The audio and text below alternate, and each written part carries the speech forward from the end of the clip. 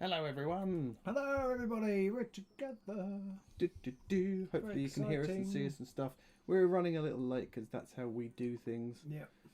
But we're gonna crash across right now. Try and find a room. Robin's got ice cream. I'm trying to look for my ice cream. What should we play, Robin? Who should we watch? We've got Eyes versus Vampires.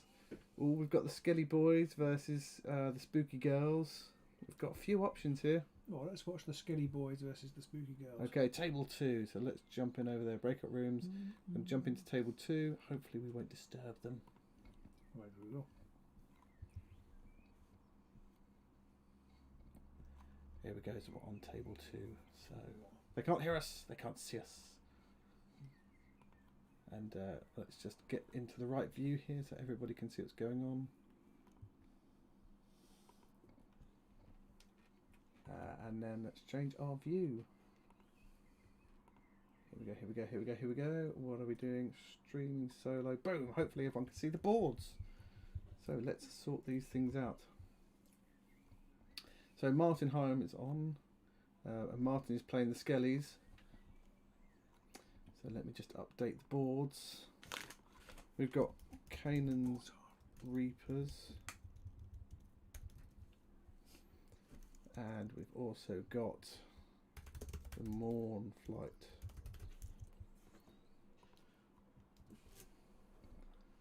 I think that's the stream. So let's just transition over. Boom, there we go. So now we're on the table. Hey. Pachow. I can eat my ice cream without you all watching me spill ice cream down my front. So here we go. They're just sorting out what's going on. They're just setting up the objectives as well, so we can take this moment to very quickly just... And Zankovic, we're together, yes. Lockdown restrictions allow us to be together now. Yeah, we're here. And with ice cream. Pete's son bought in ice cream just before we started. He never does that when it's just me. I think it's because we've got guests. It's Robin's in the house. It is indeed a perfect Saturday. And hello, David Henderson.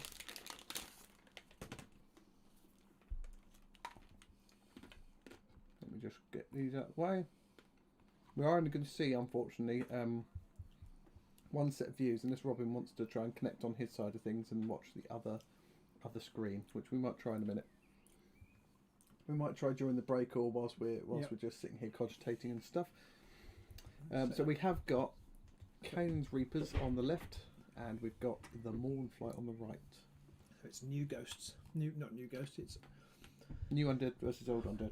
new undead versus old ghosts, so to speak. New Skellies versus old ghosts. I mean, all But ghosts not very are old old, ghosts. really, aren't Not very old ghosts. they? No, I mean, how old are they now? They've been out a year and a half. They're not as old as the Nightwalk ghosts. What are they called?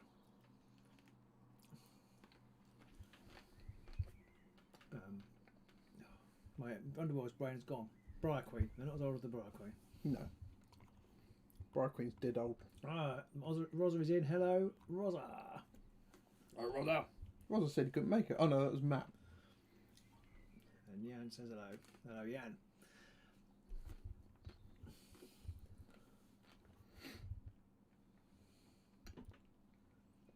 So we've got all the ghosties right at the back of the board here.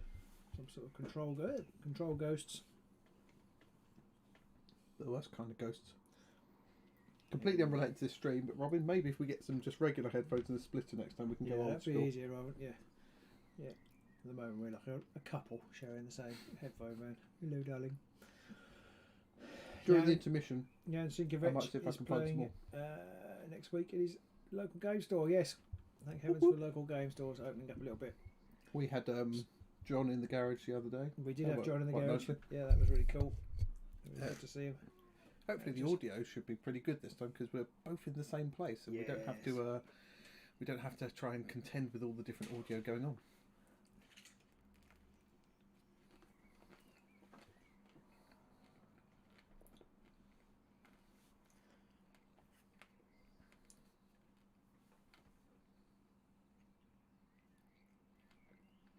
So Kane's Reapers just win the roll-off to see who goes first.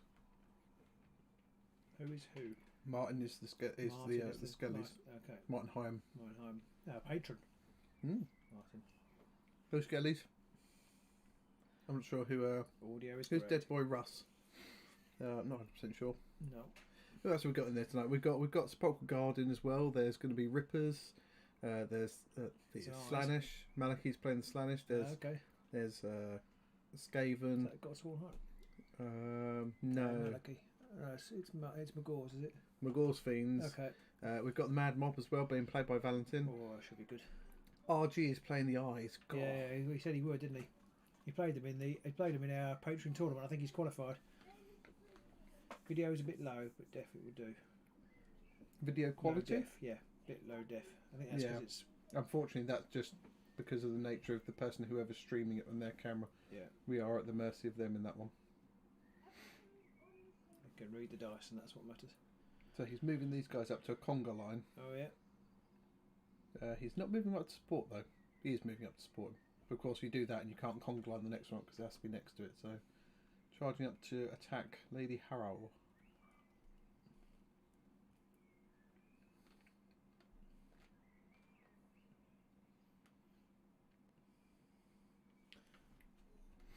Such good economy. He's rolling. That is really good. Oh, crit hammer right off the bat. Start. As his opponent just commented. Yeah, we have to try and remember that you can't hear the players. Just as I said, good start. So did Martin. I think it was Dead Boy Russ that said it's a good start. Oh, was it? Oh, they might have all done it. Realise I can keep looking at the camera, but they can't see us now because they can just see the screen. Yep. There's a lot of lethal hexes on the Lady Harrow side of things. Not surprising, really.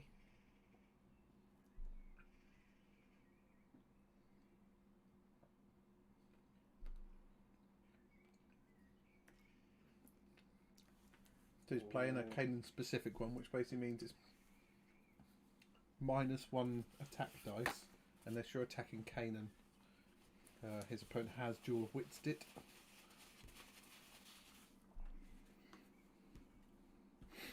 Robin is now trying to hook up his Underworld's DB as well, so that we can look up cards on the fly, because that's how cool we are.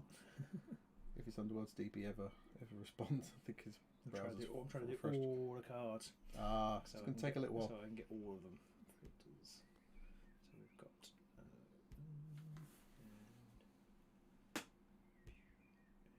Who's he playing? It's the Harrows, isn't it?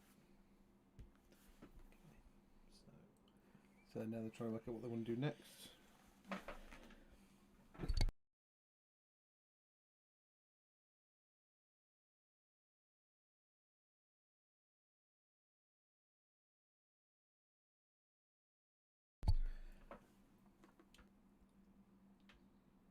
The Lady Harrow's player is now moving. Lady Harrow just into the lethal hex. Oh no, just in front of the lethal hex there. So that card he played was Dire Automator, -1 dice from enemy fighters' attack actions to a minimum of 1, unless it targets a friendly Canaan. This effect persists until an enemy fighter makes an attack action that targets a friendly Canaan. So basically, if you don't attack Canaan, you get -1 to your attack dice. Ouchie. And he did move Harrow so that he went through one of the skellies to inspire her. Ah, okay. Look, there's a little inspiration token there. He has passed though, no power play for Lady Harrow's. Unfortunately, the token that the Lady Harrow is standing on is about exactly the same size as the base almost, so you can't really tell that she's inspired. Okay. I really wanted to try and get my iPad hooked up such that you could draw on the screen, but unfortunately I didn't have the time to sort that out today. So now there's silence, there's dead air whilst we wait to see if Martin wants to do anything with the skellies before his next turn.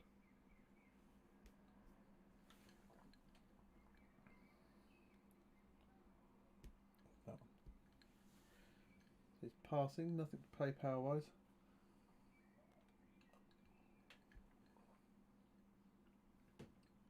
This is Straight Outta Shadespire 16. Hopefully everyone's going to enjoy this one. I think some reduced numbers at the minute because of the weather and everything like that going on. Yeah, Rosa says not everyone films in 4K. Unfortunately, we do. I'm not authorised. You've got an authorised token.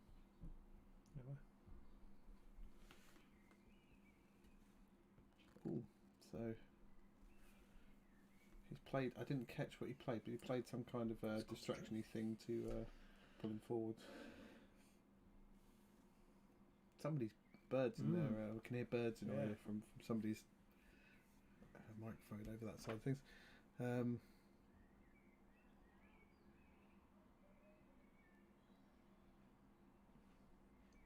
Well, Jen Sigmar says with some quality casts, it's going to be more than awesome. Well, hopefully we don't spoil this one for you.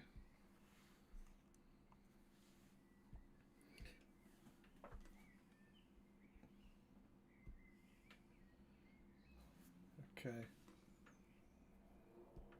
So the Anguish one is going to charge now.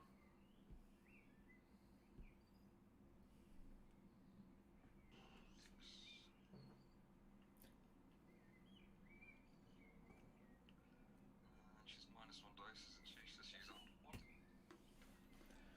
So this is the next charge. So it's 1 sword.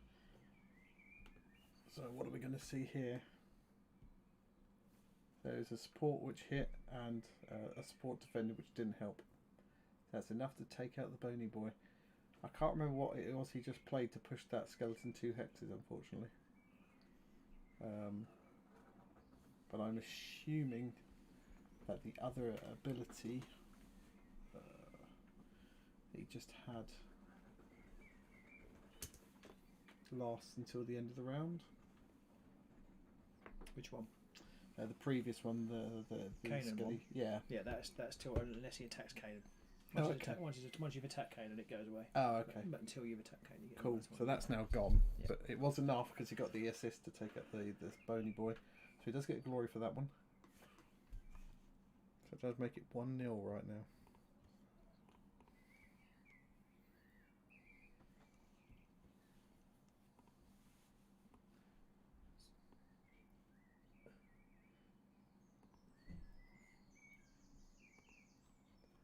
Harrow's one. passing power.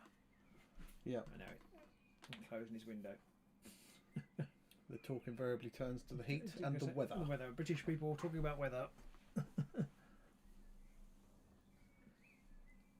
Howard D also inspired the I can't remember the name, the Anguished one, because she ran through somebody for attacking them.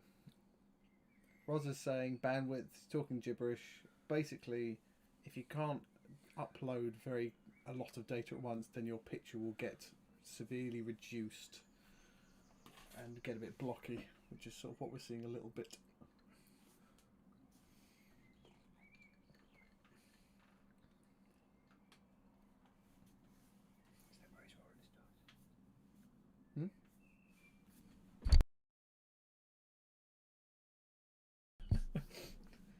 So we're now waiting to see what's going on next.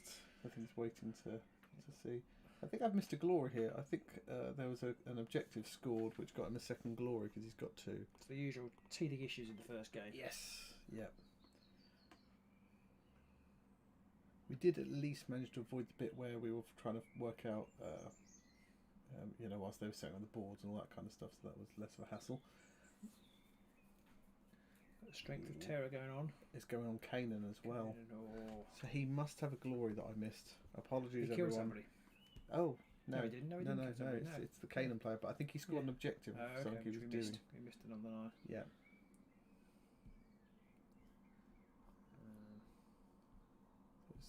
Still passing from their side, so Kanan's charging now. Kanan's charging with Strength of Terror on. Yeah. He's doing 4 damage now. Doing much damage. It's the Warband's one there. If you hold command and click it, you can open up a different window to see the Warband stats.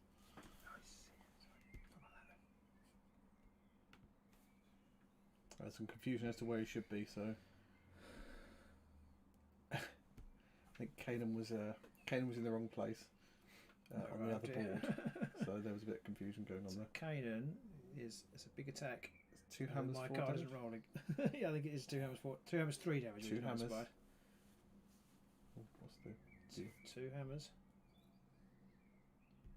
So he rolls 2 dice. One. Oh. It's not enough. one shield, one dodge is not enough. Oh, they're on guard. Yeah, she's on guard. Is she on guard? Yeah, she's on guard, so it's equal. Is she on guard? What's she on guard for? I must have missed that. Oh no, she's on guard. There is a guard token there, so I think he must have played something to get a guard token after the move or something. So yeah, there's no guard token on. Yeah, you can't see the guard token on the view we've got, but on the other view there is definitely a guard token there. So Martin's smarting.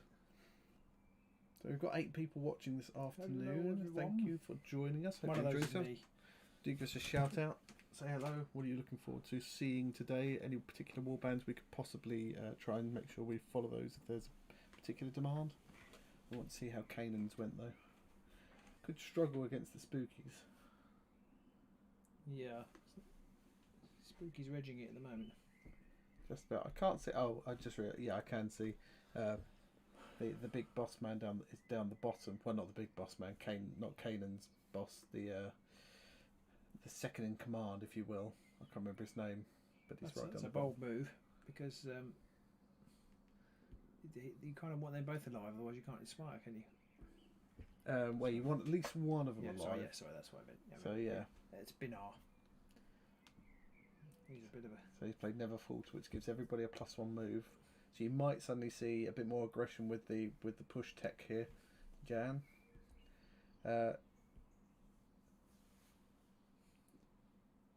And he's playing Lethal Accuracy to get +1 dice. I think he's going for a charge. Get that feeling. Where's it going to come from? Where's he going to go? Where's he going to come from?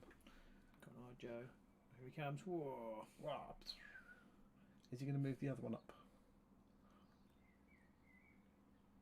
So the mace one, I can't remember which one the mace one is. Hornrat Minis is in. Hello, Hornrat Minis. So the mace dude has charged up. I don't know if he's going to move the archery bloke as well. Yes. He has.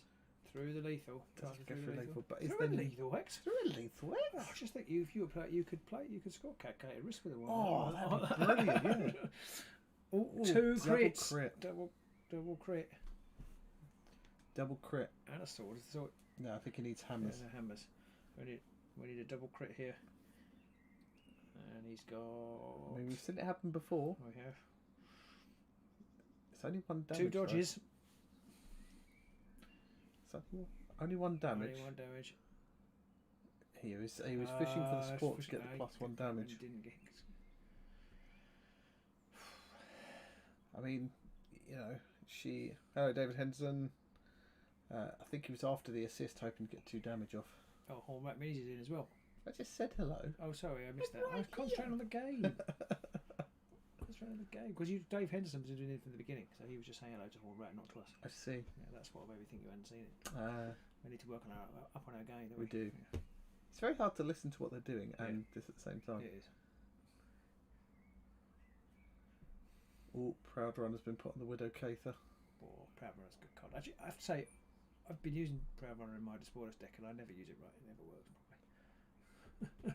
Just need to keep someone right at the back of the field and leave him there the whole time. Robin's on it. First time for everything. So Widow Cather's going to have to move 5 hex, so it's fairly easy for them to pull off. I mean, no one's got primacy because anybody who has been killed has already been wounded. Yeah. Yeah, Widow's got the Proud Runner. Did he not win primacy when he killed the first Vortex? No, because it had been on a lethal hex to do a wound already. I see. I missed that bit. Because he needed that to get the assist so that he could guarantee the kill. And then Widow is charging. Where's she going to charge from too, though? At least with the spooky ghosts, it's much easier to pull off things like Proud Runner. You haven't got to worry about moving around people. Just like go that. straight through. Straight across. I'm going to go at the mace bloke. 1 dice. No supports. Oh, single support counted. He's got support. I think he should be rolling 2 dice, or does the it's -1 dice. Does it last the whole round? The whole round, yeah. Oh, until gee, you that's a attack nice card. Yeah, but it's what he's got through for the dodge. Oof. Dodge wasn't enough because Does get primacy. it must be shields. Yeah, they're on shields. Yeah. The skellies, and they did not get it. So that is primacy. Would have been primacy anyway because of that's where you need the swelling pride or whatever it is. Because you would get it, wouldn't you? Because after move action, isn't it? Pro runner, so Yeah. you would get it. This is the perfect board. So both players actually this time around have got a brilliant board set up for commentating off of. Yeah. So he's playing Nagash's will. What will Nagash?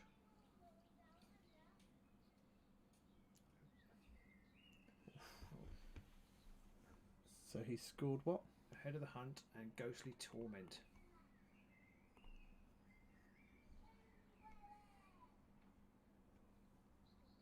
Oh, 7 because he's got promises. He has got 7 glory.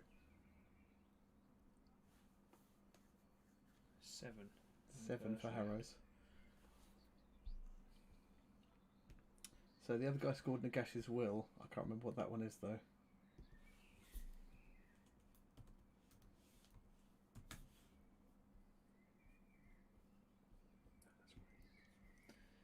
Nagash's will. Score this in end phase if 3 or more enemy fighters are out.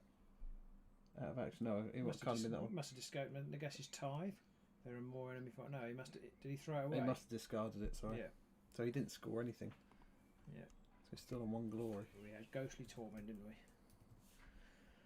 Ghostly Torment, score this in end phase. If there are 2 or more surviving friendly fighters, add 2 or more surviving fighters. Each have 1 or more wound tokens. Yeah. So I guess that's they've got a wound token, and who else has taken a wound? Oh, this guy's got a wound token because he went through really. Go with bow. Yeah. Oh, Pointing helped at him the score screen, that. that's not really helpful, is it? He's helped him score that one by running the bow bloke I through. can't remember what the other one he scored was now. I'm afraid. So she's also now inspired. So at the minute it's 7 to 1. It's a bit brutal. Yeah. So the players are just discarding and drawing up again. See, the Anglish one's got Arcane Siphon on him.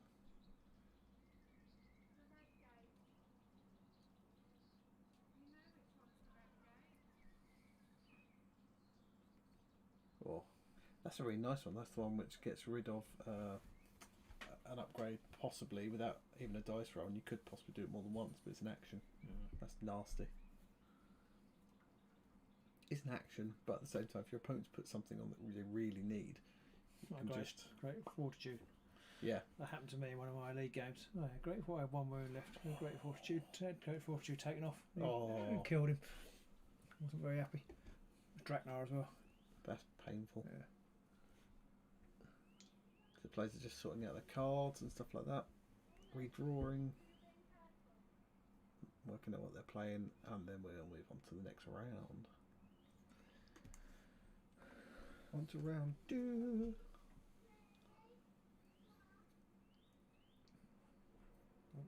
Got a crit over here. I've got a crit. Spookies win. Spookies win. Okay. I mean, there's 2 spookies within range of the big K, so you know he could have a free punch at somebody in a minute. Possibly one shot someone. Somewhere, hasn't he? Yeah, because he hasn't killed anyone yet. No. Drop Bear's a bit late, but he's here. It doesn't matter as long as you're here, Drop Bear. That's all that matters. Hello, Drop Bear. So Dead Boy Russ is taking first turn. I think that's wise. Is he to kill this archer person? I would charge Lady Harrow, which is what he's doing. Because she's nearly dead, isn't she? Yeah. Yeah. I'm assuming he's going to go after Bow Bloke. Try and take out 3rd fighter. No, it's going right down the back. Right down the back. Presumably, because now Kanan can't reach her. That's true. There. So he's going to attack the one. So I guess he can one-shot it, so it makes sense. Yeah. Hasn't taken this inspiration token with him though.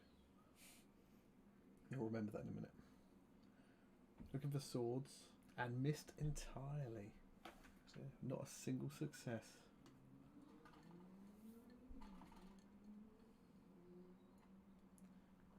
well. So wait and see if there's going to be any cards played now.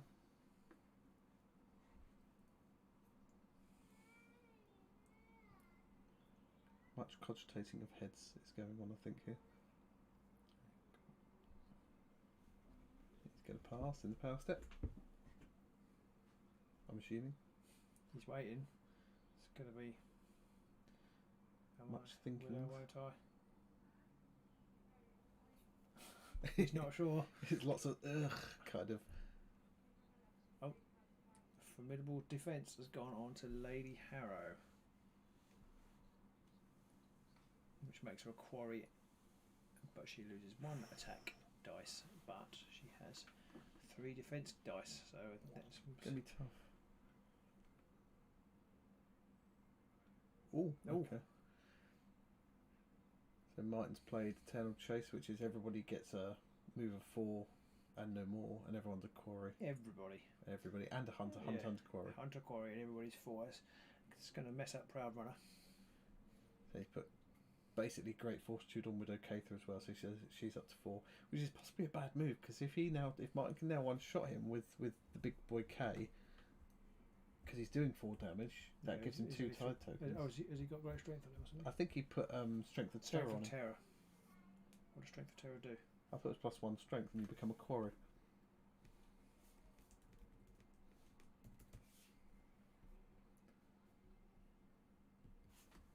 Just unticking both.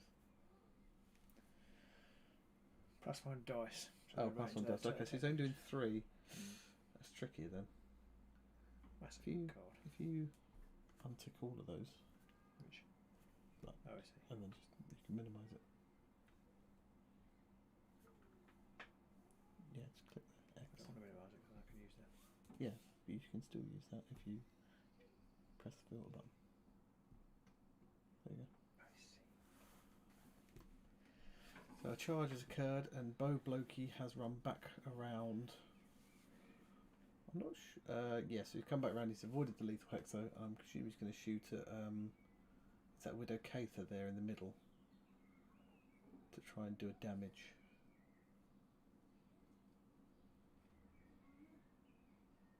I think he's going to move up. Second in charge guy as well. I can't remember his name.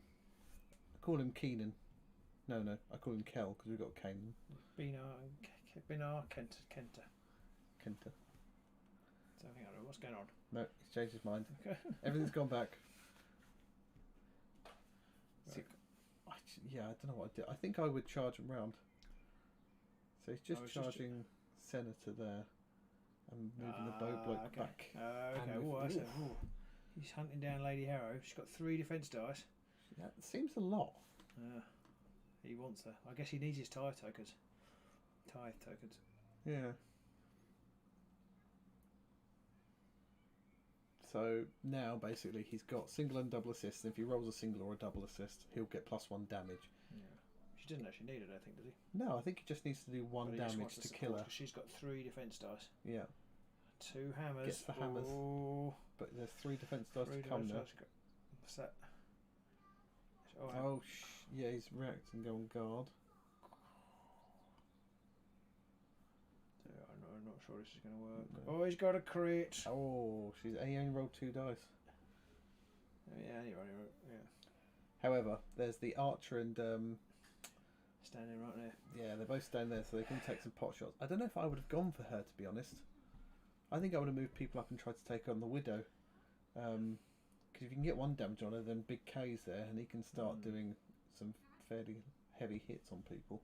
Could start taking people out. However, Lady Harrow's stuck there now, so he can take a couple of pot shots with the boss. Yeah. If he really wants to. So it's back over to Lady Harrow's lot.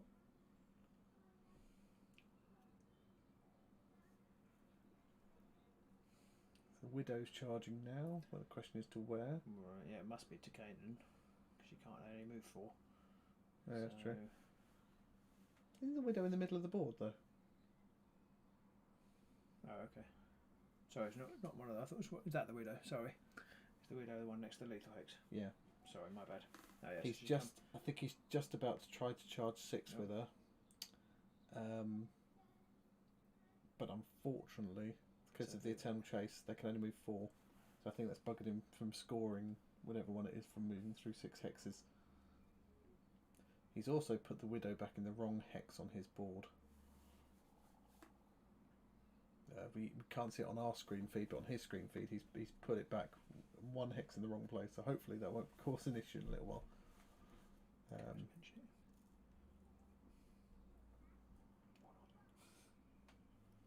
we are going to take the David Attenborough approach to this. We're going to keep out if people make mistakes. It's up to the players. I think that was the official route that GW took when they were commentating as well. So I think if it's good enough for them. I think it's here. It's just an error of. Yeah, places. it is. Yeah. I think I might do it there. If somebody didn't roll a dice, they were meant to, wouldn't it? So did that make? He's charged 4, make a difference. and it didn't make. Yeah, it didn't matter in the end to where they charged 2, so that's okay. Just the 2 swords though against Kenta. Sword. He's going for Beano. And a shield. Oh, he gets a shield. That's what he needs, isn't it? I still haven't got my head around the defence characteristics of the Vortex. Just, I think most of them are a shield, where normally you expect all these little guys to just be dodges and stuff because they're crap. Yeah. And you could say, well, a lot of them have shields, so they should be shields. But at the same time, sepulchral, all the sepulchral petitioners had shields, and they didn't get bloody shields. No, maybe these guys had a better calcium diet when they were alive. Their bones are tougher. Their parents gave them vitamins. So Bean's having a go at Lady Harrow now because he's got the 2 assists because there's nothing in the power step. Crit and an assist. So this should surely be a dead Lady Harrow. But Well, he's got 3 dice. He's got 3 defence dice. He remembers it. I think he rolled 2 though. He did last time, yeah. So we're going to see what the defence roll is. Oh no, he's remembered the 3rd dice and stuff. So he needs a crit. He needs that crit. No, he 3 shields. 3 shields. Good for being on guard, but Yeah. not good in this situation. Right. So that is a dead Lady Harrow. Persistence paid off there for Martin. Privacy changes hands because that's a dead leader. Oh, he scored Tithe Masters as well. Tithe Masters. I should I think that's 1 glory for that, which is basically getting 2 Tithe tokens. And orchestrated kill. And orchestrated kill. 4 glory swing there, possibly 5 if he can keep hold of the primacy. So that is nice. Orchestrated kill is score this immediately when you've got a supporting friendly fighter. One or more supporting friendly fighter. What was the other card called? Is it when you kill someone? Yeah. Tithe Masters is the other one he scored, which is basically getting your 2nd tithe counter.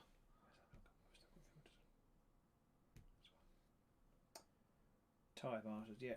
Okay, the second also got tithe counter at the same phase, yes.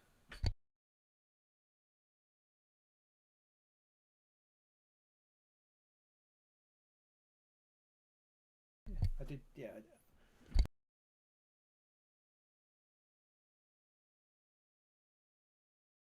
He's put an upgrade on Canaan, which is basically -1 dice from adjacent attackers, which is horrible to the spooky girls because they are all range 1. It's one of their few downsides.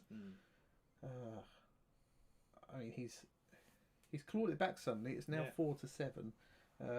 Lady Harrow's dead, although she hasn't left the board yet on the screen that we're watching, but she is dead, definitely.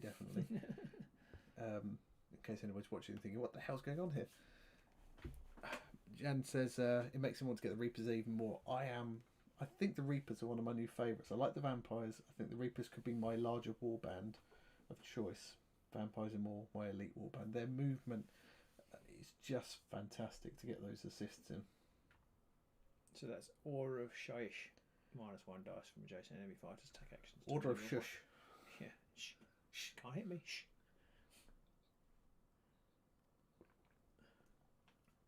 So I think everyone's being very, very British and assuming that the other person's thinking about what they want to do in their next activation, when in fact they're not at all. The Anglish one's going on guard. That's an activation. Oh, interesting. Very interesting indeed. Still got a Lady Harrow on the pitch on our viewing screen. Yes. She shouldn't be there. She should definitely be dead and taken off. I think Martin's just forgotten about it. Yeah. As long as he doesn't try and attack her again, I guess. I think that in the other, so I think so far it's 4 plays 7 on the glory front. Yeah, he hasn't scored any yet. So waiting on Martin to decide what he's going to do with the Skellies. I guess take a pot shot at the Anguished one with Binar or something. Did he have any power step No, they power step past after the going on guard. Okay. Unless Martin's going to play something now. I don't think he's got anything. Right. I mean, these guys are so fast that you've only got to move one, and you can suddenly he suddenly realised, oh, she's dead. Get off the board. Her spirit stayed on. I mean, these guys. These guys are so fast though. It only takes one activation. You can get nearly all of those guys on the other board. Yeah. So they can really suddenly shift around to they haven't got people. range. The archer presumably has got range 2. Range 3, the archer, so they both have a range 2, so they can get to the. They can still attack the. Is that the Anguish one? No, it's not the Anguish one. That's the Widow Cather, isn't it? That's the Widow Cather, yes. Yeah. Anguish one just went on guard, I believe. Yeah. The Anguish one does have Arcane Siphon, which could make that one the one to target next with the big K, but that might be why he's gone on guard. I mean, for me, I think I would attack the Widow with oh, he's giving Soundless Step to Kanan, whatever that does. Oh, it's basically pushing 1 hex after activation. So it's basically what's that called? Duelist Speed. You don't have to attack. You don't even have to attack. You Just don't go have on to guard. Go on guard. Move a hex. Yeah. That's It's interesting. So Arcane Siphon allows the Widow Cather to attempt to destroy an upgrade, but only if you're within 3 hexes. And he's kept out of 3 hexes away, but he can go to there, then push. No, he's thinking about it. Trying to work out where he wants to charge Kanan now. Like, it's just skirts flying all around the board right now. He can charge right over next to. I can't remember which one that is. That must be the other one. Screaming. No. 2 hammers. 2 hammers. So what does this will be a dead fighter, won't it? Because is that the 2 wound one? No, because he's not inspired yet. No, but he does 3 damage. Oh, it's another dead. Oh, I didn't look at I missed the defense roll. Sorry. Shielded assist, yes. That's wiped out as well. Should be removed from the board, and Martin will probably catch up in a moment and realise he needs to do that. So he's done another damage. Pinch primacy. Ow, taken 2 more tithe counters. Inspired everybody. 1 tithe counter, and he gets 1 against a smaller fighter. Oh, okay. But that still is enough to inspire all of his. So is it blokes. 2 for 4 wounds? Sorry? Is it 2 tithe counters for 4 wounds? 2 for 4 wounds, yeah. Okay. And 1 for below 4 wounds. Correct, yeah. And and then he's got the hold objective in enemy territory after an activation. Now, is it after an activation?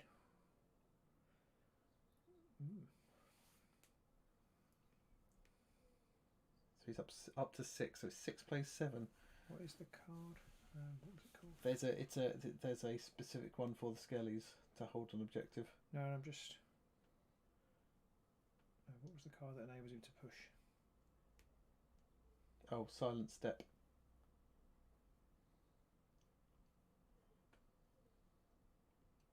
Silent Step. Can't find that.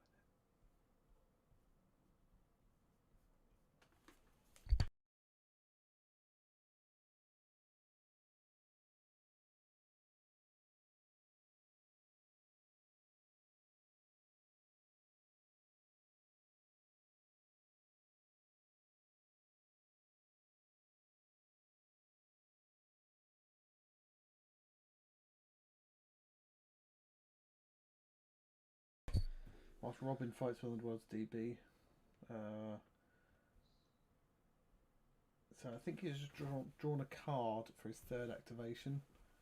Now he's down to 1 fighter remaining who can do something.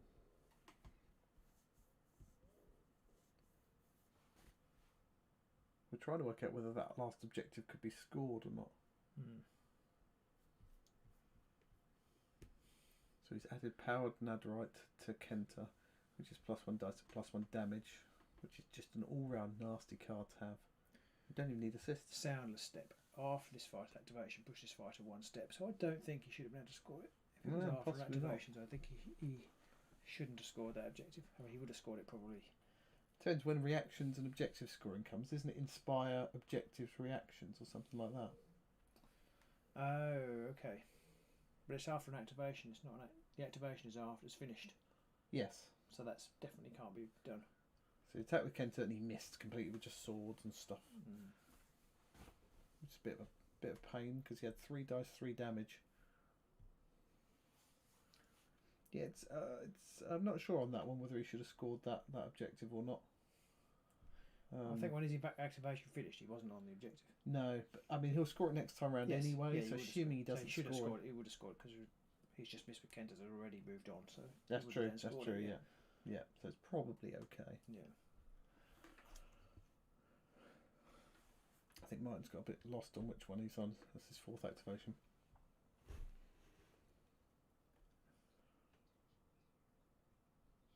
The Anguished one's got Terror Shield now. Which is basically the one that if someone charges next to you, you then can roll dice on lightning, you get +1 dice. She's going to be hard to shift. +1, yes. Well, I mean, you've got to roll at lightning, so it's only a 1 in 3 chance, so it's not great, but it's still better than a poke in the eye with a sharp stick. Lightning 50-50. Yeah, no. I thought there were 3 lightnings. 1. Oh, yes, sorry, yes. Yep. Oh. So absolute stillness. Spooky's just got absolute stillness. That's why he didn't do anything with her after she was on that objective and put him on guard to make sure. Yeah. She didn't move.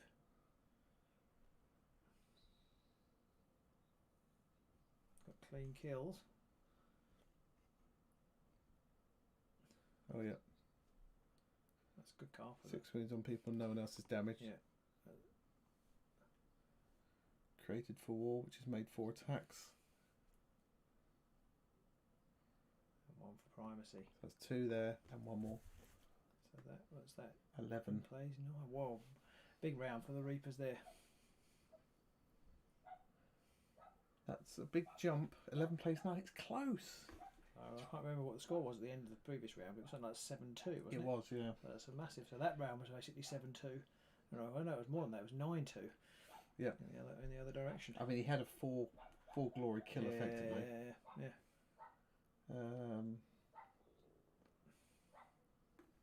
12. It's 12 plays 9. Sorry, because I forgot the one for the primacy. Okay.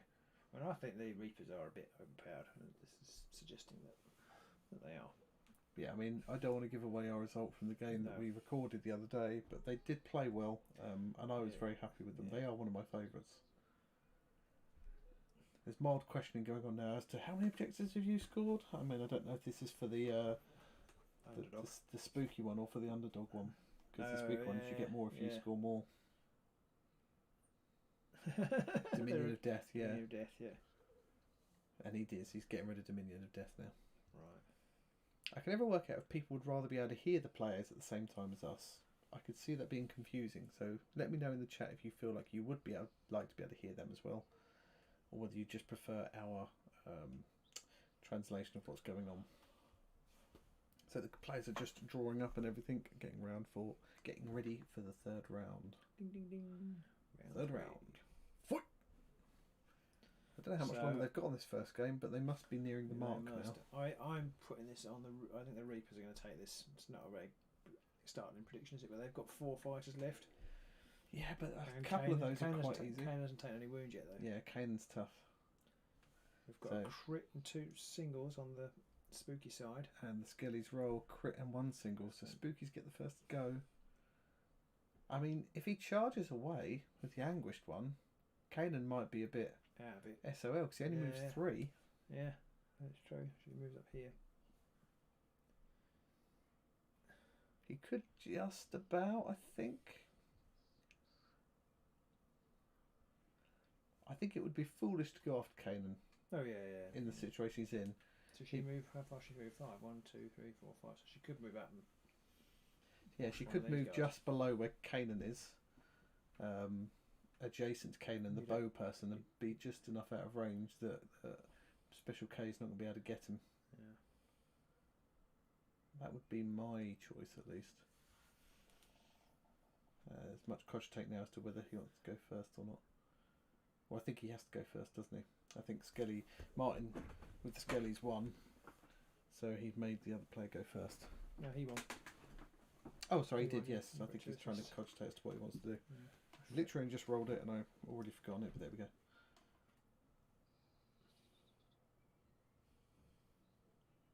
Did the Go spookies move first. 5?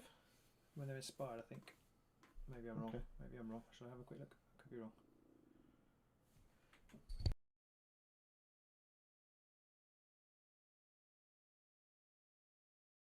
So he's just drawing a card for his first activation. It's just drawing a card. Oh. She is only moving 4 because she's not inspired. Oh, of course, because they yes. I was thinking they'd all inspire, but of course they haven't because it's an individual inspire mechanic. And then he's putting the Scavenged armor on the anguish one. yeah. That's So she's another now up to extra 3 wounds and on guard, which is going to make her a tougher proposition to go for now. Yeah. But We've got a Fighter's Ferocity on Kenta. so it could do. That's a +1 damage on a crit. Yeah. So it could possibly be doing 4 damage, I think. To Kenta roll 3 swords. No, not Kenta. And the anguish one's getting Yes, survival instincts put on her. It's hammers, isn't it? What's survival instincts again? Sorry? What's survival instincts again? Is that the one where you can choose to go on guard? Or you do go on guard as a reaction. We haven't played that for very long because it's quarry. If this fighter's a quarry, the fighter's on guard, so Oh, they're nice. automatically on guard. So both of them are on guard now. Oh, Malachi's here. Hello, Malachi. Aren't you playing? Are you playing Malachi? Hope you're not cheating, Malachi. If you are cheating, I hope you win. Because it's a bit sad if you cheat and lose. So, Martin's trying to work out what he wants to do next. Oops, he's giving discipline charge to Senna, which is That is a, reroll dice when that you is charge. a good card. Another great. Yeah, they've got some good cards in there. Arsenal. Yeah, they really have. They've got the one where somebody else adjacent can make an attack. That's brutal. That is a fantastic upgrade. And a must have, I think. And then that's it. So we're on to the next turn. So Senna is charging up. Presumably the others are going to move around, are they? Yeah, I would assume so. Oh, he's just finished his game. Malachi has. Ah, How did yours go, Malachi? Did you win? some definite thinking going on here.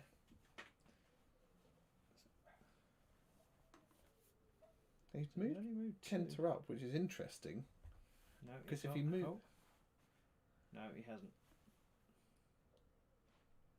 Oh, Kenta has Moving into a moved. block. I think there is an upgrade. There is an objective which gives you glory for having 3 people in a group. Ah, So that could be why he's done that. So he's going to get the attack with 1 assist. Kenta's got range 2, hasn't he? Yes, so if he He doesn't fails need this to kill, move, he yeah. can have another stab. Yeah.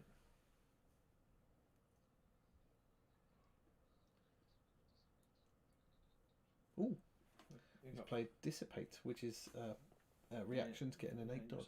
That's a good card. Oh, Oh, well, that dodge and means he's got a fuck oh, all. triple crit. Critted. Triple heck. crit. Well, crit. Martin. He wanted support. Oh, Martin, you can't complain about rolling a triple crit. So he's down That's to 2. presumably because if he got extra damage for the support, so he didn't get them. So he did give synchronous whatever it is to give Kenta to get an attack as well. So he's now making an attack which is 3 damage. A crit will give him +1 damage. Just 1 hammer and no assists again. So he has got two dice and he's on guard and he rolls the shield, so he's okay. He wanted to Push spread him those back. crits about. He's playing muted, so he can't hear what cards are playing. It's very honest of you, Malachi. That is very honest of him. Kind of makes you wonder why he's got our video up there. There's not much else to see apart from the silent screen. So he scored duck and parry from that one, I believe. Duck and Is that a reaction? Is that a surge card there, Robin? duck and parry. Impending doom and scrum. He's supposed to score And scrum. Oh, yeah, that'll be why he's done that. Yeah, with I'd the forward forgotten one. about scrum. Oh, it's a different world, that. Yeah. So impending doom is where you've got 2 or more adjacent friendly fighters, and 1 enemy fighter's got 2 or more adjacent friendly fighters. And what was the other one? Duck and parry. Duck and parry is Sounds one the like a spooky cricket. scored. Cricket thing. Puck and Derry. Duck and parry. Score this after an attack action that targets a friendly fighter with one or more guard tokens fails. Yeah, which did happen. It's not a bad one. It's not bad. So we never play these because we are all about the Vanguard. All about the Vanguard. Maybe we need to open things back up again. It seems to be easy mode with the surges in this situation. I just get even more perturbed by trying to pick decks. Yeah, I think I would too. So Spookies are now trying to decide what's going on. Against Magor, good game, nice and bloody as is expected. That was Khorne versus Slaanesh. Oh yeah. I didn't think of that when we were choosing which Everyone was enjoying what's going on. So I'm assuming you scored the 13. Yes, because you said 1. You were. Yep. Sorry, I can read. So 13 plays 8. Not a bad game. I mean, I could see how Magor might struggle against them because Slake Slash especially could be quite tough to take down. So they're now trying to work out what they want to do next. It's back over to the Spookies' turn to decide what to do. Slaanesh have got access to lots of very good two glory cards, which so as long as you can keep people alive, don't have so much. That's true. I do think the Skellies here do have a lot of good cards. I think they said the first game allows for an hour, right? Because the initial setup. Get cameras on everything. Ooh, he's playing Malkin Grace. I was looking at that card the other day. Can't use it.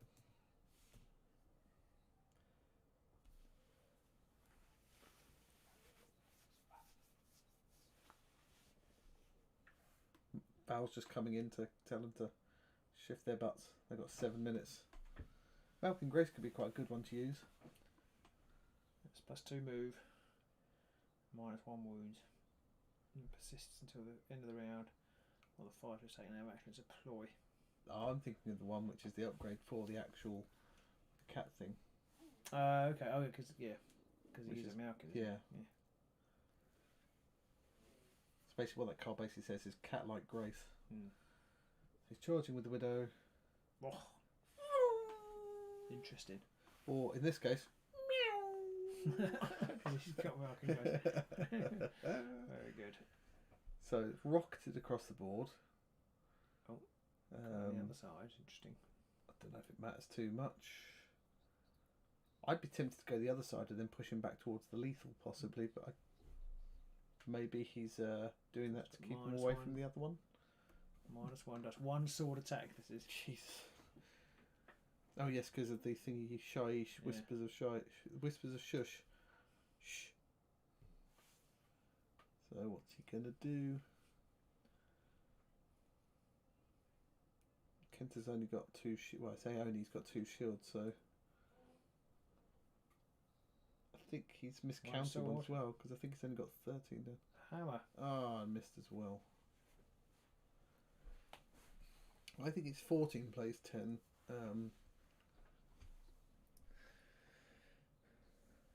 So he's trying again with reacting with the attack again. Spite card. Oh, it's got a crit this time. Crit it. So we do need to see a crit on these 2 shields. No. How much damage is that? 3 damage. 3 damage. Puts Kanan into a slightly worrisome place. So that's why I would have pushed him towards the lethal hex. Quite a long way though. No lethal hex. Yeah, but you could push him right next to it if you'd have charged to the other side. Keep forgetting that's a lethal hex. Keep forgetting. On my screen, it's a. It's a bit shiny. It's a Shargo. Not Shargo. What was it called? Shardfall. Shardfall token. I was asked what Malachi's playing. Malachi can't. He hasn't hear me, pushed, so but he has scored cover ground. Hence, I guess why he did that. It gives him another glory. We scored 2 things. Didn't hear the other one. No. Oh, got Proud Runner, so snatches primacy as well. I missed what the other objective was. Maybe he had Winged Death. Oh yeah, could have been. Yes, I didn't hear him say that. No, I didn't. We're terrible. We're terrible at this whole thing. We're meant to be. Our prime thing is to listen to Could them. also be Go Her Momentum. Go to her momentum. Yeah. That's close. It's like either 12 to 14.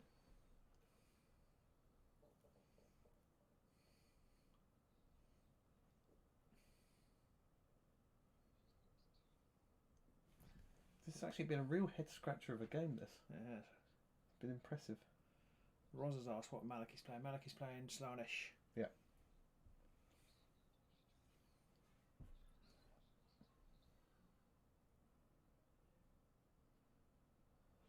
attack coming So from the big he's K. attacking back with special K. Special K.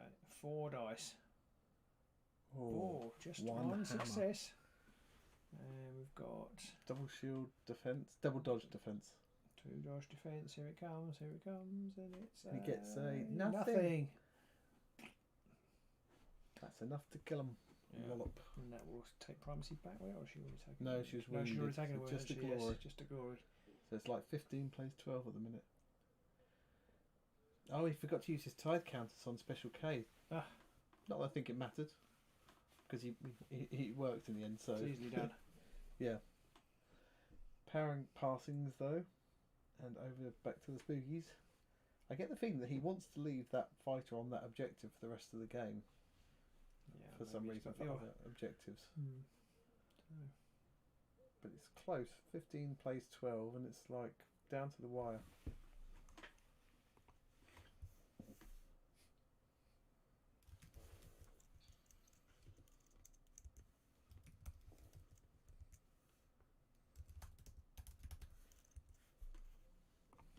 There's a hand put up there at the logo. Sorry about that, everybody. I would say almost nobody noticed.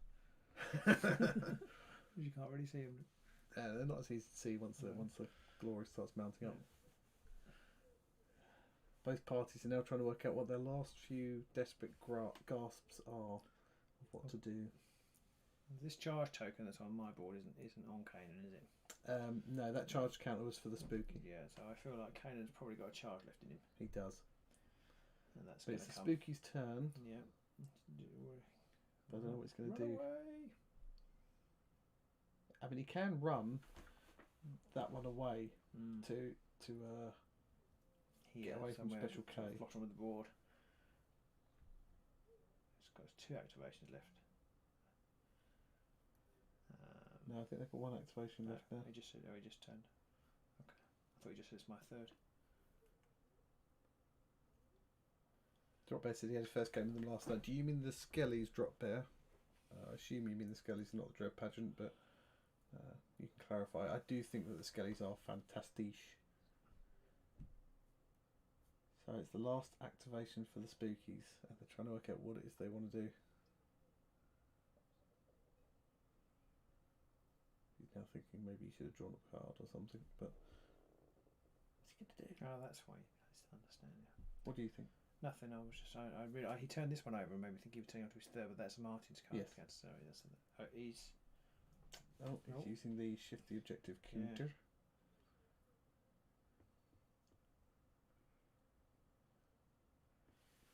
So he's using living land, I assume. Or is there another one? Now Martin's trying to work out what. Ooh, he's commanding striding Kel away. I mean, Kel's just. I don't know if he's in one sharble. How many wounds does he have? 6. Yeah, he's got 3 left. It might be.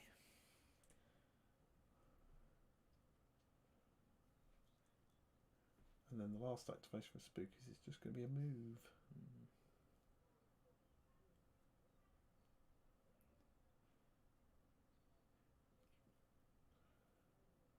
He's basically moved 5 hexes to get to that one. So, not sure why he's moved 5, but he did count 5. Yeah. So obviously that's important. Ah, he moved off of it and back onto it, so he's got fleeting memories to get 1 glory. That's a crap roll. Oh, he played Dread Pageant. Thought we played Dread Pageant. Ah, Dread Pageant. I can't decide with Dread Pageant. I find them very glass cannon. Kanan has shifted forward. Kanan's jumping forward to clobber him in the face for the last attack. And we get 2 hammers. He's got to use his tithe counters again to get an extra dice. Yeah. Which he might regret. So he needs a crit or 2 dodge. He's got a hammer and a dodge. Shield and a dodge. She's gone guard, so that's enough. Oh. Because she's got survival instincts on her. Oh, yes. And he forgot to use his tithe counters. Yep. But he has pushed her. No, she's on guard. She can't push her. Oh, that's a good point. They've missed that. That's odd though, because you remembered that she was on guard. And second, it's funny how your brain works. Yeah. You remembered that she didn't die. So Spookies gets 1 for primacy, 2 for aggressive strategy. Oh, he's scored enough. That's 16 he's on. Is it special strategy? That's raw surge cards. Was that?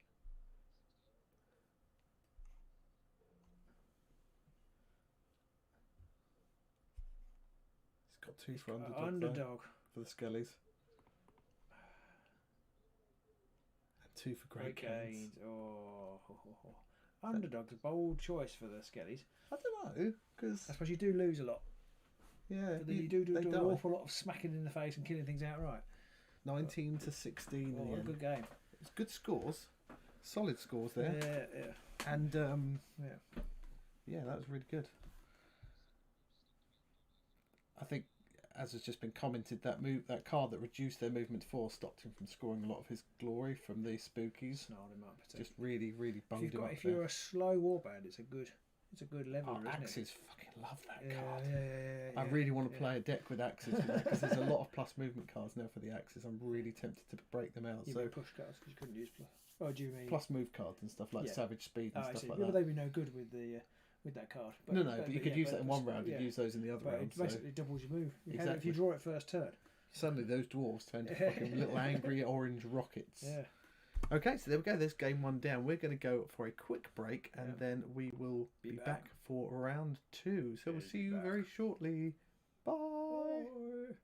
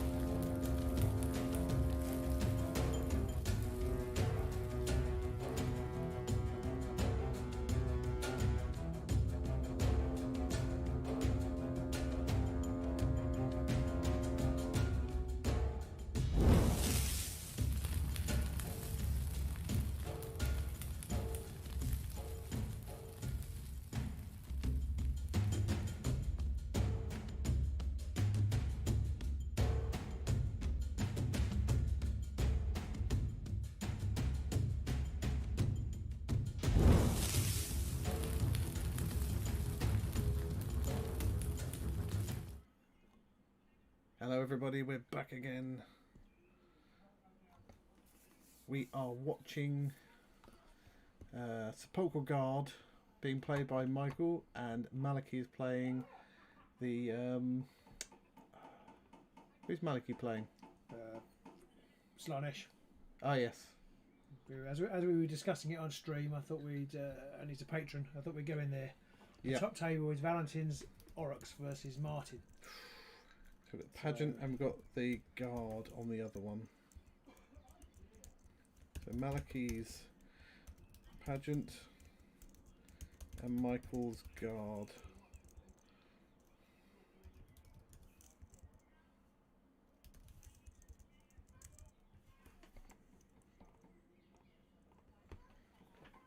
So hopefully everybody can see that on the screen now.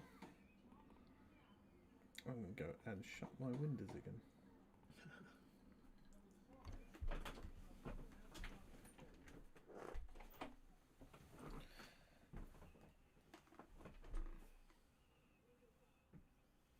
So I think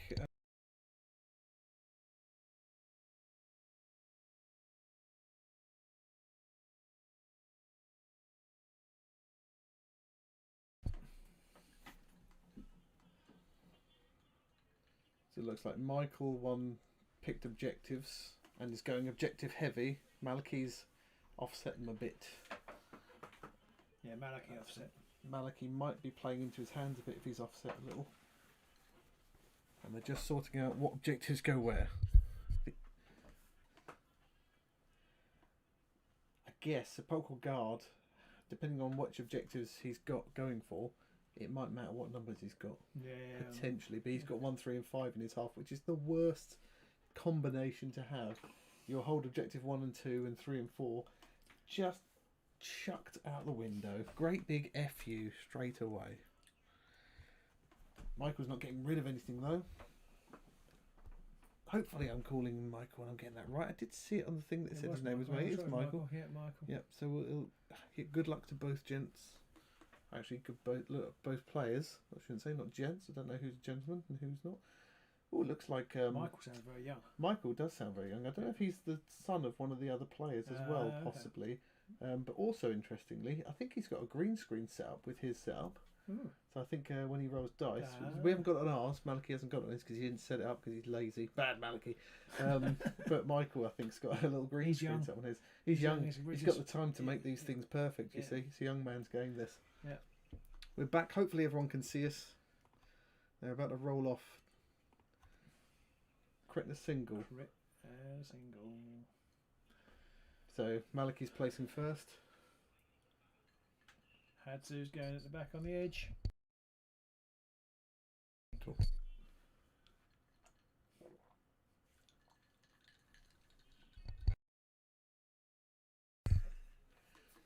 So what have we got down here? We've got petitioner number 1 down there.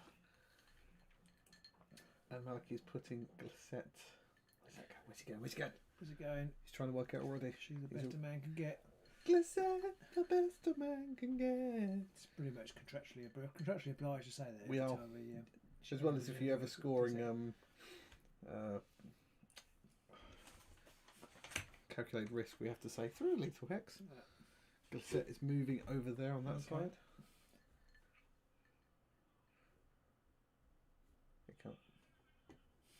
Another petitioner there. I mean, I'm shocked and surprised to see a petitioner going there.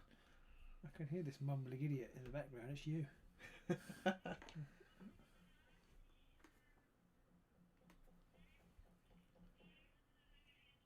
The last petitioner's going right at the front. Ooh, Vasilak's at the front. Slake Slashes in the middle of the board.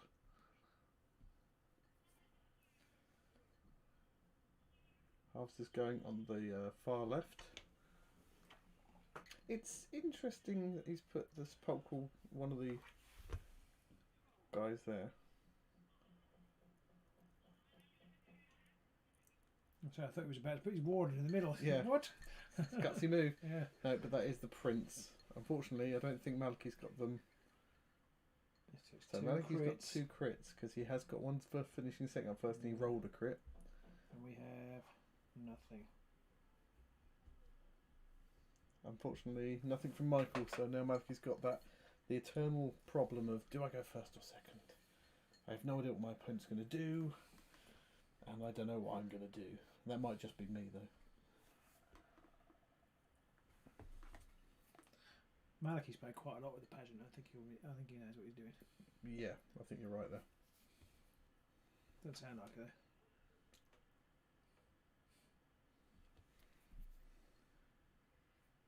Magic headsets. Heads his moved onto objective. Fair enough. I thought he was going to do that.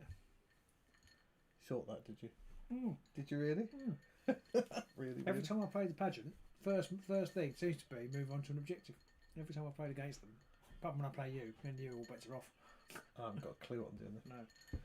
The Warden, there's nothing in the power step after that, and then the Warden's just using his move 2 fighters, and he's shoving the Harvester and the Champion up.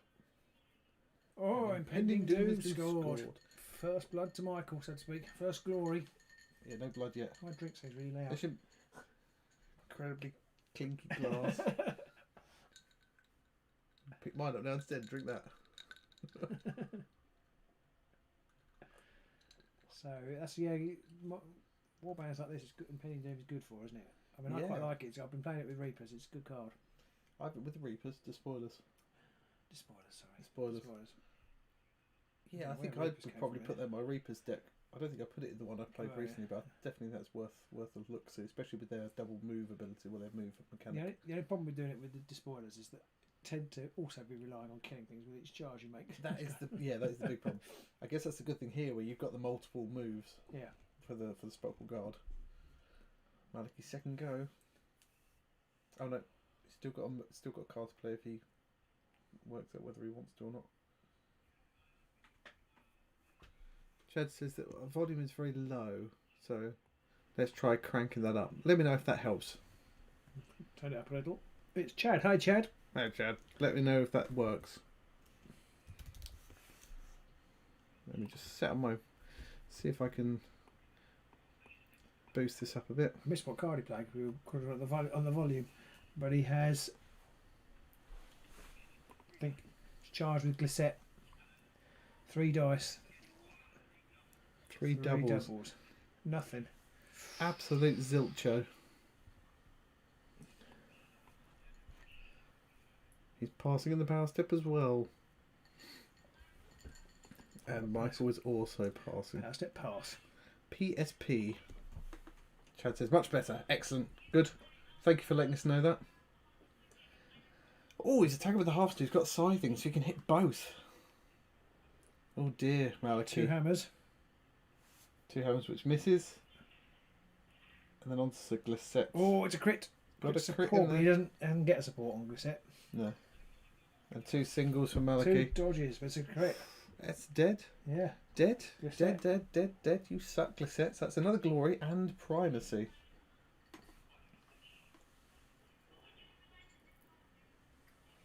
Oh, he's just drawing an objective as well. Oh, the halves are taking a wound from shocking ferocity. I say, How shocking. that ferocity was shocking. I'm very shocked. Shocking. Horrible. Sounds like Michael is from America somewhere, I think. So it must be pretty early in the morning there. So now Mike is trying to look at what he wants to do next.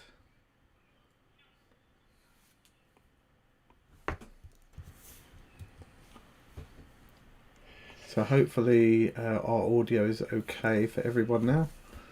Let's know if not though. Got a third. Malachi's third. Slash. Malachi's all about the charging. Kind of need to. He's charging into no man's land. Having a go at the Harvester harvester. with assists. Feels like harvester's going to become crunchy. Yeah. Hammer and 2 doubles. Oh. He needs swords, doesn't he? Oh dear. Malachi is having a what's known as a touch of the Pete's. Yeah. And nothing in the power step though. And ode to Michael on his third. So he's going to use the Warden's ability again to move petitioners. Oh. He's covered some He's- objectives. Doing the objective cover boogie. And he scored hidden purpose. Oh, very nice. So he's up to 3 3 glory already. 3 glory, and he has primacy at the moment. Maliki is yet to leave the starting block. He's only got. I mean, He's got one activation left. He's still got presumably. Vassilac to charge with, Or just whack. or just That's why whack. it might move him because he doesn't get. I think I'd personally move so that you wouldn't get the attack back. He's only moving. Oh, Oh, okay. He's jumping back to objective 2.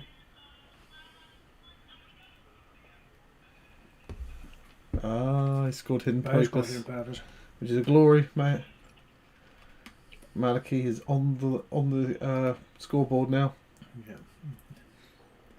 If Michael's got dominant position, then Malachi's not going to be able to stop it. All PSPing.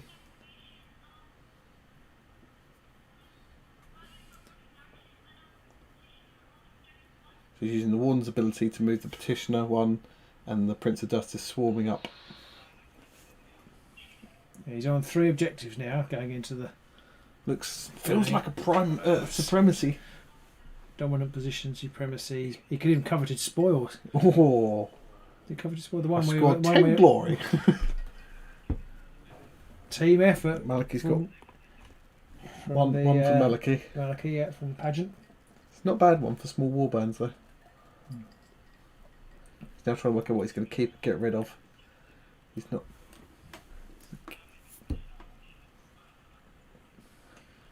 Vassilac's getting Savage Visage for a reroll on his attack. It's a good card, that. Yeah, it's a must-have, I think.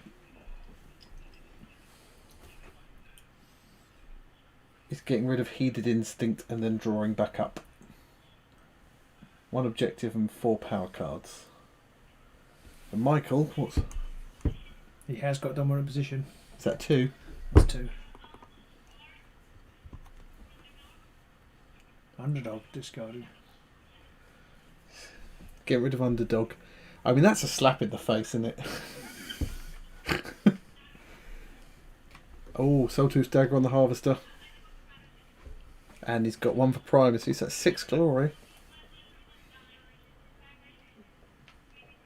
And he's giving his Warden +1 wound, basically, with Undying. I like the fact he's taken Undying and not just Great Fortitude. Next round, Maliki rolls 2 singles and a double. Probably got them both. A bit keen. His opponent hasn't even picked up all his cards yet. Maliki's like, roll your dice! He's got a nice box full of dice though, we can see Yeah, so Michael's that's a screen. dice. Or crit. Crit a single. So he's got to decide if he wants to go first. Personally, I wouldn't go for a stab on old Slake Slash. He's going first. I mean, he's got all the he's got all the petitioners in position. He doesn't have to worry about them really now. Let's charge him with the champ.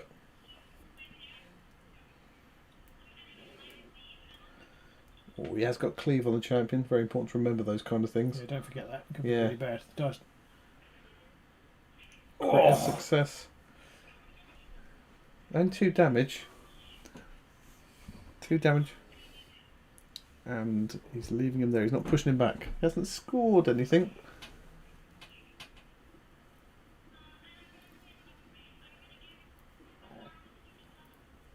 And he's giving the Harvester Substance Siphon, which gives him 2 dodge now. That's a weird one. I guess he doesn't want him to go after the Harvester now in the next attack action because the champion's moved. So there's no point going, or charged, there's no point going after him. He's making the Harvester less of a juicy target. But only 2 dodge seems still a bit... I'm not sure. Well, Slake Slash is going to have a go at Harvester regardless, even with Substance Siphon in the way. Oh, he's Just crit. slightly better roll for Malachi. And we've got nothing here. So he is dead in with that on there. But death is only the beginning for the Sepulchral Guard, as we know. Gets a glory and primacy. And he's healing him. Yeah. Healing Slake Slash as well after his damage with this special ability. Yes, Mark Runs, I did just remember the champion has cleave. I won't forget that for a long time. It's indelibly burned into my brain. Everyone's passing in the power steps though.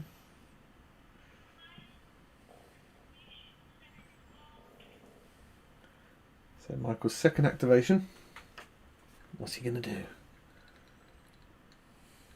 Sylvester back is laughing. Don't you laugh. Don't you laugh at me. No, he's laughing at you, Pete. I'm laughing with you. Actually, you can laugh at me if you want. It's fine. Oh, I missed what happened there.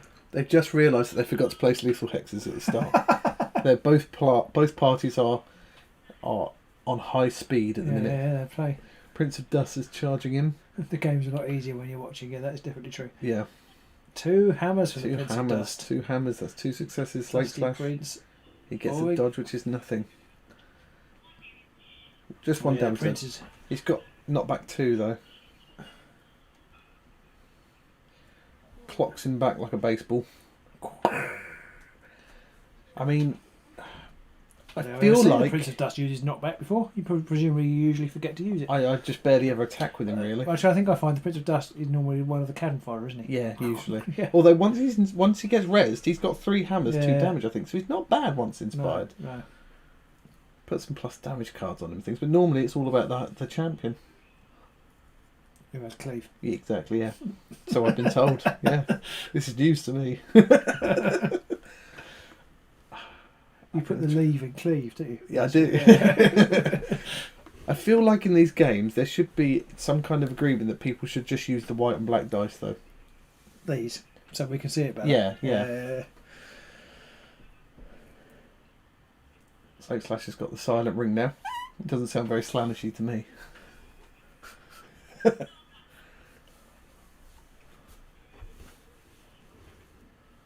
And he's put great strength on Slate Slash as well. And he What does puts the silent ring do? I think that's one of the ones where after a reaction, if you've got less cards, you can draw something. It's silent ring, not squeaky sphincter. Oh, he's just used something. I completely missed what it was, but he's healed him for 2 because he's got 2 upgrades on him, which was a ploy. 3 or fewer power cards, you can draw 1 power card as a reaction after the activation. That's the silent ring. And if you've got 2 or more relics on, you get +1 dice in your range 1 attack actions. Nice. Snake Slash make it a charge. Yep. I missed the card that healed him of 2 just now because he had 2 upgrades, whatever that was. If anyone caught that, do shout. Although you don't know. Oh, Slate Slash sucks. But he's drawing a card because of the silent ring. Slate Slash slucks. Slug, slick, slug, slick, slugs. He's passing. Malachi's had atrocious dice. He's reviving the Harvester. Where's he going to put him? Where's he putting him?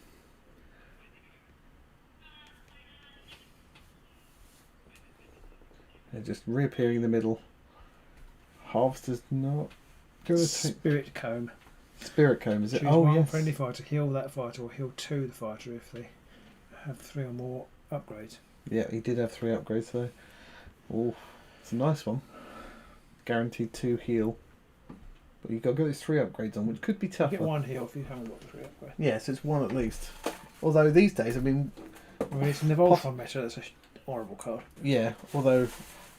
Depending, I mean, possibly I might think about just taking Healing Potion. Maybe. I think if you're playing Moloch, for example. Yeah, yeah. So Hatsu's charging.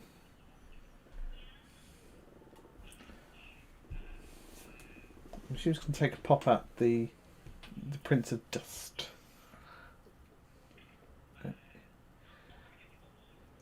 Malachi's dice have been pretty poor. I don't know. Sub-average. Oh, crit defense from Michael. Boom. Get fucked. I don't know. He's been rolled lots of hammers and things, which is what you'd expect, but he doesn't want them. No. Yeah, well, yeah. That means it's bad, Pete, doesn't Well, it? that's true. But it's not the dice have been doing things that aren't average. The dice have been quite average, but that's been screwing him over. So he's got 1 single assist on this, Oh, a crit. and Oh, Slate Slash has like a crit crit. defended it. Oh yeah, it was a It shield. is a shield. Maybe like a crit. That's why they should have just white dice, because those dice are impossible to read. Oh, he's playing the card, the ploy, to get another attack off, so he's attacking again that's with the good card. Harvester. And crit success this time. Crit So he success can't on the block that one. follow-up.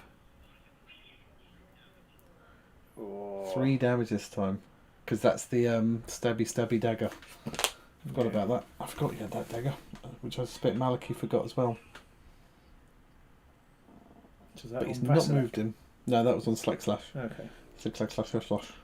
Slake Slash is cowering at the back of the board at the minute. Oh, I Those see. bloody skeletons!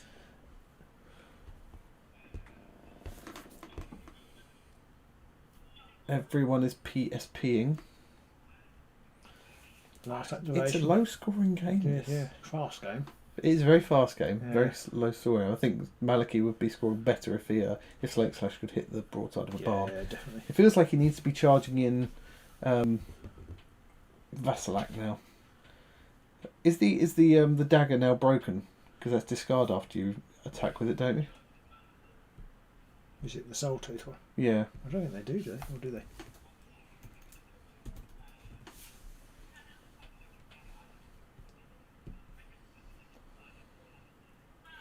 Yeah.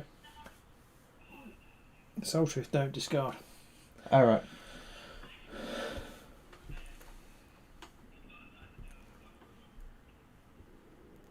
So he's trying to work out who he wants to attack. I think he's going to go for the champion because the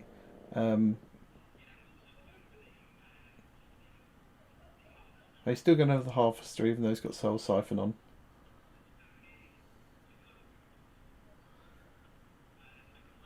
Maliki's got a crit and he's re-rolling the other one from his ability and just gets a crit on that. Nothing saved and there's 2 damage done, so 1 wound left.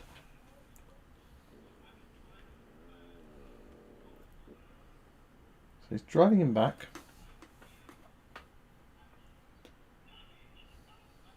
He's doing To what? inspire. Oh, okay. Michael's just saying he was hoping that it wouldn't have happened, but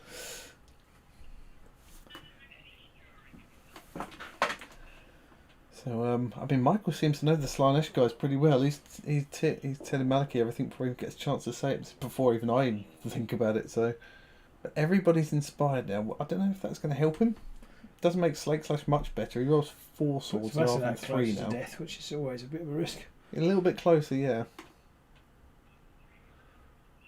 So that is now interesting.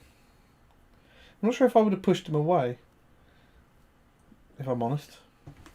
I think I possibly would have kept him where he was, because then you could shoot him with Hadzu next turn. So that onto objective scoring. That's true.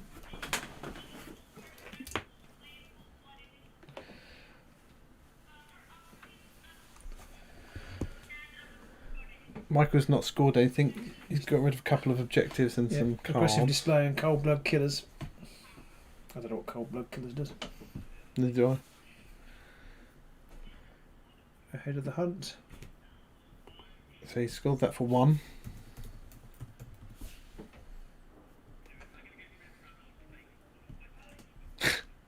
He's getting rid of Branching Fate. He's had to roll 3 dice for a while and he's never got it. That's a horrible thing. Cold blooded killers just score this name phase if 2 or more enemy fighters are out of action. Oh, they're basically the same card, I think, aren't they?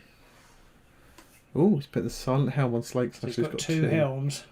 No, he's got 2 silent weapons. Sorry, that's what I mean. Oh, and he might have 2 helms as well. He is Slanesh after all. 2 silent weapons. So that negates a crit when someone attacks you. So it's 4 plays 6. A silent ring would be rubbish. Well, I mean, I've got a silent ring. Oh, I mean, that's like, is it on vibrate or? I think Maliki's forgotten to take his primacy, hasn't he? Because he killed somebody. So he should have got primacy. Right, yeah. Maliki's rolled a crit.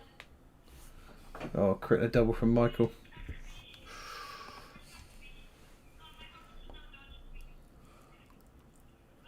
Oh, Substance Siphon on the Harvester's 3 dodge now.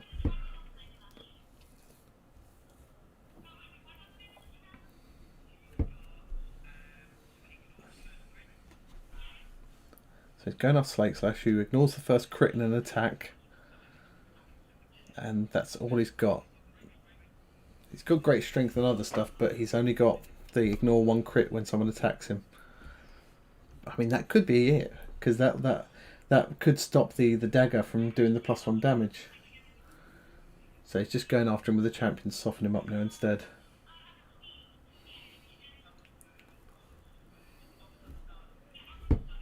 So the champion's charging in there to get an assist. 2 hammers. 1 hammer. Crit. I mean, we'll have to take Malachi's word for that because I can't tell with those dice. Right. I rolled a crit. That looks like a That sword. one off camera as well. Yeah, it did go off camera.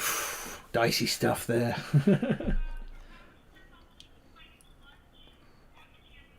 Ooh. Put Spiteful Lunge on the champion. I don't remember what that does. I need to change my audio because my headphones are about to run out.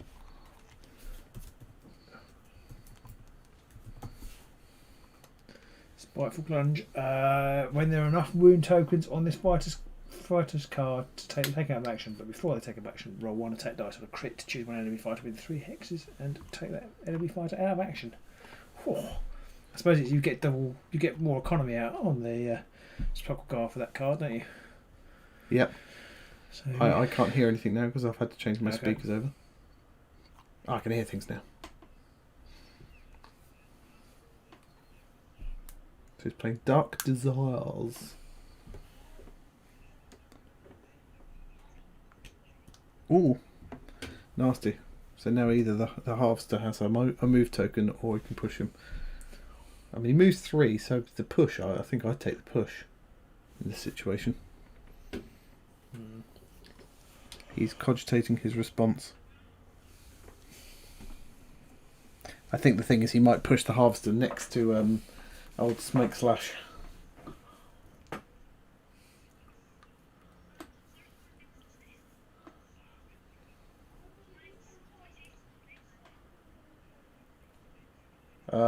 I think there's a bit of confusion as to where the Harvester was meant to be.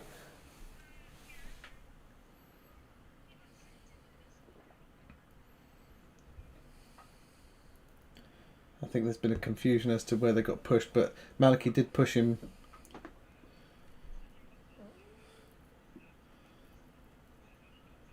I think there's been a bit of confusion as to where the Harvester should have got pushed to.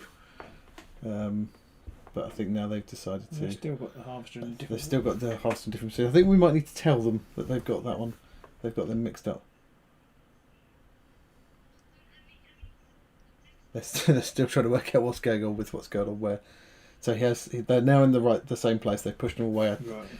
I think, I don't know if that's going to make a difference to the game. I think that might have been Michael getting it wrong there and not moving them to the right place as to where Malachi had him, but just the way these kind of games can go, you've got to pay attention to where your opponents have put their things.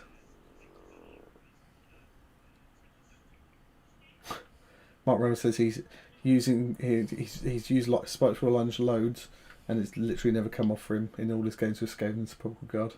It's just sod's law. Because I'm watching. 2 crits and a sword from Malachi. So that does take him out.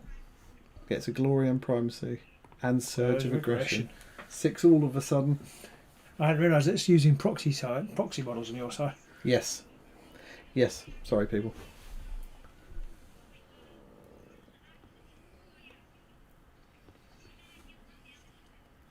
So he's healed himself for 1 using Slake Slash's ability, but then he's done 1 damage to him again using Bone Can they Shrapnel. both use that?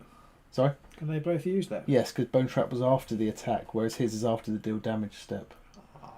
So, yes, sorry, they are using some proxy miniatures because I don't think Malachi's got all the models for all the warbands ready and available. So he's currently using some Grimwatch and some Reapers there. I guess between the two, you can probably represent everything.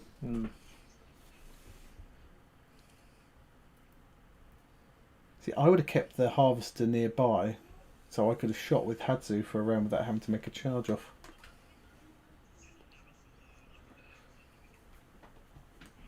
Michael's now trying to look at what he wants to do. Going on to his activation.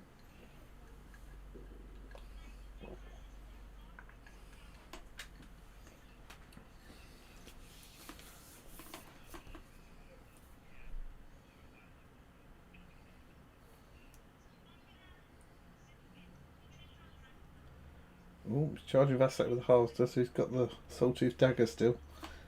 3 swords. Doesn't get any. 2 crits. That's 3 dead. So that's a glory for Michael, and he gets primacy. Oh, that's a big change. Although, I mean, the Harvester is now close to Hadzu, who could possibly arrow him off the board.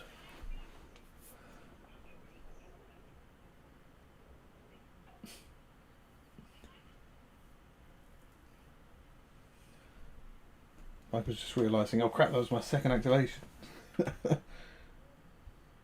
It is hard to track all the activations because you've got to track both. Yeah. It's not as obvious, especially seeing as you tend to only put your own stuff on screen. You don't put what your opponent's got as well.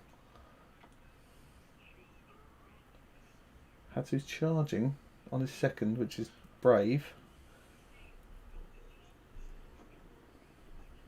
Harvester's on 3 dodge, he's just realised, but he's only got 1 wound left, but he's doing that anyway.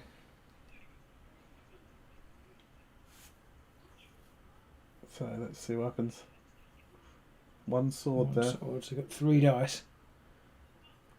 No successes. successes. He's not even on 3 dice, so he takes him out, and that's another glory. It's 7 apiece. Oh.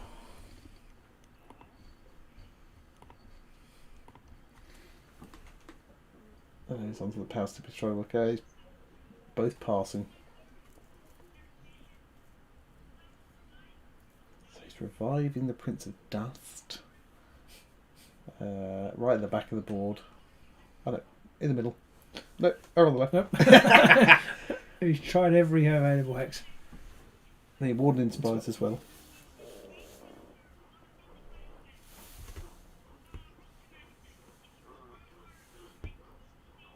Oh, so he's playing the reaction, which is when you raise someone, if you roll a magic dice, and if you get a lightning, you get a glory. So he got a glory for that. Nice.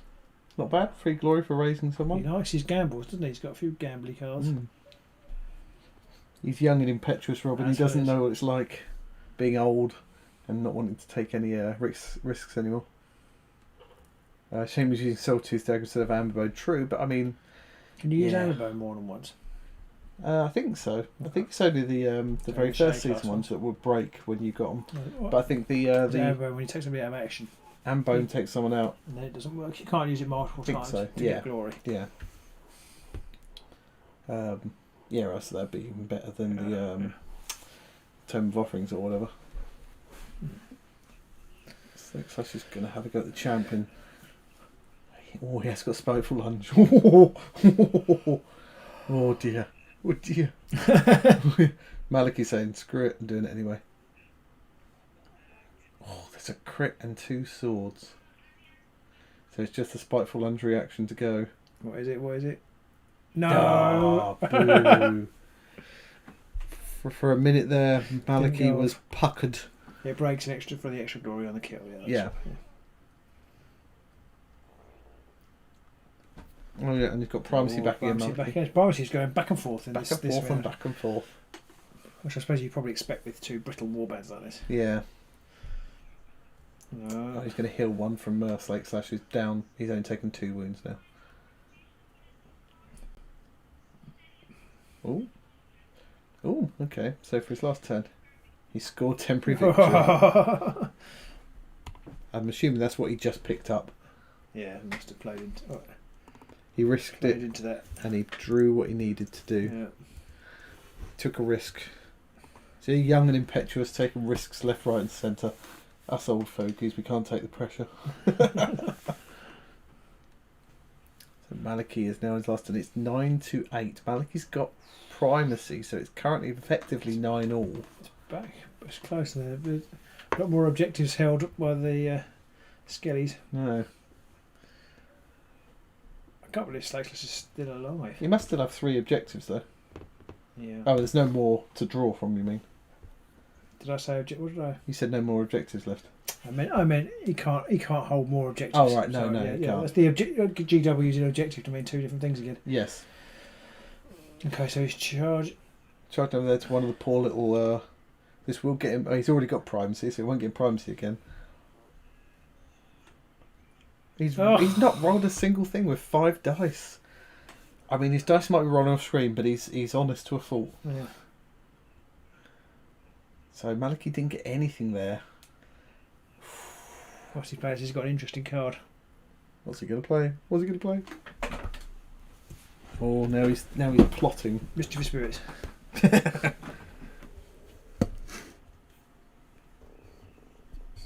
Oh, he's distracting.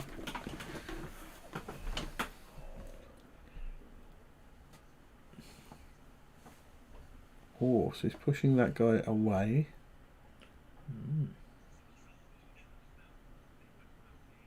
Oh, Maliki scored Endless Revel, which is 1 glory there, so it's 9 apiece. 9 each. Oh, can't cope with this. I think he's got 10. Oh yeah, he has got. Oh, he's got the Formless Key. Oh.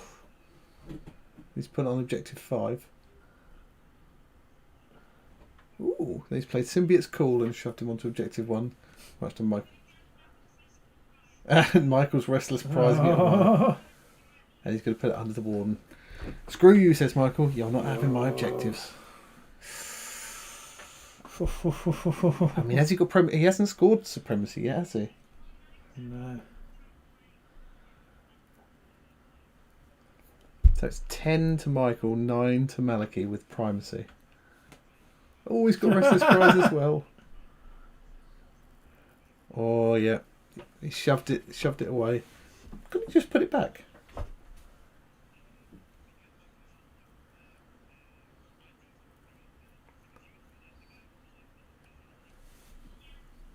Okay. So Michael was so on to objectives.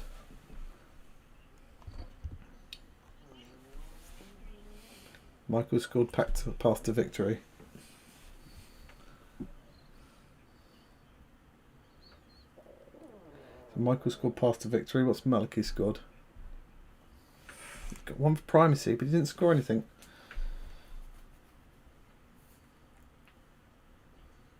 Ten to 12. 10 to 12 at the end there. Maliki's got 10. That was Trixie.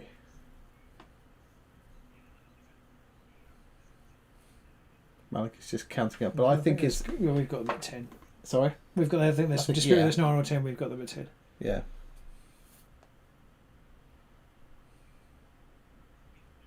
Yeah, so Maliki's got 10. 10 plays 12. Game. That was a good game. Again, the oh, he did have Supremacy in hand.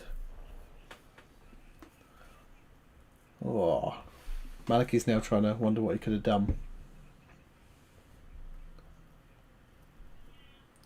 So I think Maliki's worked out, even if he got his cards off that he wanted, he would have only scored about 12. So I think he guarded won it anyway. I think he'd have won if he'd made that. It's 5 dice attack. I think he'd have won. Possibly, yes. If he got the attack off, I think he'd have got it. That was. I mean, the fact that Maliki failed that 5 dice attack, I think, was clutch. Yeah, because he'd have got an extra. If he completely succeeded, he'd have got an extra glory, and he would have moved on to the objective. Yeah. Scored excess of ability, and he wouldn't have scored path to glory because he'd have moved stuff away because he had distraction as well. Yeah. I mean, that was a fantastic game. Really close. Guard pulled it out of the bag on that one. I think Maliki's dice properly did him over. He missed. His only hit once, I think. Once or twice, yeah, but at most. And he missed so many attacks. And as Maliki was saying, he was holding on to Branching Fate for 2 rounds and didn't score it once. So there we go.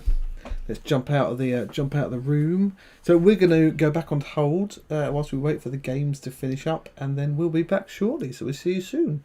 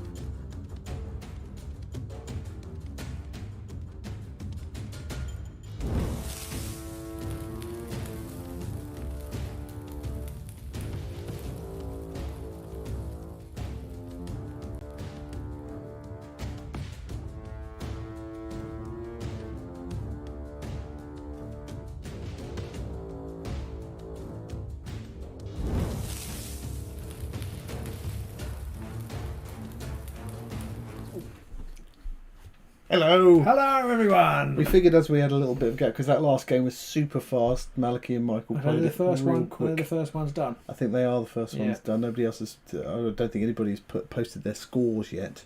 So yes, that was super fast. That game. That was a fantastic game. I think in that one especially, like you said, because both warbands are quite fragile, that the primacy token bounced back and forth tons in that one. Yes, it definitely did.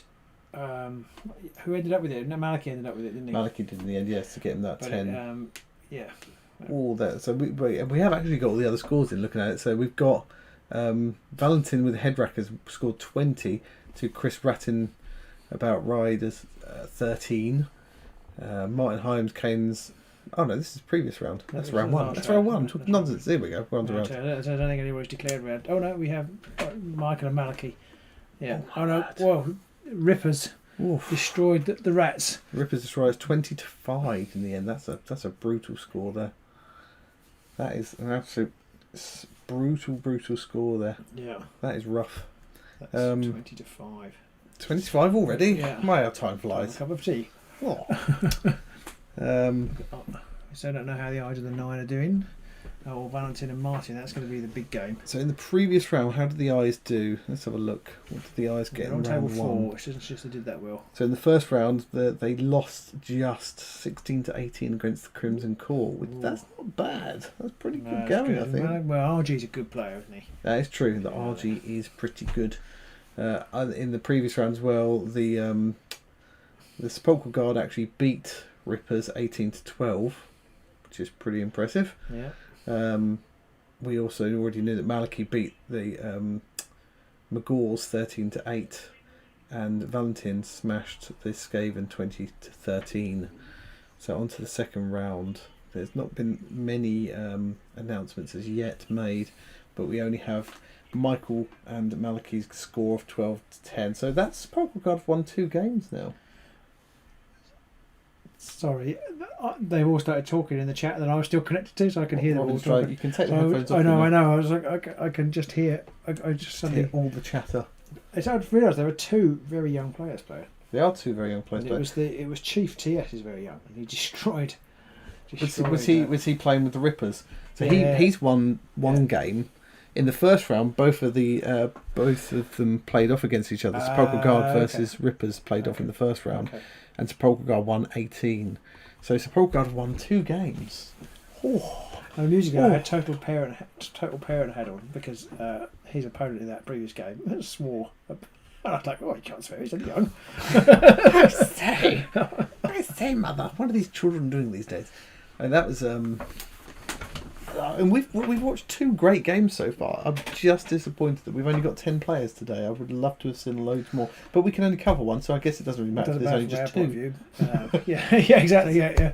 Well, we need a bit more than 2 so that we don't have to do the same game all the time. But yes, I do hope this keeps going. But I suppose over the summer, with things loosening up, it's going to be harder. It could get northern hemisphere summer anyway. Yes. Maybe it's going to be a winter thing. Maybe, but then at the same time, even in the summer, it's still quite hard to get games in against a lot of different people. Yeah, for sure at the moment. This kind of thing is still fantastic to play. I do hope it keeps going because it is good fun. So if you're watching this right now and you're not playing, why not? Then why not? Basically, Neither of them playing. No, I'm sure. Yeah, why aren't either of you 2 playing? They're probably playing each other. But if you watch this later on, you're like, oh, I don't really know. I mean, it's. I know we're not playing it, but that's because we're here to commentate it instead. But yeah, we're rubbish at playing. We're also rubbish at playing. Score going up? There might be a score going in now. I just hit refresh, but no, sadly no scores yet. So we are still waiting on that one. Okay. We could do a little tour, I suppose, and see what's going on in the game. We could, yes. Let's do that. Let's jump in and have a look, see what's going on. So let's jump back across. See what else we've got going here. So let's change the view. So here we go. We're onto the other view. So, what rooms have we got? What rooms have we got? So we've got RG and Cornelius. So let's have a look over there.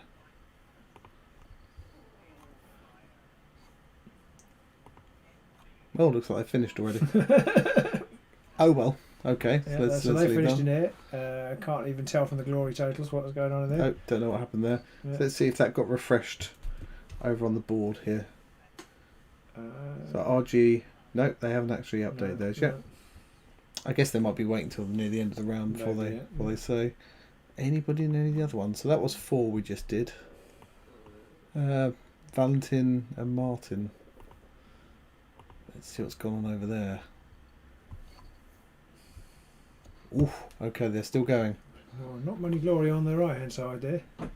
No, so Valentin's got 6. No, unless that's Rob. Oh yeah. I don't mean Rob, I mean Martin. Martin doesn't put his glory on the thing, so I can't see. It's very hard to tell. Yeah, somebody's got 6 glory. I think Valentin's got 6, and he might have primacy in play. Somebody's got But the 6, but there are no Oryx. There are no dead Oryx yet. it doesn't look like there's any dead skillies either. Well, there are 25 of them on the board. Looks like it's only one dead skelly so far. Oh, that's a good attack. Don't know who's making it. I suppose I could put my headphones on, couldn't So that's 2 down from Val. He's just taken another skelly out. So he's just picked up another I? Just don't glory. put the headphones on because that's not in the room that my computer's in.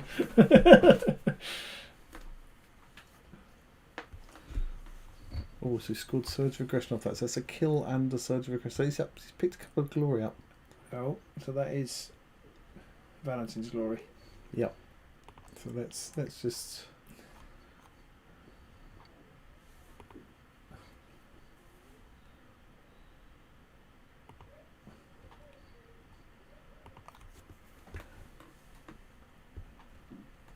So we're playing catch up a little bit to work out what's going on here, but I mean there's still 4 Looks like Oryx. the bottom of the game. 3 tokens I down. think they're about to start onto the 3rd round. Oh, well, they've only just gone to the 3rd round. I think so. Oh, maybe they haven't. He just had forgotten. Not a lot of kills here. No. I don't know how much glory I people heard have got. Martin Here. say they hadn't killed. Yeah, kept missing. He's only charging 1 hex. That's a. Oh, he's got a crit though. Sounds like Valentin's been rolling some crit defences, but not this time round. He's picked up a glory, and he's scored gruesome certainty. Oh, Val scored. Here we go for another glory. Somebody's died, and he scores a counter. That's quite funny. Is that just after any reaction, any must be, activation? yeah. Then here we go. That's a bit brutal. Yeah. It's a bit unfair. Doesn't really make a lot of thematic sense, either, does it? Yeah. Here we go, into the ground.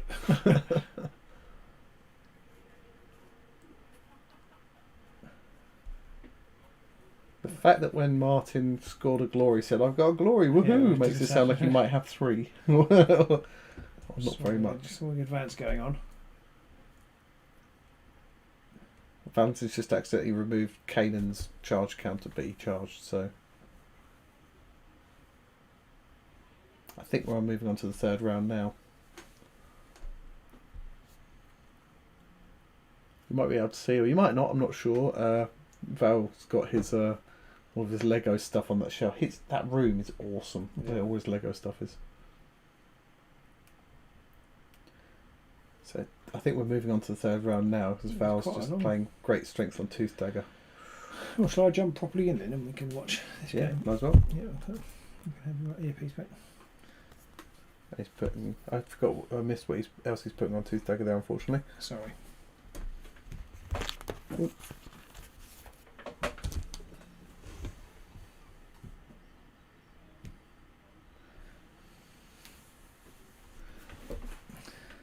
Val scored 9 glory, and then he's about to also score Great Hunt. Great. Or 3 more upgrades on someone, which is Tooth Dagger, and he's got Team Effort, and he scored Smash 'em. He's got Primacy. Oh, he's got another 2 of that.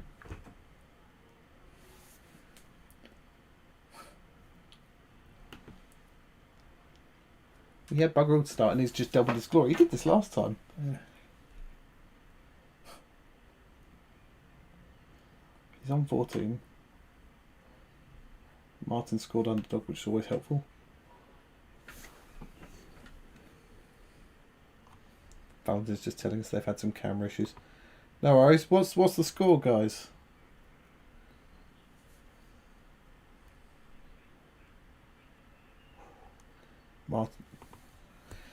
Martin has 5. Valentin's got 14. Martin's already offering to call it a day. I think Martin's had some camera issues. He's had to jump to a different. Looks like his phone by the looks of it. 14 to 5. That's painful.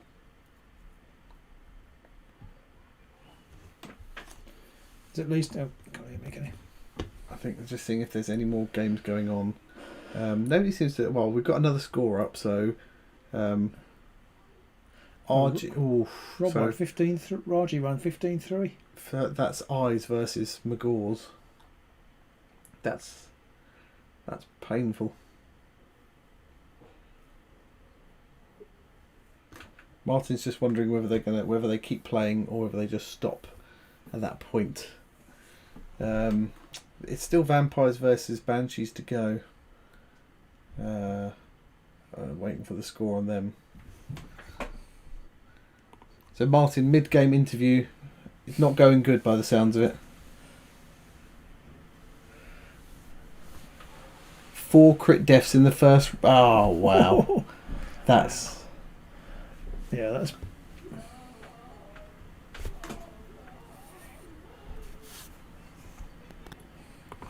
So Martin's just telling us he's had 4 dice hammer attacks and missed them. Crit defenses. It sounds like Martin's having one of those games. So Martin's on 5 at the minute. And Maliki's on 14.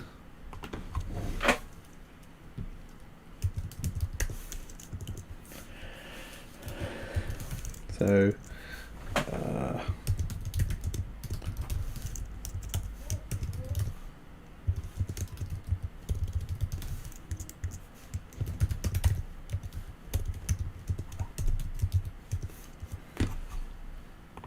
Valentin's going first, and Wallop is going to charge.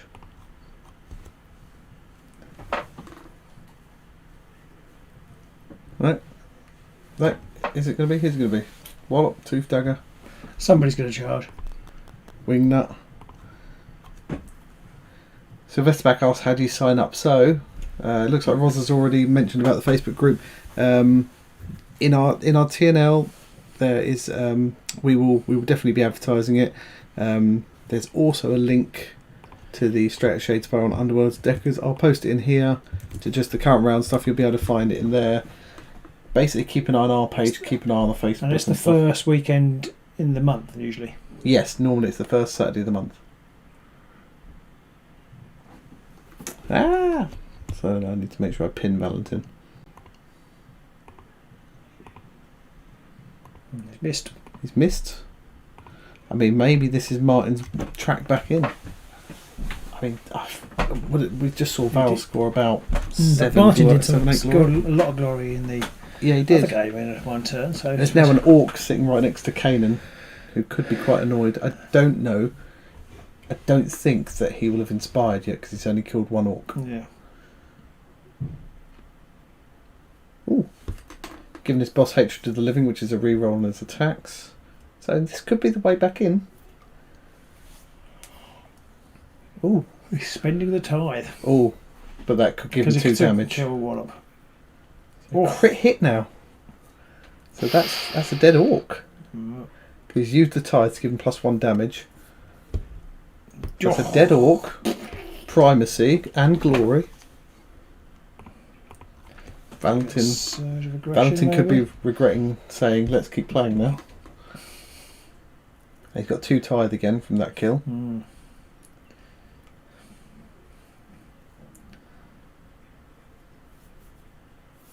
It's given him Aura Shaish, which is -1 attack dice to anybody adjacent to the big man.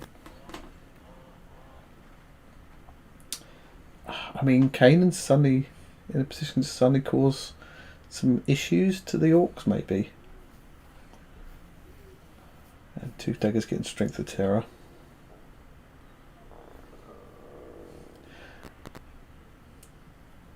Martin's now passing, so it's on to Valentin's turn once he's played. I think Sting of the Air, grab Sting on of the Tooth Dagger. 4 damage. 5 on a crit. And ensnare, yeah. Although it doesn't really matter for Kane because he rolls 2 shield, or 1 shield though. That's, I mean, he's going to be rolling 4 swords, isn't he? And an inspired attack. Oh, this could one-shot Kanan. Martin's now wondering if he should play something else. If he's got anything else, he needs to play it now and keep Kanan alive. Inspired attack. Good card, inspired attack. It could be a bit tricky. Martin has played Duel of Wits, but he has no cards left, so he obviously had to bin his opening hands. He's obviously got rid of loads of upgrades. That's always painful. So Valentin's now trying to decide if he wants to do anything else. See, I don't think I'd play Duel of Wits if I had it in that situation. Although it's hard to tell here if your opponent has any cards left. If your opponent's always got a card in their hand, they don't know if it's Duel of Wits sometimes. Oh, Commanding Stride.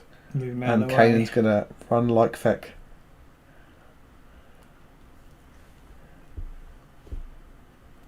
I'm assuming he's going to run back onto one of these starting hexes near the back of his board.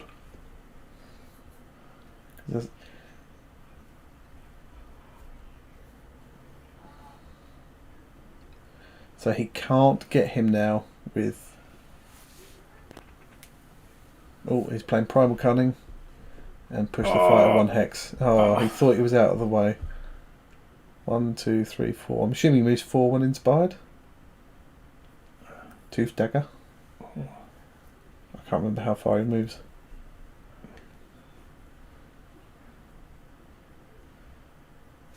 I mean, it feels like if you're Valentin, you want to go for Kanan.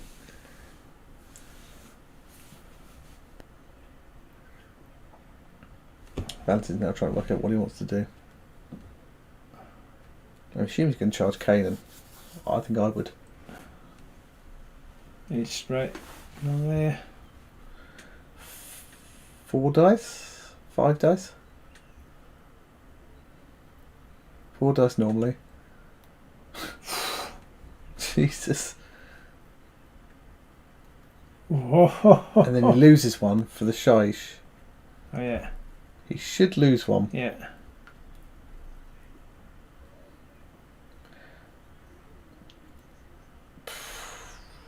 So he's dead. I think that's 6 damage.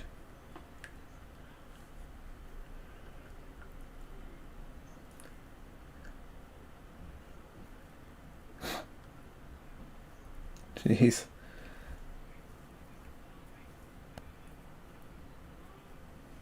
Oh, he's just discarded Hatred of the Living to reduce the damage by 1.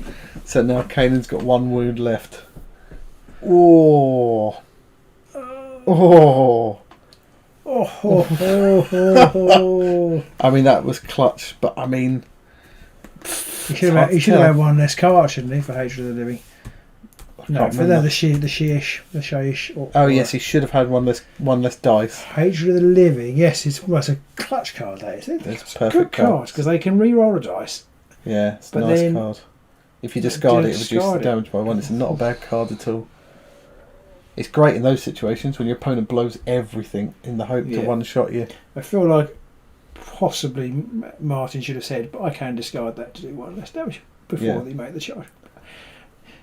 I mean, he could have asked. Yeah. He could have asked. Yeah, it's a difficult one. I think in our games we probably would say it's a bit different because we don't play competitively and we're trying to explain it as we go along. You've got to remember this kind of stuff. And it's harder when you're playing over camera as well. So he's played the everyone can move 4 ploy, and then he's done the move thing to basically... everyone can move 4 ploy? Yeah, and then his turn he's charging onto, obviously... the big boss man there, so he can't get to him. Hammer and a double support, so he has got 2 successes, 2 damage on Headcracker there. He crit defends it though. Crit defend again, which it sounds like Val's done a lot in this game. Oh, but he's got the unnerving synchronicity to get an extra attack off, which is fantastic. 1 hammer to 1 dodge. It's going to push him so Kanan can reach him. No. Yeah, you might as well leave him there. He's left him there. I'm assuming does Headcracker roll dodges then? Oof, Yeah, he's got a Pinging Doom. Oh yeah, don't want it. Yeah. Another glory, so he's up to 7.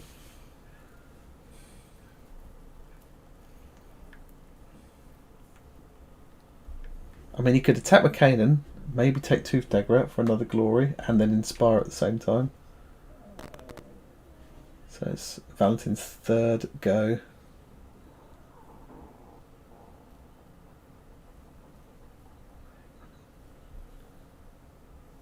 Trying to work out who he's going to attack with now with Headcracker.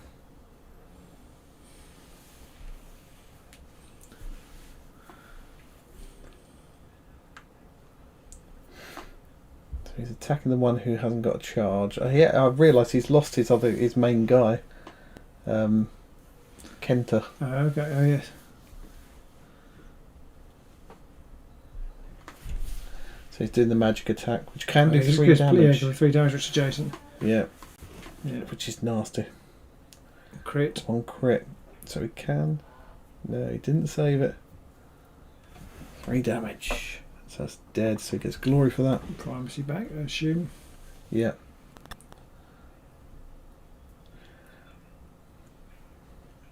So he's stolen the primacy.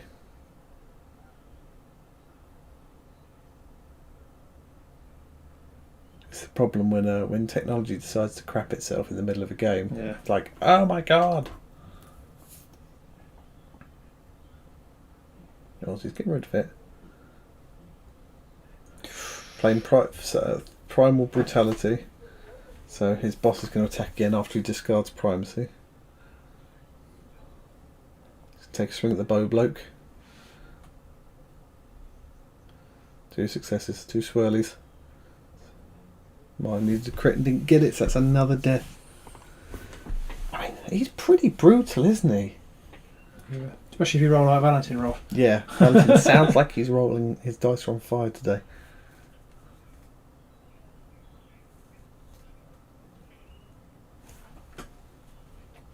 So he's attacking with 1 hammer. Oh, crit dodge.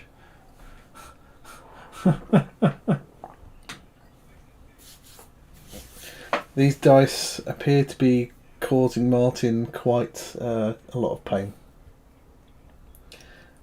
Val's been crit defending left, right and centre by the sounds of it. So that's it for those go.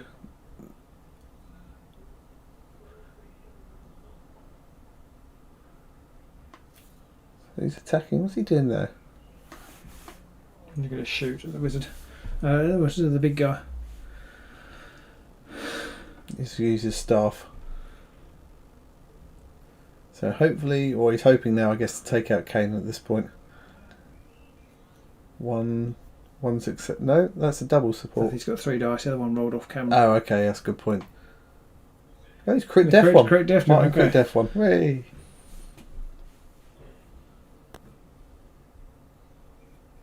So Kanan's having one last go at Tooth Dagger and gets 2 hammers.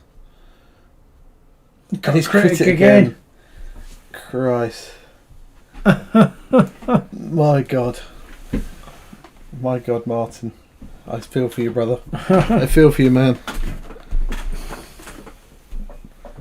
I'd never score that card. So he's got primacy and 1 for the Great Hunt. So it's about 18 to 7. Good Lord. Well, that was a horrific match to tune into. That was brutal. I think we're gonna take a quick break whilst we wait for the next round to start. So we'll be back shortly. Bye. Bye.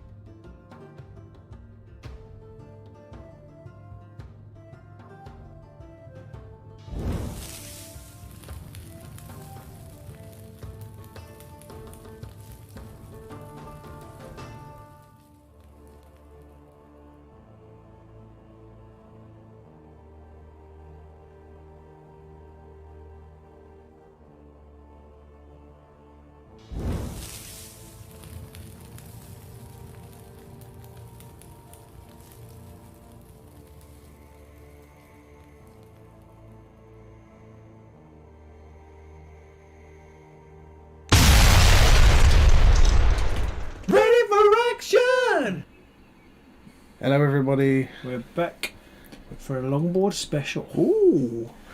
We decided to go with RG this time, who's playing Eyes of the Nine. Hasn't he won both games? Or did he lose his first game? He certainly won the last game. Let's have a look at the stats. Have a look at the stats, and also in the last game, Not only did he win, he thrashed Mechanolith. 15-3. Yeah. And in the previous round, he played against the Vamps, and he won 18-16 there. So he is winner chicken dinner. He's unbeaten with the eyes. He's very good. I played him in our Patreon tournament, and he beat me. I mean, I missed a decisive Draknar attack, which would have changed the complexion of the game, but he did. Yeah, he won.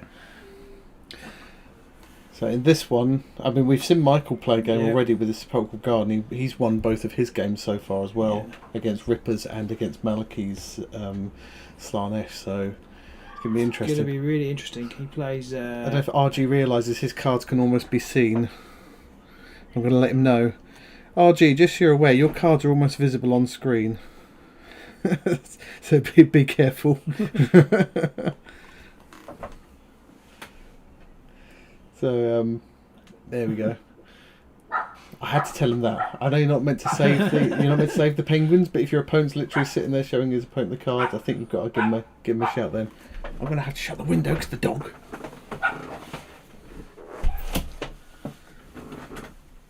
So Michael picked. Interesting because RG plays objective based.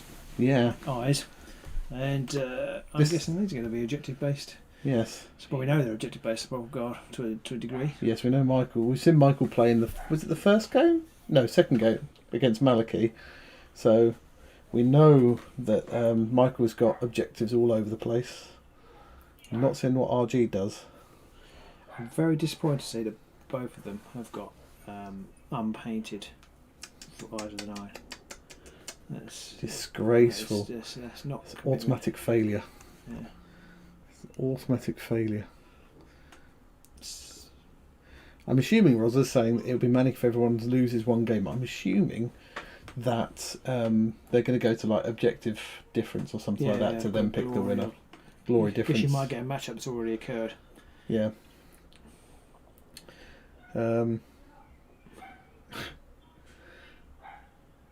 So yes, that is exactly what I'm saying, Rosa. Although this is championship. This is championship, yeah. Oh, I don't think Moloch will have any trouble with him. To be honest. Yeah, Moloch's going to rip things apart. It's going to be painful. You will get longboarded if you lose roll off. Keep Moloch away. Although I think Moloch does quite well when it's longboarded. It's just limited space, isn't it? Yeah. So right now we're seeing a lot of Zinch tucked right up the back of the board.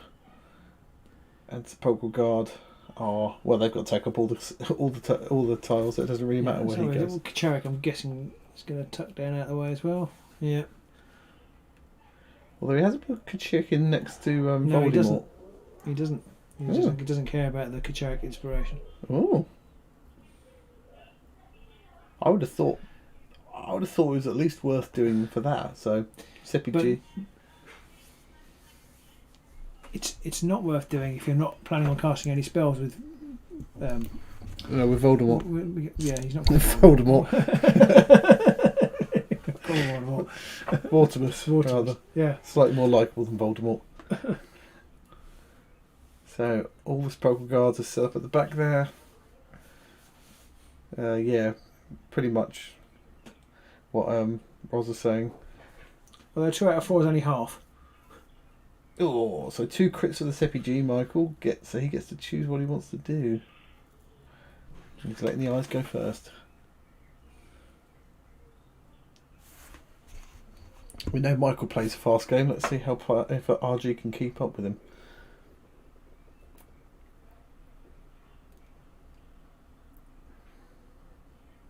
So he's just going to do a move. Navi on to objective 2. And nothing in the power step.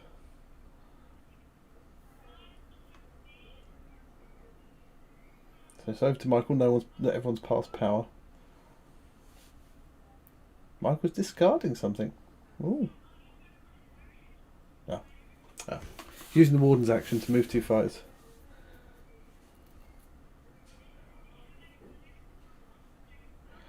So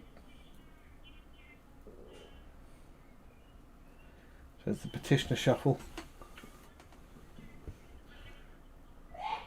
So he's just chucking petitions onto objectives right now. Yep.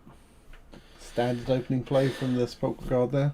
So I feel like the Sepulchral Guard are in a stronger position. They're both playing a more objective-based game. And they've got 3 objectives in their half. So but RG must have known that when he Decided to longboard. So he must feel it's okay. I guess he's got the blue horror who can just suddenly appear down there. Although, comically, if the Sepulchral Guard player didn't move any of his fighters, then the blue horror couldn't appear down there whatsoever. Just draw cards the whole round. It's a good point actually, because he does play confusion. Yeah. So he could blue horror down and then confusion onto an objective. Yeah. He's moving Turosh onto objective 1 there. And he scored Hidden Purpose. 1 for RG. First blood to RG. Well, first glory to RG. I'm not sure there's going to be any blood spilt in this game. I'm not sure there is, no. And the Sepulchral Guard play doesn't have very much in the way of movement employees. No. So it could be interesting. This could be a quick game. This could be a very quick game. Move, pass, move, score. And just repeat.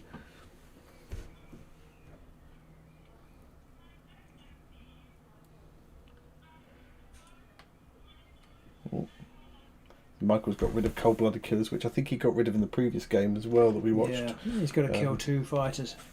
Yeah, I don't think he's going to kill any fighters in this game. No. I bet somebody's wishing they had Bloodless right now. And then Power Step passing away.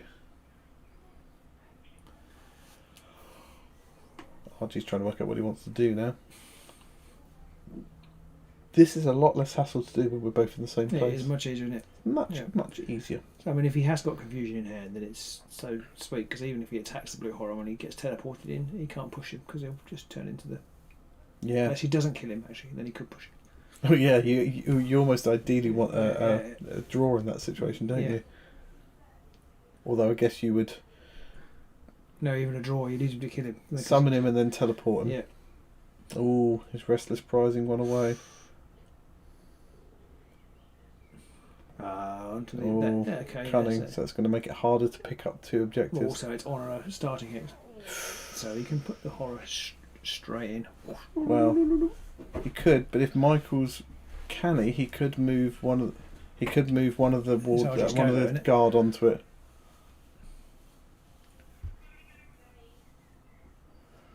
So they passed, and it's onto RG's 3rd go. There comes blue. Interesting he did that on his 3rd turn. Yeah. I thought he might have done it on his 4th. Got more chance of the horror being moved now. Yeah, true. But he can only attack with that petitioner. We do know that Michael does have Restless Prize in his deck somewhere, but probably not in hand. They're both passed again, so it's onto his 3rd activation. He's thinking now. He's got to think about how is he going to bollocks RG's 3 objective grab attempt. Yeah. RG's Deceitful Step's another great card for them too. That's you can get an objective onto a starting hex. It's a guaranteed. It's a guaranteed put someone onto an objective, yeah. Which I'm guessing is exactly why he's moved that on there. Michael is now furiously cogitating his options.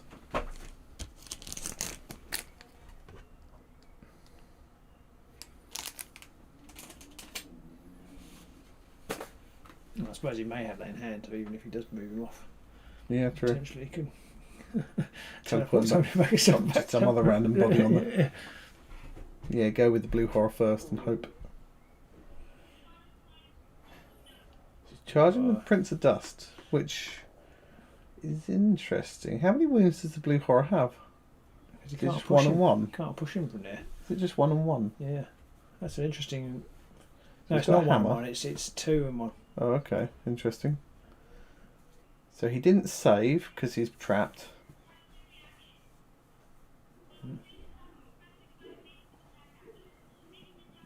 Oh, okay. So he's playing the attack. He's playing the card, which enables him to make a second attack action because the Prince only does 1 damage, so he can now attack with the Sepulchral Petitioner.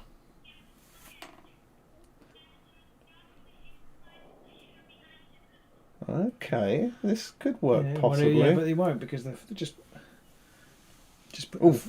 So RG's just scored Steadfast Defender because he's on objective and he just didn't put the move. flaming. We'll just change to the flaming horror and they'll still be on the objective. No, but he's got another turn left. He's still got a 4th, so he could then attack with the Petitioner again, and he'll be trapped. Crit success. Ooh. So that is now Yes, blue horror changed to a burning yeah. horror. Yeah. Doesn't get a glory though. It's the Brinestone horrors, the sea-based version. Like a rhinestone horror.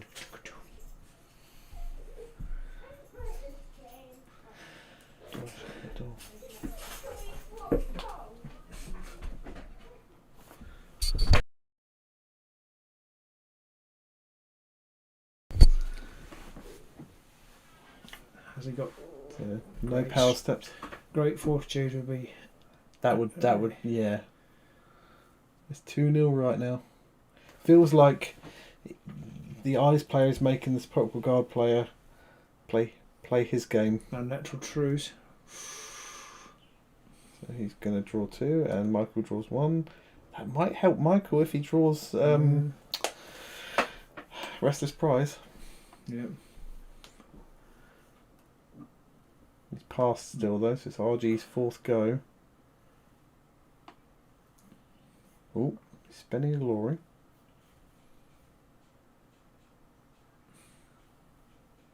So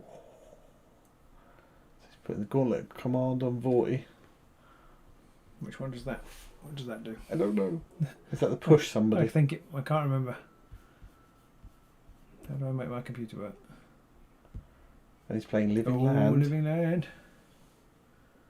Oh, okay, so he's moving objectives under Vorty. Oh, is this going to be a...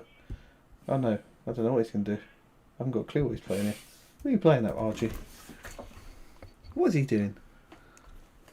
Is he doing the play lots of... command. After his fight activation, spend 1 glory point. If you do, push the friendly fighter 1 hex. And you get plus... If you've got 2 or more water threats, you get +1 wounds. So let's push that fighter 1 hex. Yeah. Interesting. Push 1 friendly fighter. Oh, friendly fighter 1 hex. Fighter is pretty good. Interesting. Interesting. I'm still trying to work out what he's playing at. Just putting that objective under Vortimus. There is an objective having your leader on an objective. Oh yeah, good point. But isn't that in enemy territory? Or is there an Eyes specific one? No, there's one for not. It's just okay. It's got to be a wizard actually. It's got to be a wizard. If you've got a friendly wizard on a objective. Okay.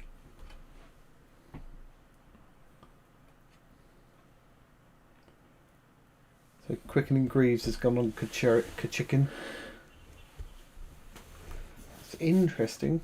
He's not doing anything to help the blue horror, which I'm not really sure. Maybe he's got nothing. Could be. I mean, there's potential that Michael could kill. Here comes the Deceitful Step. Who's he going to pick?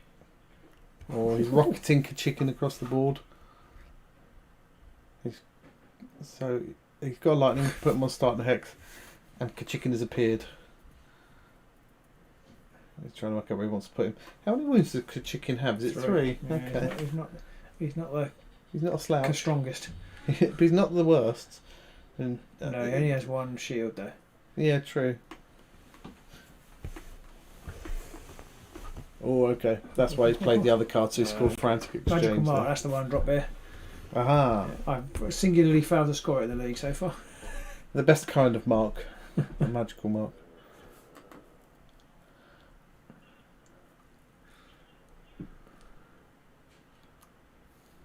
So it's RG's final go now. I'm assuming Kachikin's going to try a dicey attack on the Warden, maybe? Or charge onto an objective. I think he's going to try and... He's just attacking the guy on the objective. Get him off the objective. He's got nothing. Thanks, Kachikin.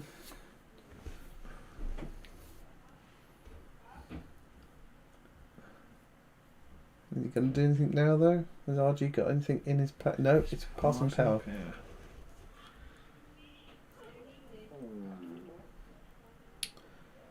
So Michael's got his last activation. I would go for the Brian. Depends what he's got in hand.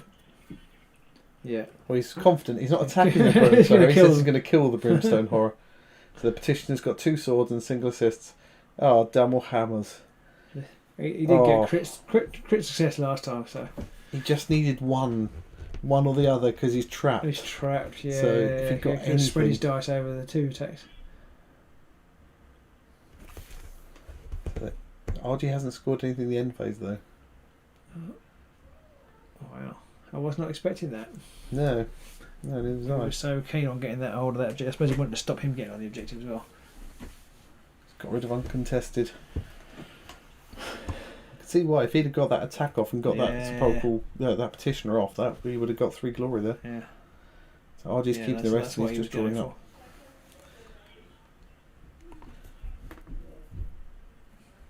Why? Michael's not scored anything either.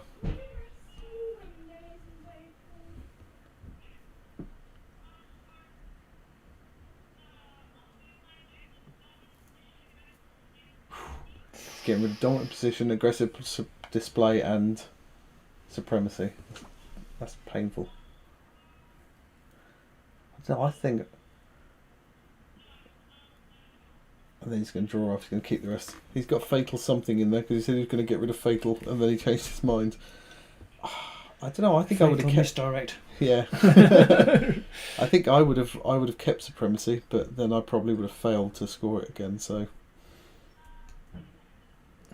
he's rolled a crit double, so he gets the choice. Oh no, both rolled crit doubles. So what are they going to get now?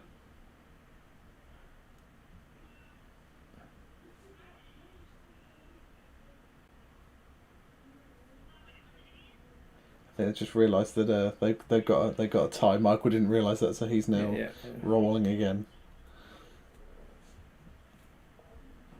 Oh, he got nothing. To RG. RG wins the choice. You've got to take that first stab at somebody with a chicken, surely. Because he might. Well, I don't know. He's going to go first, but what's he going to do? It's round 2 already. It's going to be a quick game like we thought it might be. Yeah. Charek's going to try and make amends for his previous miss. 1 hammer. So he needs to dodge. Oh! Crit defends. Screw you, ka-chicken. You ain't getting nothing. I don't know what Michael's got in his hand, but I'm guessing he's hoping he's got some surge cards because all his previous ones weren't surge at all. No, they weren't, were they? No. Don't think so. I even ditched one and drew another. Yeah. I still didn't get it. Painful. So he's going to go with the Prince of Dust on the Brimstone Horror. 2 hammers, so he does need a crit. No, he does not get it. Snap. So that's a primacy and a glory now. Oh yes, because he hadn't taken any wounds. So that is 1 to Michael. He's not doing anything else though. Is he going to summon the blue horror onto that objective? I mean, that's probably what I'd do if I was Waltman. Just to annoy your opponent, nothing else. if nothing else. I mean, it's going to tie you up for 2 rounds to get another glory if you do. But I guess he probably needs to take a swing with Kachikin again. And then you can, with the Warden, move 2 people onto objectives and then stop the horror from appearing so easily where you need them That's to. why I think he... Oh, it's Mischievous Spirits time. Okay. So he's shoving one in the So chicken. the other, presumably he's going to move the one closer. Michael's moving number 3 underneath the Prince.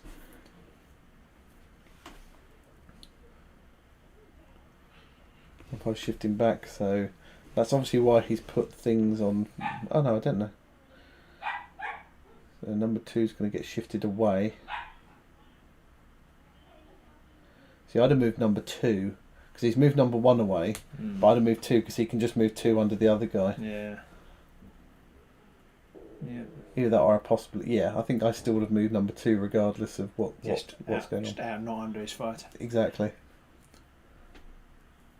I think RG forgot to use his quickening greaves on Kachikin, but I guess he probably didn't care. No, he probably wanted to attack the fighter and then move on to the quickening greaves on, yeah. So Kachikin's having another go at that tiny little petition. Ooh, a crit. So Up in the can ante. he get a crit Did you get again? a crit last time? No, just a shield. Shield this time.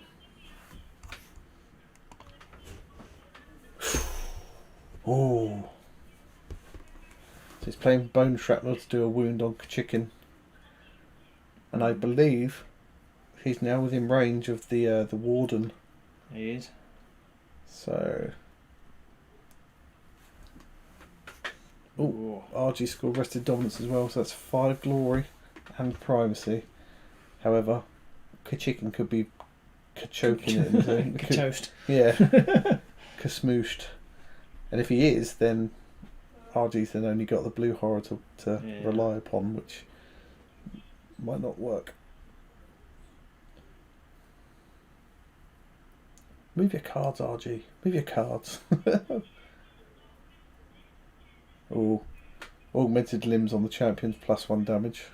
+1 dice rather, not damage. So he's going after Kachikin with that. Because Kachikin only rolls single shield, doesn't he? Yeah. And someone told me once that the champion has cleave. The champion does have cleave. Does indeed have cleave, so... I have had that said. Unless Michael's cards really do him over... sorry, dice do him over in a minute. I think we're looking at a dead Kachikin. Although it won't get him primacy, because he's already got one. RG's just realised he hasn't taken some of his glory. He should have 5 glory. He's back on track. He's realised he's got 5. At least he didn't try and take the 3 for Covetous Wars or whatever it was. I'm sure I won it. I don't think you do. No, I think it's probably safe if I just take it. You never know. If it makes a difference at the end, we'll come back to it. Unsurprisingly, the champion's charging Kacharik. 3 hammers. This has got to be a dead Kacharik, really. 1 crit, that's it. No crit though, so that's a dead Kachikin. And he scored an objective, which is not so fast. Not so fast, which is take an enemy fight with the highest move characteristic. It's not. I don't know whether it's one of those ones where. Is it like if you've got multiple 4-move fighters or not? Yeah, it's hard to tell. It has got the highest though. He has. Only the one. He's not the only one with the highest. Yeah, I think that's a score, which means GW will FAQ it to say not. Yeah, but it's a classic example of terrible wording. Yeah, because there is one where it is worded such that you can't do it if you have it's multiple equal. People are the same. Yeah, it's like it's the only fighter with the highest wounds or something like that. So maybe that means that you can do that one. Yeah. Just put Carver Spoke Guard in that case, since they move incredibly slowly. Like, I ain't gonna be faster than you. Now, does that mean if you played that card, make everybody 4? You can just score it. Possibly. Taurus is just moving on to objective in RG's go, and he's passing. As is Michael. Michael's on to his 3rd activation. So yeah. So he's moving 1 petitioner through the lethal onto the objective, and he's moving the champion. Oh no, he can't move the champion. He's moving the harvester forwards. Oh, and he scored hidden purpose. Well done. So that's another glory. It's a cagey game. It's only, was it 5-4? I think RG's missed one from Michael's side of things. Oh, okay. I believe, because he's killed 2 people and he's scored 2 objectives. I believe, hidden purpose and the kill someone who's moved. Yep. So it is 5 plays 4 at the minute. I think RG's realised, but then he hadn't kept track of his own. So.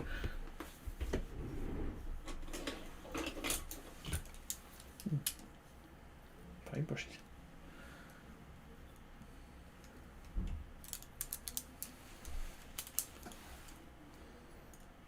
And the new ones.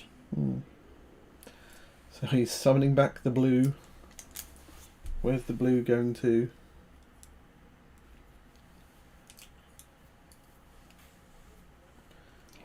He's sticking the blue pretty much back where he started last time almost. Or not where he started, but where he came on top last time almost. Too late.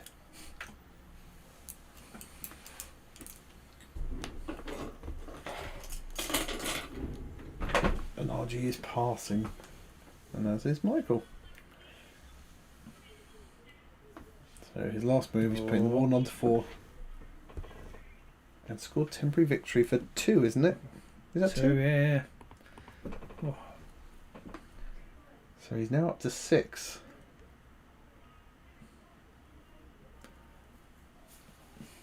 I'm slightly surprised he didn't summon the horror. He did. Oh, he did summon him. Last one. Oh, I see, but he couldn't put him on the objective because it's not No, because he moved a up. starting hex. So he's put the reaction attack action on the champion, which means if he's taken out of action, he can attack back before he dies. Which is not too bad. It's 2 hammers, 2 damage. And RG's put the Silent Helm on Vortimus. I'm not sure. I mean, what does the Silent Helm do? That's basically you ignore the first crit, isn't it, in the attack? Yeah, I think it's the Silent Helm.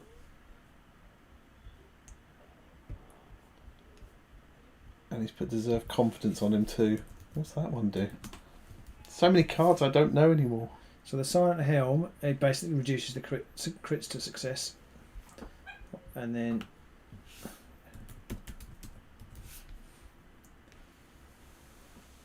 Oh, Deserve... Or use Centre of Attention to pull both of those sepulchral fighters. And he's killed one. He's killed one because he pulled him back through the lethal That's the way hex. I put him there. So it's 6 all. And Deserve Confidence is the one with the multiple upgrades. Uh, So if he's got 3, he gets +1 wound. Can't be driven back. If he's got 5, he okay. gets +1 move. he's super, 9. Let's get his hammer crit. It's a stupid card. and he's distracted the Warden off onto the other objectives. He's not holding any objectives now. Poor old Michael. He was holding 3 objectives. Now he's holding none. That's what happens when you play RG. Yeah, he's a sneaky bastard. So they're on to the end phase now. Michael has scored ahead of the hunt because he's got a quarry now, Okay.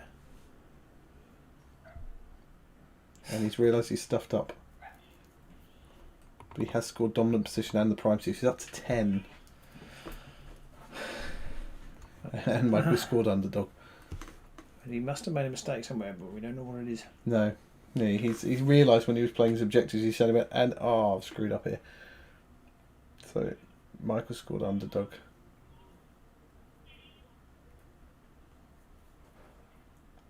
He's getting rid of steady assault. So everyone's drawing up after that.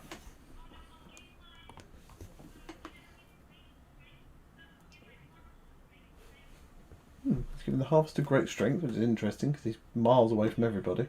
Which is the harvest of this one. And he's giving him the Saltooth Dagger, yeah. In the middle. Yeah, sitting right in the middle We of can no get man's to- territory.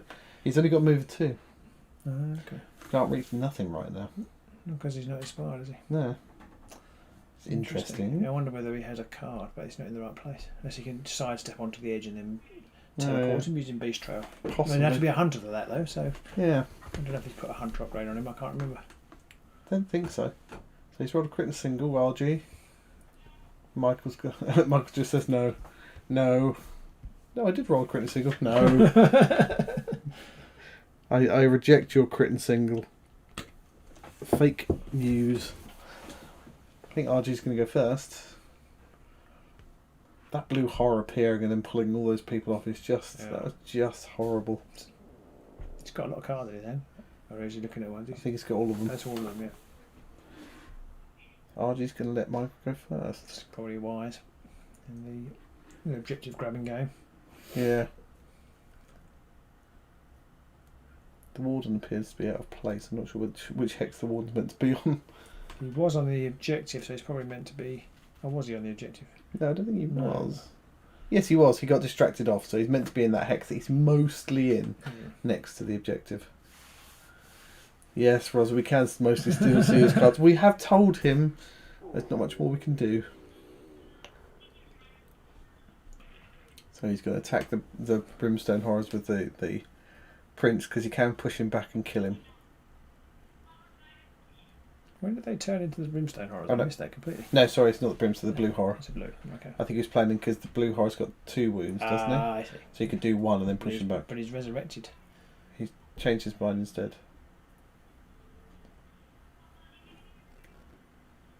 So he's brought back the Petitioner next to where the Warden is.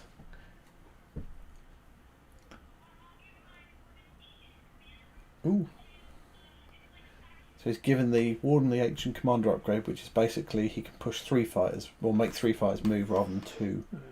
Handy for a last round supremacy grab, maybe.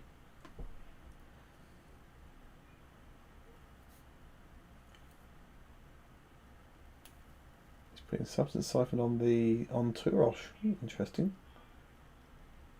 I mean, Michael still must have supremacy in hand. No, he got rid of it, didn't he? He got rid of it at the start.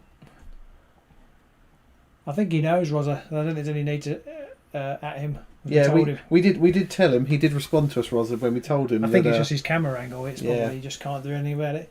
He doesn't. He obviously doesn't mind that much. To be honest, you could probably maybe work out a couple based on the images if you can.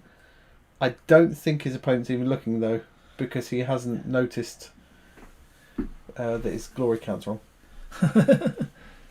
I think you don't watch the. I mean, you probably could if you knew he was doing it, but I don't think, Yeah. I don't. You watch your opponent's screen very much. To be honest, if I was looking at RG's cards, I probably wouldn't be able to tell what the frick he's got still. So,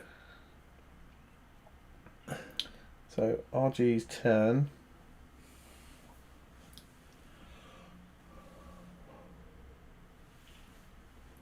He's putting 40 on guard. He's using the Crown of the Dead, spending a glory. I missed him drawing put 2 crown of cards. glory on him, so that's the 2 crowns on him now. Two mortar shreds. Command, yeah, two Yeah. of those. He's got rid of that one. Stone form. He's passing on the power.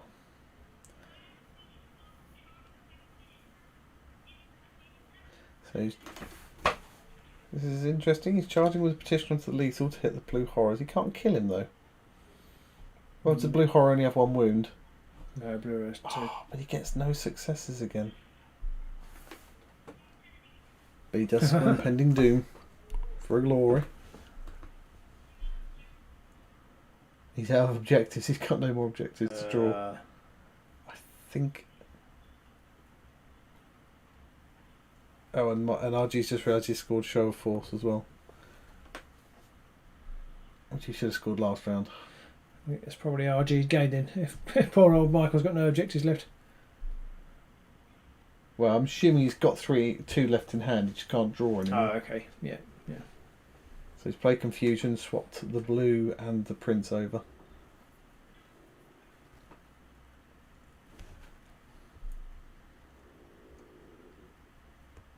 So he can't attack the wounded Petitioner now. But he's just going to charge onto there and attack the other Petitioner.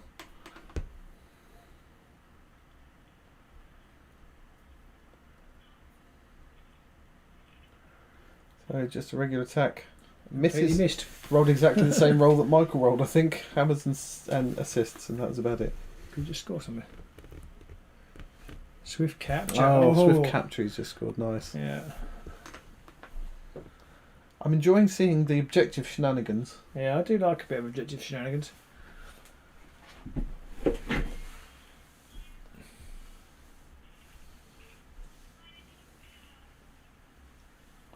So he's trying to hit the Blue Horrors with the Petitioner. Or maybe not. I think Michael's thinking for a minute he's only done 1 activation, but he hasn't. He's done 2. So we're trying to see what's going to go Push on. and an attack, wasn't it? Yeah. Not a resurrection and an attack. I'm assuming he wants to knock the Blue Horror off so he can move multiple people onto Yeah, objectives. yeah. Blue Horror has charge now. Yeah. Michael's trying to look at what it is he wants to do. I mean, I don't know what I'd do in his situation. I guess I'd charge with the Prince, because the Prince does 2 hammers rather than the Petitioner's 2 swords. Oh no, charge with the leader. He has 2 moves that he can't even reach with the leader.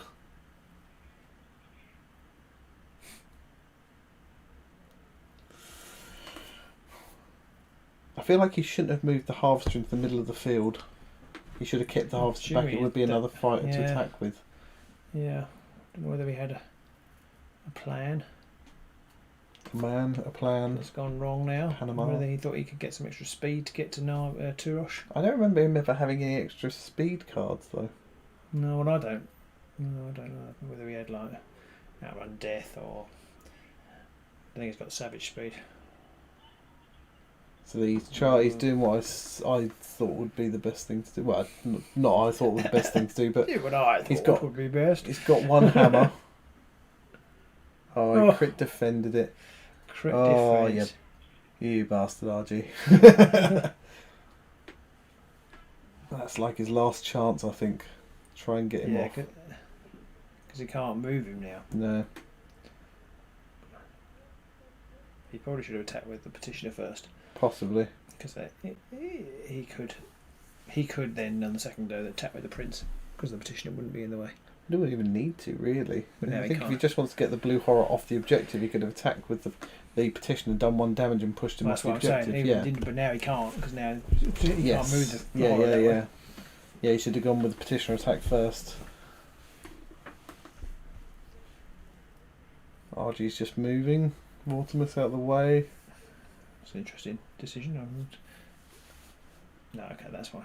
He's using his helm. helm. Yeah, can't put him on guard. Has he got to the end? I think he's used all his cards. He might have to the end.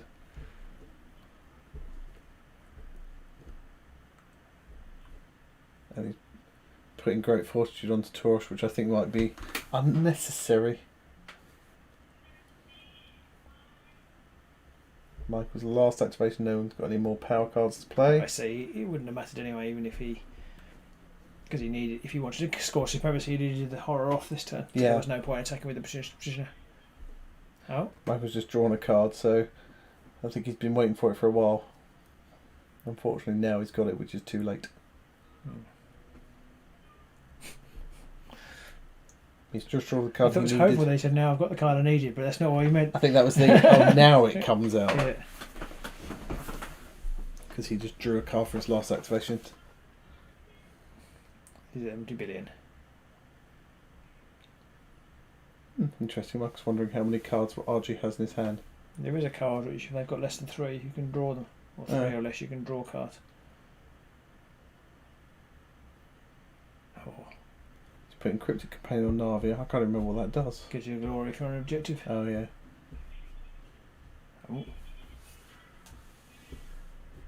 Oh, he's got the one which is give everyone a move of 4 and make everyone a hunter and a quarry.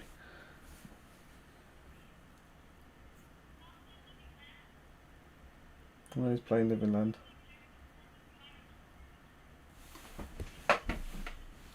He's stealing the objective away from the blue horror again and giving it back to the prince.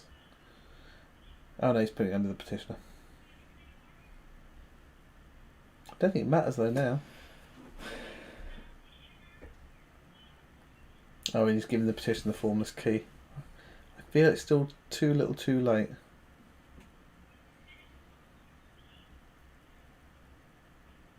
So all he gets at the end is the formless key for 10. Yeah, so 3 absolute stillness until the end there. Absolute stillness is worth 2, isn't it? Oh, it might be, yeah. We can't see on there. So 10, 16. 60. Oh, 17 was Cryptic Companion, yeah. Oof. No. That was the score we had, guys, just so you know. 17 to 10. Yeah. So 17 plays 10. I feel like so I'm just going to jump out of here so we can't hear them talking, so we can keep talking a minute. Michael's just said that RG has a good deck. Yeah. Yeah, I mean, he does play those eyes and eye very well. jump out that to you in a minute. Ooh. Ready for action! I'm not sure I fancy RG against the Aurochs. I think he has to play the Aurochs. Has RG got to play the Aurochs? I don't know because he's won all 3 games, so he is through. He is unbeaten. That is, I mean, I feel like the eyes. I mean, they play objective play really well, and that's one of the good things about playing Championship mode is that objective shenanigans is still alive and well there, but it definitely isn't so much in Vanguard.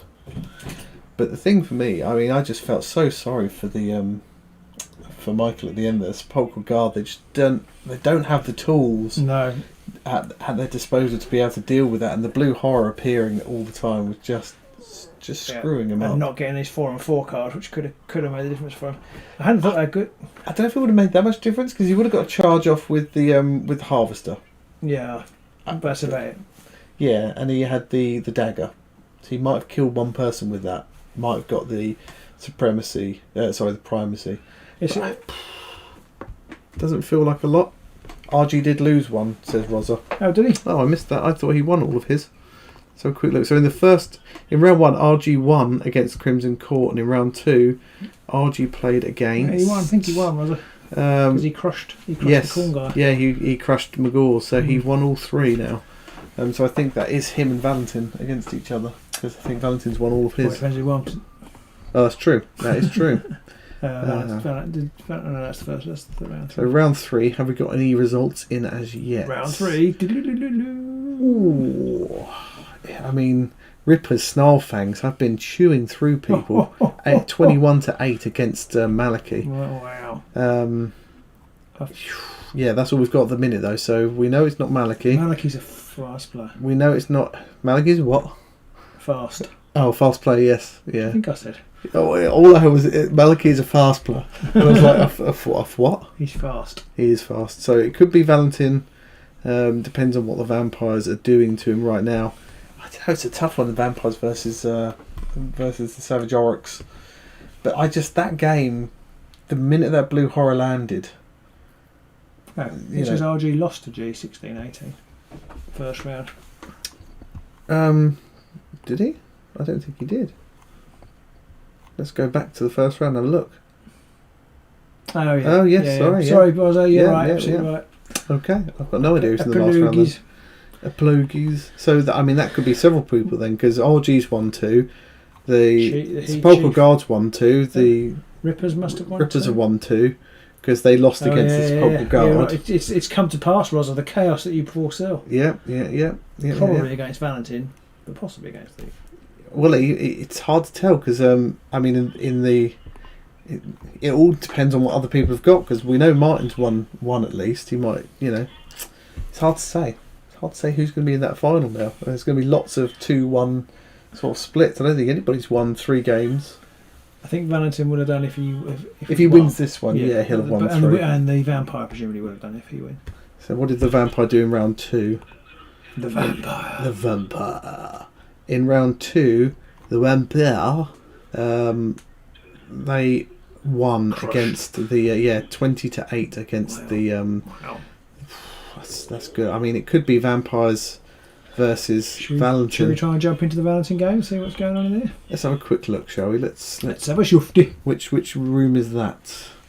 Let's have a look. So Valentin is on table 1, obviously, against Guillaume Boisson. I have no idea if I pronounced that right. So let's jump in and have a look. Here we go. If a name like that, he actually could be a vampire. Could be. Here we are. I mean, we're in a similar situation. We've joined, and he's got 7 glory. I mean, the other guy, Vamps, could have 8 possibly, but he's only got 1. No, he's got 2 Vamps left. They've got 2 each left. Let's have a looky-loo here. It's 2 apiece.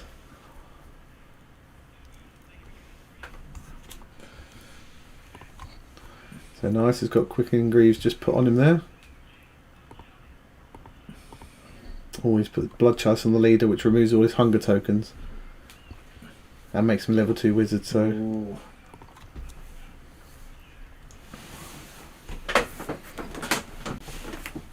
jumping a nice onto an objective. And his leader's inspired. This presumably is right at the end of the game. This was in the second round. In the second round? Go Yeah. on. Fun it's slow.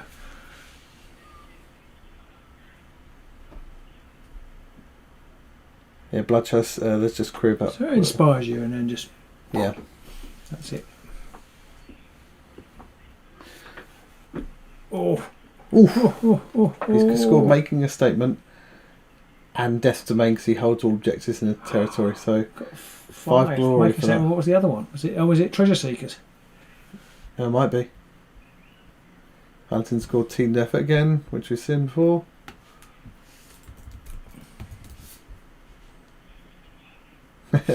Valentin's now seeing if he's got Underdog as well. Valentin's only scored 3 objectives, so he's got Underdog as well. I always forget that second condition for Underdog. Yeah. Yeah, he scored Treasure Hunter. Treasure Hunter. No, Death's Domain is 2. No, he didn't. And is it? No, it was... there's holding all the objectives in someone's half. Could have been Treasure Making Hunter. a Statement is 2 though. It's 3. Yeah. But yeah, he's got 5. Death's Domain is 2 glory. And what's Death's Domain?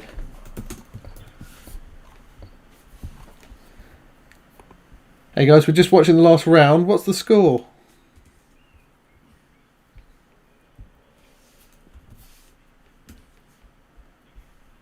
$14. 11. Wow, good luck guys.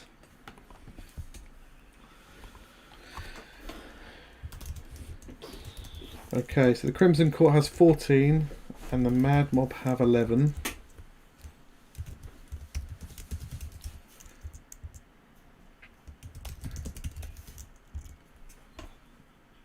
So here we go. The Vampires are choosing to see if they want to go first. Here we go. I can bring up the scores again now. So here we go. 11 plays 14. Could be, I mean, 2 apiece.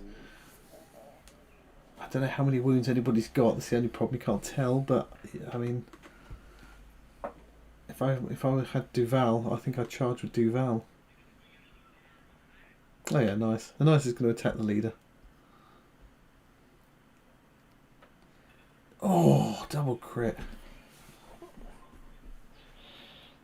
Oh, the leader's dead, so he was already wounded, so he's got primacy under glory.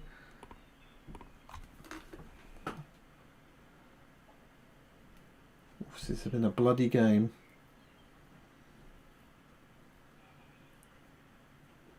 Oh, he can take all of a nice hunk counts off. Not that it matters now, because he'll inspire at the end of the round. And...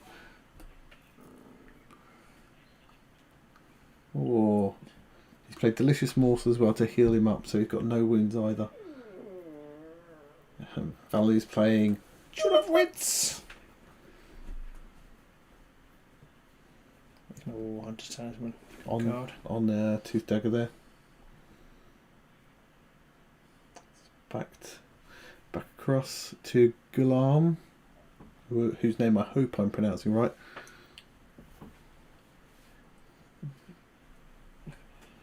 Guillermo, I think.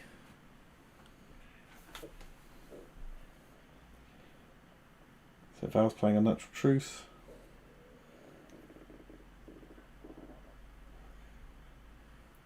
I was putting Strength of Terror on Tooth Dagger.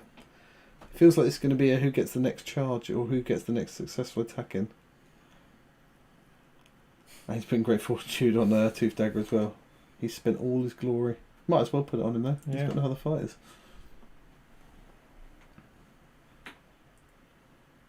Oh, okay. Oh, he's not putting on him to give him 6 wins. So he didn't put Great Fortitude on him anyway. I can see what Val's approach is here. It's a crit and 4 swords.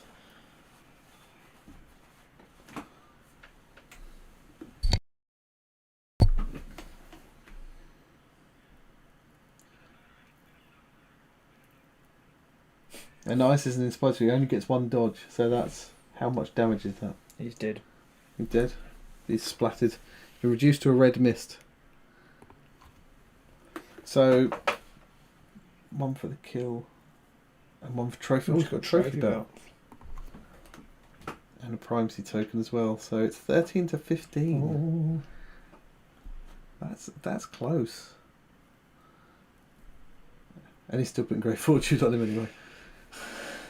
I mean, I don't know what cards they've got, but it feels like running Prince Duval away could be the answer.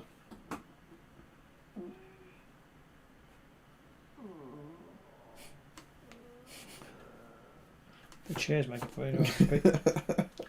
Creaking away. Go in the corner over here. That's kind of what I think I'd do. So he's giving Outrun Death to Prince Duval. Okay.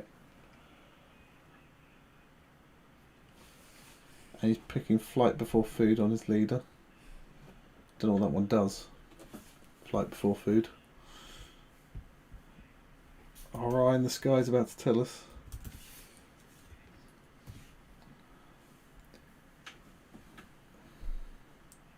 Flight Before Food. Remove all hunger counters. This fighter is a quarry. The fighter is a quarry +1 move, and this fighter cannot have hunger counters. Okay. So it's the least hungry vampire in the history of vampires. He's basically just run Prince Duval right over in the corner. He's got Proud Runner, so we've got Wow. the primacy back. He's a fast. He's passing the past. I don't know if he's far enough away from Tooth Dagger. I feel like he would have been better. He had to get He 5 had to get- hexes he had away to get though. 5 So. hexes away, yeah, because I think he'd have been better down here, wouldn't he? Yeah, I think he would have been better in the Better. bottom left hand of his side. Especially with the blocked hex. Yeah, Here we Primal go. Cunning, yeah. we saw this last time round as Yeah. well. Primal Cunning to push Tooth Dagger forwards a little bit. Yeah. But I don't know if he'll be close enough still. Oh no, he's obviously got another plan. So he's shoving Tooth Dagger a lot. I guess he's got the all your Yeah, fighters in bold deeds. There is a few cards like that. Yeah. So what is it? 13 plays 15. And Val's got primacy. No, Galam's got primacy back again.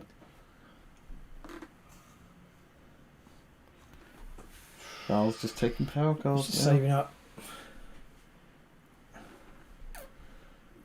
And he's Oh, got, that's here we why go I did for that. one And he glory. can still probably reach. Well, maybe not. 1, 2, 3, 4, 5. No, maybe not. So he's drawing another card, so it's 14 to 15. But Has he got, Galam still has has he got primacy. some speed? Or does he want bold deeds?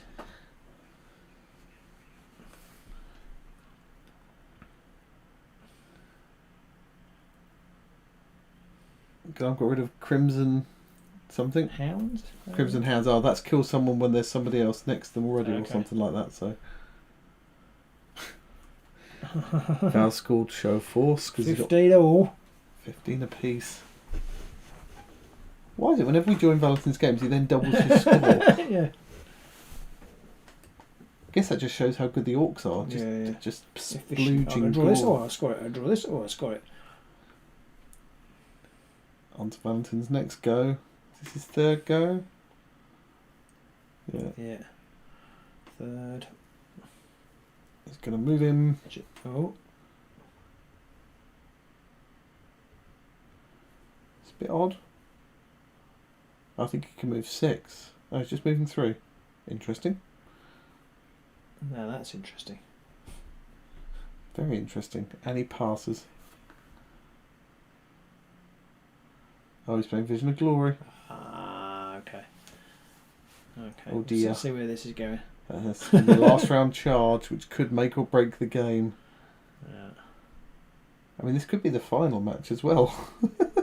Vamps versus Madmob again.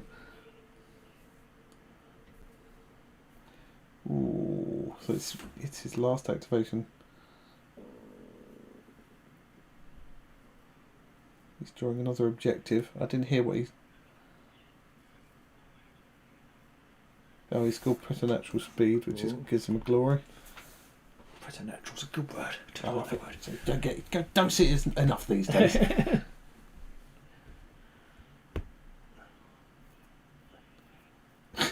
He doesn't have anything to play though. Like a big piece of metal to put in the way.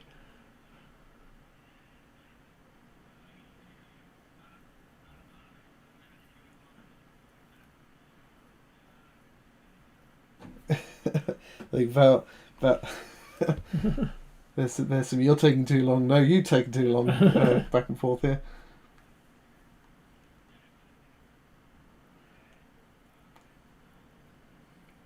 Oh, Val nearly forgot to use his Visions of Glory. Or has he realised he can't do something he wants to do? He's only got one objective. He's only got one glory left. Is he just? He forgot to play his Vision of Glory reaction. Oh, I mean that's.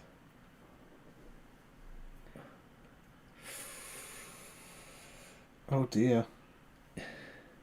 In his haste, Val has oh, he's playing Feign Strength to steal primacy away.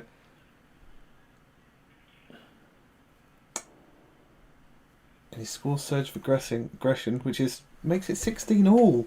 Oh my god! In Val's rush to get through the game, he completely forgot to play. I can't believe that. That's painful.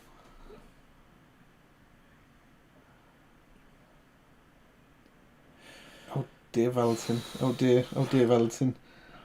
This is down to the wire. It's 16 apiece.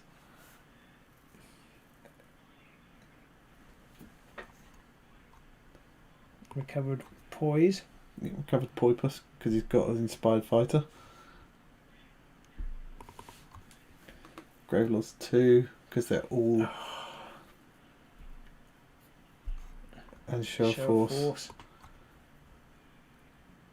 So Val, I don't think Val scored anything.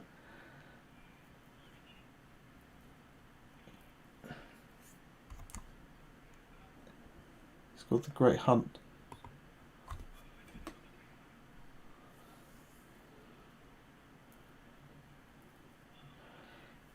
That's one glory for one or more.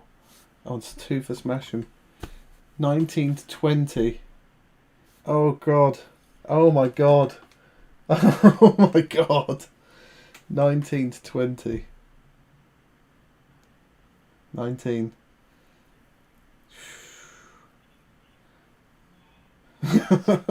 19 to 20. That was Val is beating his head. He's beating his head literally. Like a true savage orc. And figuratively tearing at his hair. Well, oh dear. Right. We're going to jump out of there then, and we're then going to go back on Hull whilst we just wait for the final rounds to set up. So there we go. We'll be back in a few minutes once we get the last round setting up.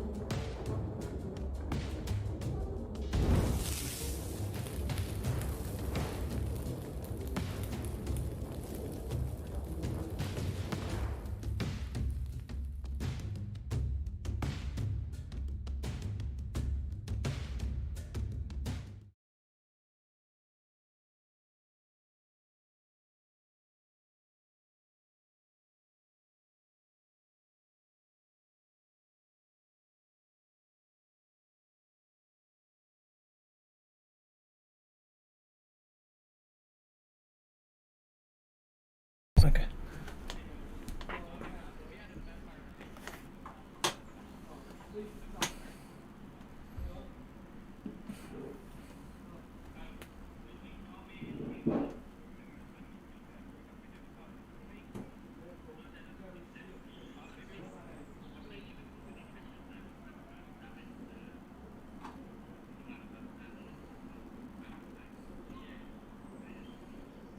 Good luck, guys. We're watching this one, so good luck.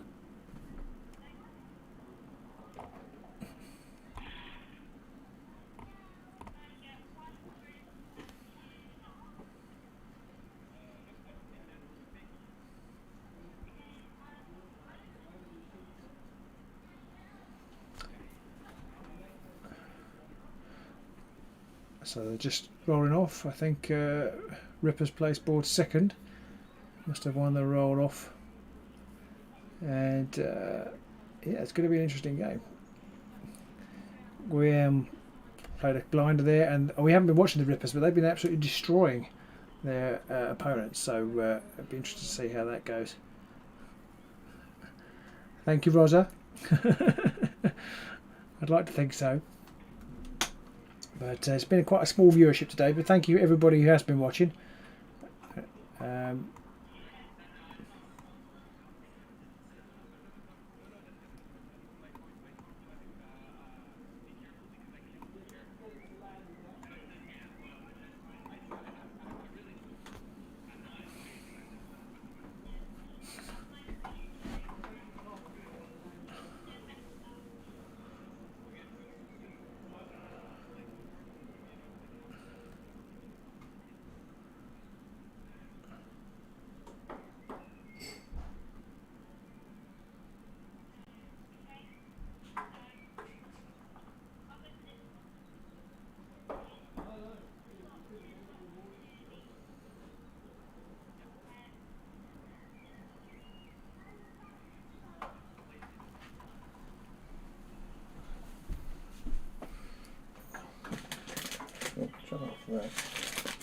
Superstar, thank you. Pete's bought the tea. Thank you, Pete. We've got a proxy board in this one. Proxy board. You can't see that on camera, but Guillaume hasn't got all the boards, so he's proxying the board. But and the Rippas player is the son of somebody whose voice I recognise, but don't know who it is.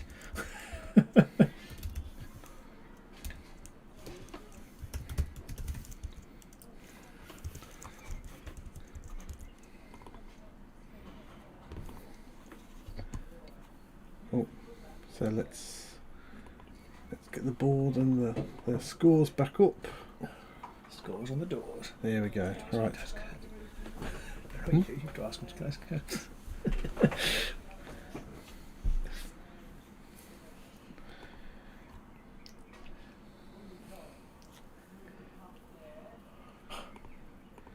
Is it possible to close the curtains, Chief?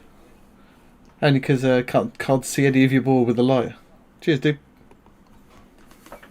There we go. We have the power of control. Oh, there we go. Oh, there we are. Brilliant. Awesome. Fantastic. Thank you very much. It's these he muted me and then unmuted me. It's these film directors. They're very choosy and picky. More light, less light.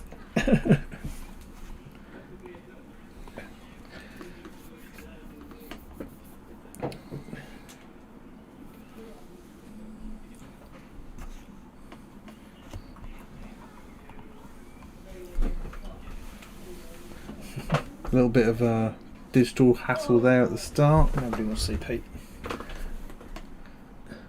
Brother says that he's pretty sure that's the same Smees of Paul Burton's. There we go. Okay, I do recognise the voice, which will make it more likely Paul's. So we have a proxy board here. Robin's already mentioned. So they're not quite the same, but I think they're for the most part they're the same. I think what he's done is he's drawn it. Brilliant. So he's got a white hex pattern, and then put in starting hexes, starting positions, and that's a good idea. It's a good idea. Yeah, if you that's actually anybody who's watching this back and isn't sure, I'll just quickly jump over and show you what Galam's view looks like. And And you can see he's just got this white board here with the thing, and you can mark the starters and the lethal hexes and stuff. Works quite nicely. So anyway, let's jump back over. What you really want is a magnetic hex board. Don't get me. And a new. I can't get any more wrecked than I already am, Robin. You're just gonna have to. You're gonna have to leave that there. That's what happens when we get in a room together. Yeah, that's true. Doesn't matter what you say, really. Or magnets. That's it. Talk dirty. I think you are right, Rosa. He is the child of one of the other players, I believe, but I can't remember. Yeah, I recognise his voice, but yes, we reckon we can hear. By Dice Tower. Rosa reckons it's Paul Burton's son, so if we just quickly join their channel and go, your dad Paul says, we'll freak him out or something. I doubt that. Especially if his dad isn't Paul. Sorry? Especially if his dad isn't Paul. So they're just sorting out their objectives here. So I think, are both of these warbands undefeated throughout? No, they've both won 3. No, both won 2. So they must have high score and glory. I think. Because Rippas only won. The vampires are undefeated. Oh, okay. So Rippas have won 2. They won but 2 it must be the size of the glory difference. Rosa's rooting for the chief. The chef. The chef. The chief. Chief. I think we're all rooting for the chief, to be honest. Shut your mouth. I'm rooting for the vampires. I see that the vampire player Where's is into the glory hole when you need him? Not into the glory hole. Set the tempo. Rippas player extraordinaire. Yeah, we need him to be commenting on what the best players, because frankly we haven't got a clue. Not just about Rippas though, to be fair. About all. You might want to watch.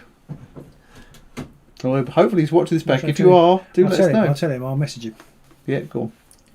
He'll be like, it's 3 in the morning. Well, it's not 3. It's not even, he's in Canada, so it's not. It should be a nice time if he's not too busy, which he probably is. Yeah, I mean it's Saturday. Yeah. And it's I was going to say sunny weather, but it might not be where he is, obviously, because that's how things work.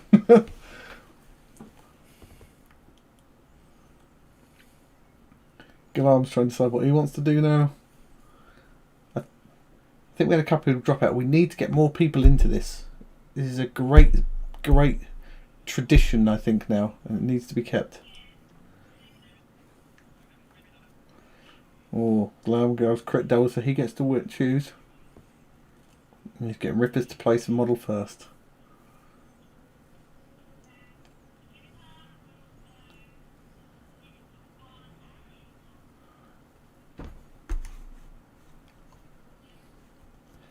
So Rippas going next to the one of the blocked hex. Now Glam's trying to decide what he's doing.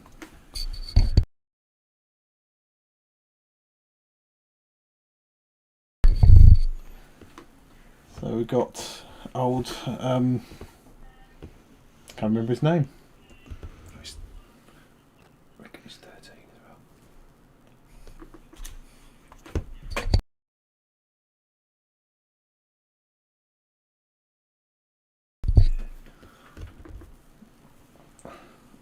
I can't even remember what his name is. Is it Gavin? There's Prince Duval. No, Gareth. The model he just played. Gareth. That's Gareth. it, Gareth. And we'll stab it going. Stab it, lick it, twist it, flick it. Barbeard.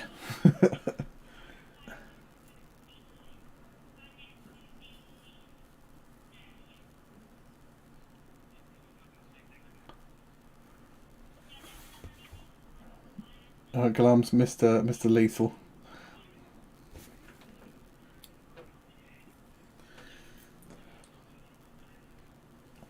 He's prepared. He's already got the hexes already. Yeah. That's a good idea. Is, anybody who hasn't played and is thinking, I don't have all the boards, I don't know what to do. This is a great way of doing it. Yeah. Or you could, if you could be bothered, you could possibly print it out on some A4 pieces of paper from Underworld's DB. Yeah. Just put in a nice right at the front and Velas right there. It's offensive. It's going to be a bloody game. I think this is going to be as bloody as the Auric Vampire Crimson Court game. So Galam rolls 2 singles.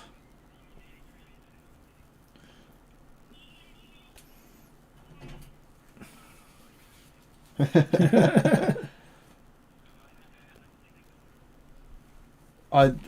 said it in the other game we watched with Michael. I I'm loving seeing younger players in this and getting involved and mixing it up. So Stabbert's charging.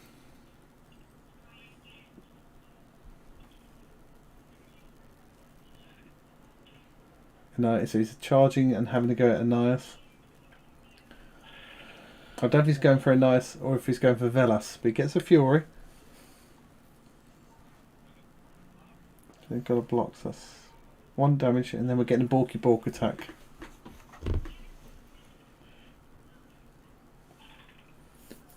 Gets a crit. Oh, Wolf crits it.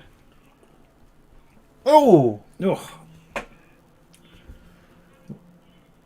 Wow. So that's who's dead?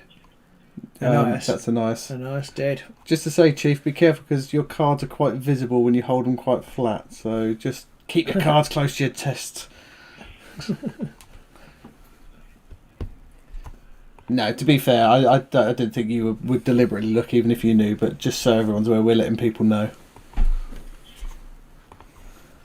That is one of the struggles of this game. You're so focused on the game and everything, you could quite easily show your cards off. Hey, it's Matt. He's in. He tunes in and he gets a Snarlfang crit. Coincidence? I don't know, Matthew. It's the War Force or whatever.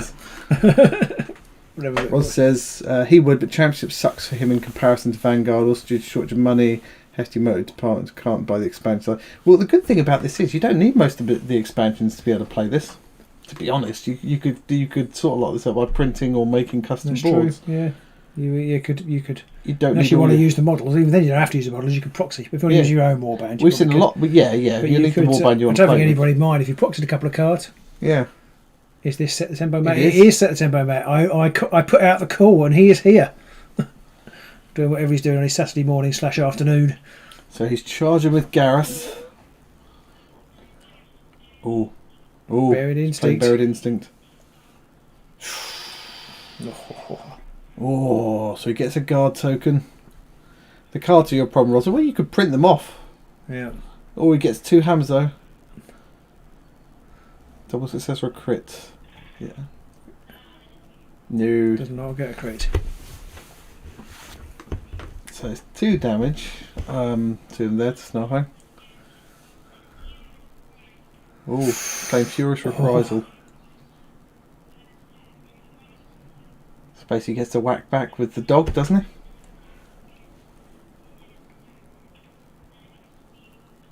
And he can reroll one of the dice. It's just a Snarlfang attack, isn't it, with this one? I think you can choose. Oh, okay, yeah. I guess go with the wolf because the bow sucks a little bit. He's got crit. And just to block, that's 2 damage to Gareth. I think Matt is sitting there nodding. Matt is nodding. So this is how you win with Rippas. This is the way. This is the way, says Matt. This is the way.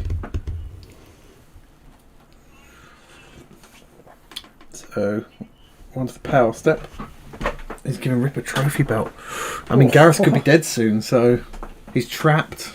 And he's got assists. He can be driven back. Yes. He didn't drive him. He couldn't because of the guard. He chose not. Oh, yes, he was on guard. So he couldn't drive him back. Clutch draw, that, isn't it? Stop you being pushed back and then bite your face off. So it's only his second activation. There's already a vampire dead and 1 very injured. Yeah. And he is charging with Rip. Trapped. So he's having to go at Gareth. Double crit. Oh, that's a dead Gareth. Wow. And 1 for trophy belt as well. So he's up to 3 already. And he is apologising for the crits. Don't apologise for the crits, man. The dice turn on you at some point, believe me.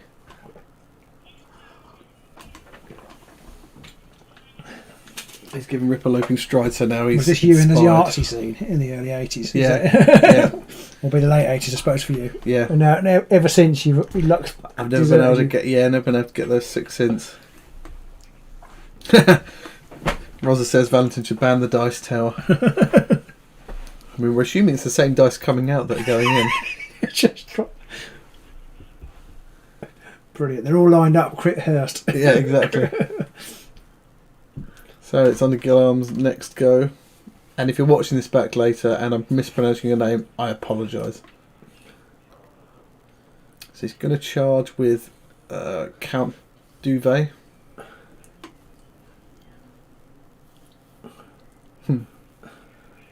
Above 50%. They're currently above 100%, I think. Charging into that block, into that trap text, which is So interesting. it's just presuming to attack the one he's already attacked. I guess. 2 hammers. He does need a crit. He didn't get it there. Can't get crit all Which, the to time. be fair, I think if he rolled another crit, that'd be a real. Well, his camera go off. We can hear his smashing and bashing and stuff like that. Okay, so he gets a glory for that one. Yeah. No objective scored though. He's now working out what he wants to do in the power step. So we've had, what, 2 activations each, and we're down to 4 minute models. It's been pretty insane. I'm assuming he's removed all of the hunger tokens from him. He can't do anything else now. He's not got any fights left. He's already down to drawing power cards. Yeah, he is, isn't he? So let's go on. Next go. It's his 3rd go, so I'm guessing he's going to draw a power card on his 3rd go. Oh, he's putting power run on fast. Yeah. So we'll steal the primacy token back in a minute, but he's got 1 turn left, so I'd wait. Oh, it's his 4th. Okay. Running over to objective 5. He's attacking Ripper, so that will inspire Stab It, or Lick It, or Poke It, whatever his name is. 2 hammers. He's not going to inspire very easily with these guys. Oh, it's another crit. He's got to crit again. Oh my god. My word. Oi, oi, oi. Can't push him either because he's inspired, because he's rolled double crit. He has stolen primacy though. He gets Surge of Aggression. So he's got 2. And gather momentum. Scores gather momentum, yeah. And preternatural speed for another one. So that was a good charge. Yeah. They would probably could have done with it yet another double crit. It's easier to score the preternatural speed when when you've only got 2 fighters left. Yeah. It's much easier in that situation. That's obviously why he charged to where he did as well, because he couldn't get any other way around. No. I don't think. Roz's comment there is exactly right. That's just, well, okay. Action-packed first round here. Crits everywhere. Mainly coming out of the dice tower. Yeah. I've seen a lot of crits today. Valentine's crits. His crits have been on fire. Yeah. Power His card last activation, he's drawing, yeah. I think you're right, Rosa. I don't think we're going to have any four game winners. Well, you never know. He's playing Commanding Stride on Ripper. And just plop him onto back a there. bit. Reversing the wolf. Beep, beep, Get beep, out of the way. beep. Get out of the way. Move. Makes sense. He's got a ranged attack now. He's inspired, so it makes sense.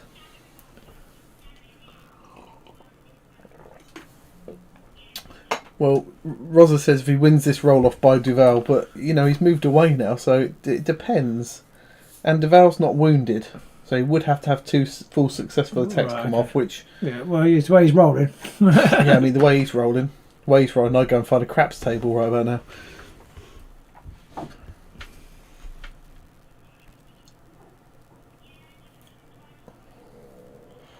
Oh yes, he's got his 4th activation still. I was right, he did have a 4th activation still. I think he thought because he was on his 4th fighter Okay. that he had done 4 activations, but Anais died like first turn. Without doing anything. 2 swords isn't that accurate though, Rosa says. I mean, Rosa's saying 2 swords are pretty accurate. I'd still rather have 2 hammers. But he is trapped, which does help a lot. Depends what I was doing. I Yeah. was trying to put a picture up. I'd rather have 2 hammers. Fighting off the undead, 2 swords is always better. Yeah. I don't know, 2 hammers could be quite useful there. Oh. Got Great. bold deeds. Bold Wow, so deeds. that's 2 or more in one enemy territory and all of them in enemy territory. I think one was a Ripper specific Ah, one. okay. Matt will probably tell us if so. So he scored 4 there, so he's got 7. He's not playing any upgrades. He's going to give Ripper scavenged armour. Scavenged armour. Oh, I can see that he has got the +2 move card in his hand. Mind you, in this situation, that means nothing really. 2 swords into 1 block is under 50% hit, but what happens, Matt, if they're blocked? Or if they're trapped, rather. Scored a Master of Many Paths. Good card for the vampires. It's perfect. Oh, I'm a vampire. Oh, I'm a hunter. Oh, I'm a caster. Oh, I'm a leader.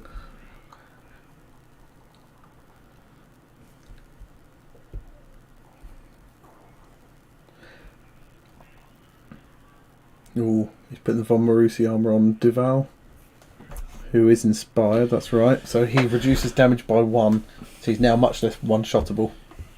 Could have been Cruel Hunters he scored. And he's put great strength on him. Sorry, Robin? Could have been Cruel Hunters he scored. Yes, 2 or more Matt's enemies. just said that. Okay, 200, yeah. Bold Deeds, Cruel Hunters. Yeah, that's a good combo.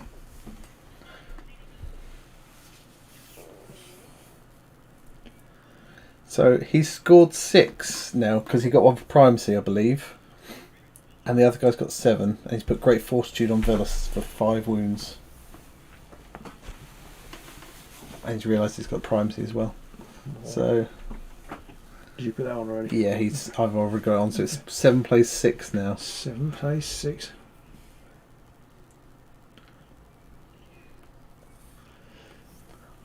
Roz has to go at 10 2. Will you be able to catch up with the rest of this later, Roz? You'll still be able to watch it later on. Or there won't be any fighters left by the end of the next turn, so you Yeah, might, that'll you be might be in dead. luck. Yeah. So they're rolling off for round 2. How many crits will he get on this one?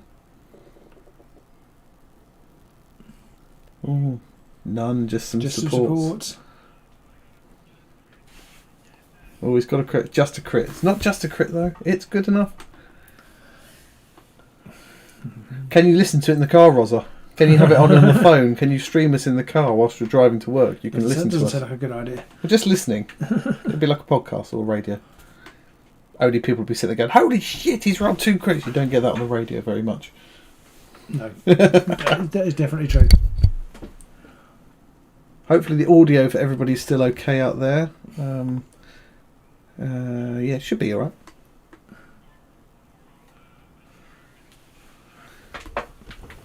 Oh, he's already sizing up. How many wounds have people got? That's my move. That was Proud Runner. That's 1. So that's a move. Eh? How many move? Oh, move. Yeah, Sorry. 4 Okay, 4 so I and thought 5. you said how many wounds. 4 and 5. So he's trying to work out what he wants to do.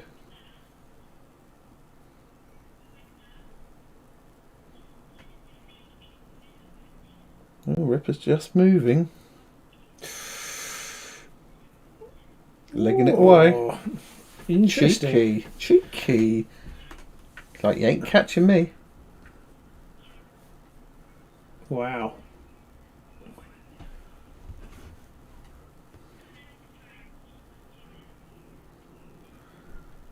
Smother Wow. the underworlds in vampiric blood. Oh, it's called cover ground. Nice one. Ground, Go on. cover ground. So it's 8 plays 6. Covering the ground out of here. I mean, I think it's almost a given that Galam's going to have the primacy token at the end again. Oh, he's going to stab it. Tight defense, whatever that is.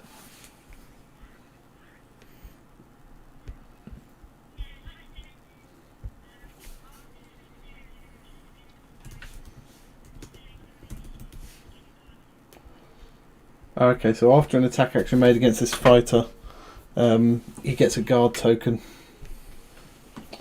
That's a restricted card. Yeah, it's a nice attack, but it is after the declared attack action step. So Yeah.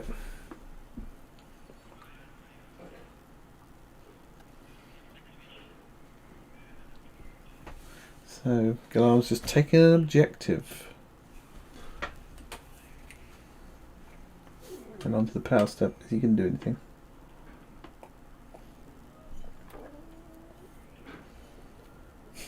He's not sure. He's not sure at all. It's cagey times. Oh, his Trophy belt's gone on. Interesting. Interesting. Oh. Stab it's got Vision of Glory. Well, what's interesting is going to stab it. Yeah. I'd be tempted to give it to Rippas to charge him back in. Yeah. Seems he's got to move a 7, he could dictate where and when he does it. Yeah. Interesting.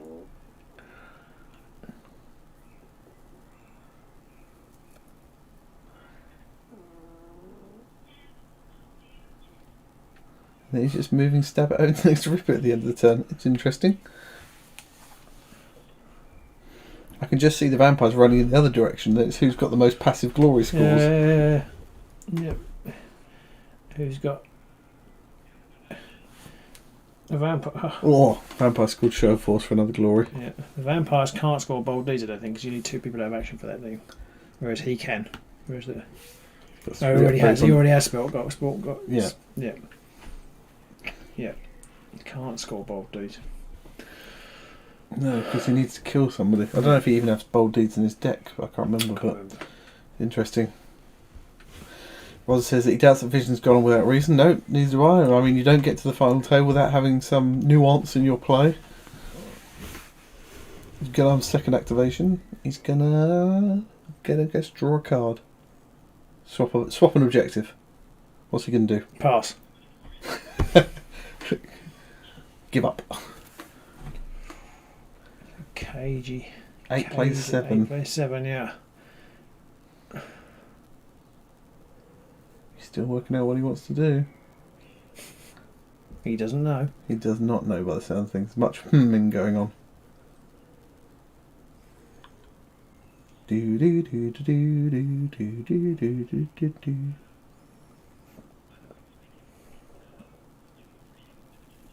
Ooh, he's only moving Velas 3 onto objective 3. Okay. He's got the ones which is hold all the objectives in your opponent's half. Which, yes, he has. Which 1, 2, 3, There's 4, another one 5, there. 6, 7. He's not necessarily safe for. He's distracting Velas away. Oh. Further away from him as well, so he's clearly I possibly would have held on to the distract till near the end, because now he's got a chance to maybe get her back on, possibly, but you never know.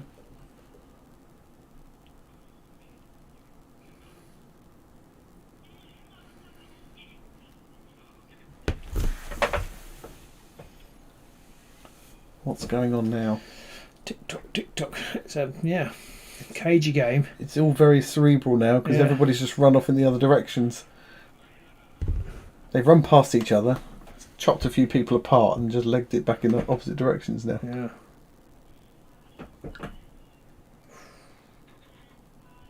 So Chief's third go for the Rippas. He's going to draw a power card. And he's getting rid of the Vision of Glory to remove the move counter. See, Val, that's how you do it.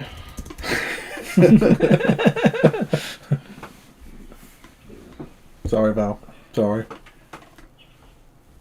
Although, from what I understand, in the last game, the vampire guy had a spell that would have put a move token back on the Auric anyway, so it didn't matter that he forgot to use his reaction. It's interesting he's that because he's not inspired. Oh, he is inspired. That one is inspired, isn't he? Yeah, they're both. Yeah, they are both now. Yeah. Galam is drawing a power card.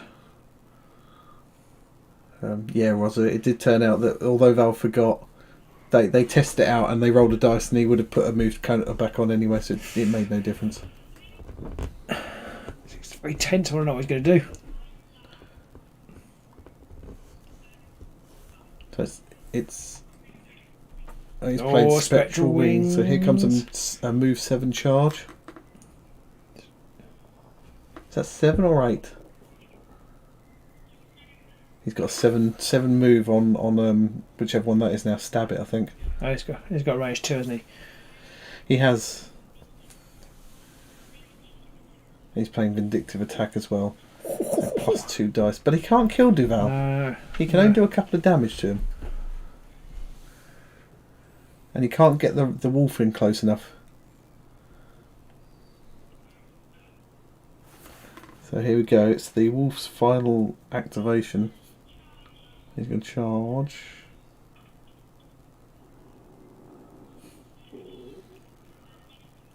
I'm glad to see that he moves like I moved mine. You have to touch them in each hex or it doesn't count. You can't just count the hexes out and then move it across. That just doesn't feel right. He's 13. I do know what you mean there. 5 fury. Yeah, he's got 3 normally and 2 extra. He's missing a fury dice. Oh, it's behind. It's behind his. It's behind his. Oh, his crits. They haven't failed him. Run out. That's what happens. You hate to see it. Well, I don't, but yeah. Not when it happens to other people anyway. And he's passing power. I'm not sure what he was hoping for there. It's an interesting one, isn't it? It's curious. Because he could have reached with Ripper if he'd given him Visions of Glory. Although he couldn't have activated him again, could he? Oh, he could have put him on guard. He could have put Vision of Glory on him all over. Yeah, but then you have to activate. Don't you only react after you've activated the fighter? No, you just react after an activation. Is it an activation? So he could have put it on Ripper. Yeah, because Ripper moved 9 as well, so he could have really... That's what I was confused by. So he's charging with Duval now for his 4th activation onto an objective hex. John Grant is finally on from the Duke of Edinburgh walk. We are coming into the end of the final... This is the end of the second round in the top table final game. Crimson Court versus Rippas, and it's cagey. Guns rolled a crit. He does No not get a crits crit this time. 3 damage to... He's tough. He's not dead though.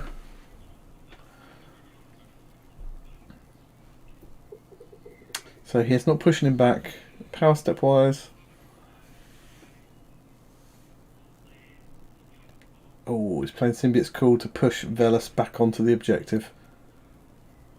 So it probably didn't matter. Oh, he's flipping it. Oh, okay. Yeah, he's flipping it because it doesn't matter if he's standing on it or whether he's just holding the only one. Yeah.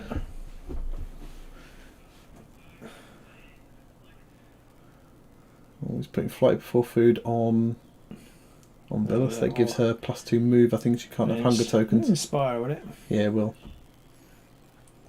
Oh, +1 move.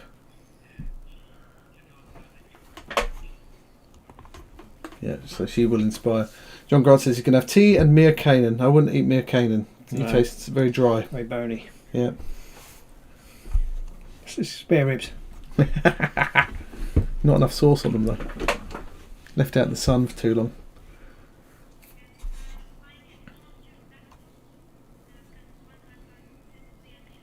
Oh. Yep, so he's doing Master of Battle for 1. And he's got loaded with plunder for another 2.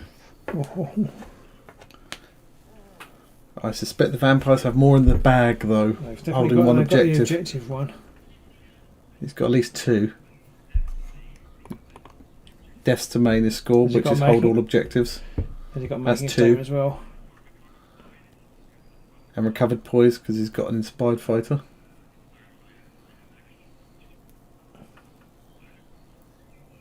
Yeah, they're both inspired now. So that's it though. 11 to 10. Getting rid of centre of attention. Now we know he has making a statement. Yes. So it's whether he can control that objective. Because that's pretty much good. Well, Ripper can't get back across the board to it, can he? Because he's got to move a 7. 1, 2. He can't get next to it. He can be close enough to make his bow attack, but that's it. Yeah, which is not much good. It's on to the last round. Crit and 2 singles for Chief. Low calorie. Mia Kanan. Crit and a double, so... He's going first. Again, he's trying for that... I don't think he can kill Duval though. Velas has 5 wins he's just asked about, so... Sure, and he's got to take a big bite out of I the... don't think he can take either of them out. He's got Beast Trail. He can... oh, that's true. Teleport to anywhere. That's pretty true. much.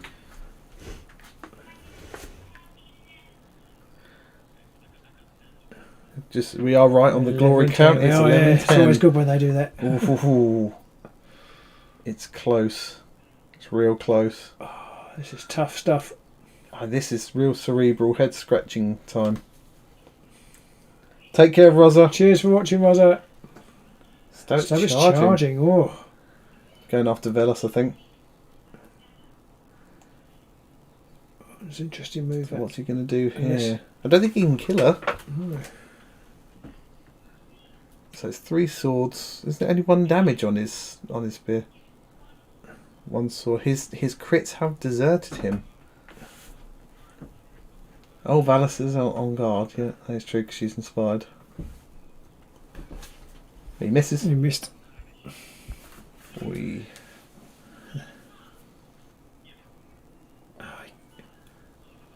He can't push her into the lethal hex. But he's on the other side of the lethal hex anyway. He completely that's a missed. lethal hex now. Oh, that's a good lethal, point. the That's a objective good is a point. lethal hex now. Good point. I don't think it would have mattered though. Wolf gets 1 success on his boity boit. He gets a crit defense on that one. Oh no no no! Oh no no no no no! Says Chief. It's not gone well for him. Oh. He scored Show of Force though, because he has enough upgrades. That's 12.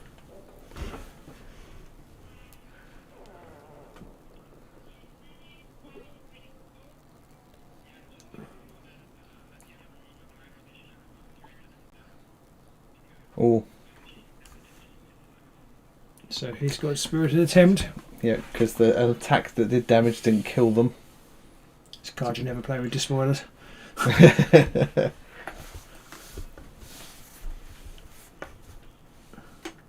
Yeah, I never take it when I play vampires because we always end up in that situation where it's like, right, I'm just going to beef up this fighter and 1-shot that one. Then I'm going to beef up this fighter and 1-shot that one. It's like, oh, come on! He's put great fortitude onto Stab It over there. I think he's mostly going to draw cards or dump objectives, Galam. I don't think he can kill. Oh, he could kill Stab It if he charged with Deval, but that's... Stab It on guard? No, he's not. So he can't he chop her with Vela and push her into... Oh, true, yeah, Velas has the cleave and the ensnare as well, which is Yeah. pretty nasty. He's got 3 activations as well. 4 activations 4, rather. yeah. So But if he hasn't got that objective in hand, he might want to fish for it. he's Charging charging with with Deval. Deval. Interesting. I guess he gets the single assist as well. Yeah. Oh no, he's charging the other side to make him trapped.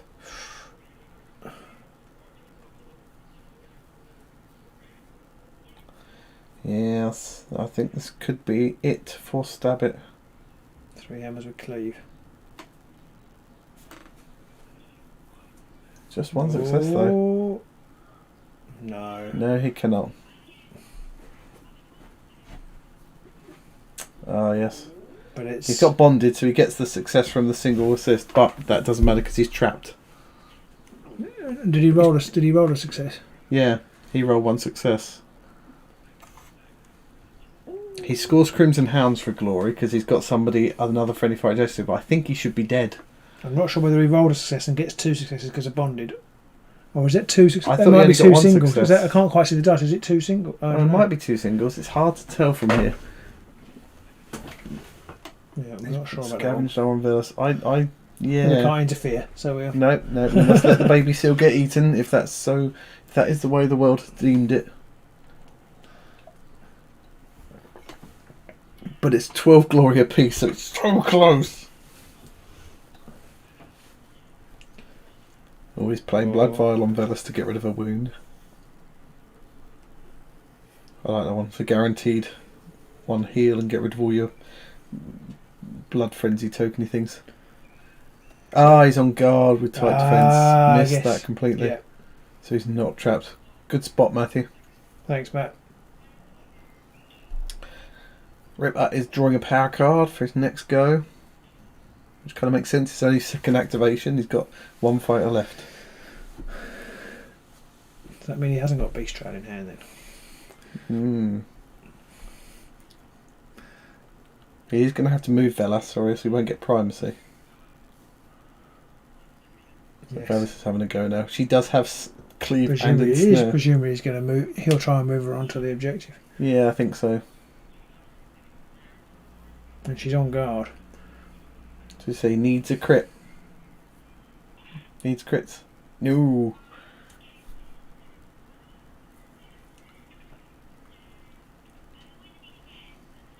Oh, he's playing narrow escape.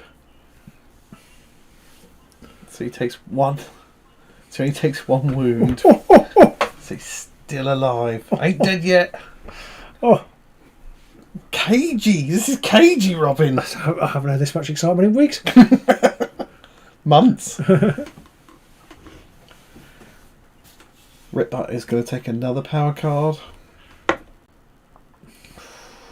This has been a bitterly well fought final. Passing in the power step.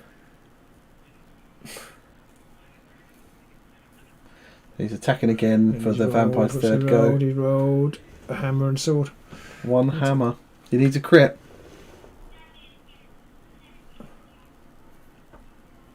Oh, he gets a support. He ain't dead. Christ. Wow. That kind of sucks, Gordon Emerson. That bonded is Bonded vital. has been absolutely vital. Oh, Oh, so Ripper's moving about 9 now. move. 9 move. So he can get next to either one, I think. If he goes to next to Velas, though, he will have to go through 2 lethal hexes. What you should really do is charge him to the objective. But Yeah, I mean, that's possibly the best move. yeah, But I don't think he knows that. He doesn't know that, yeah. Yeah, that's the problem.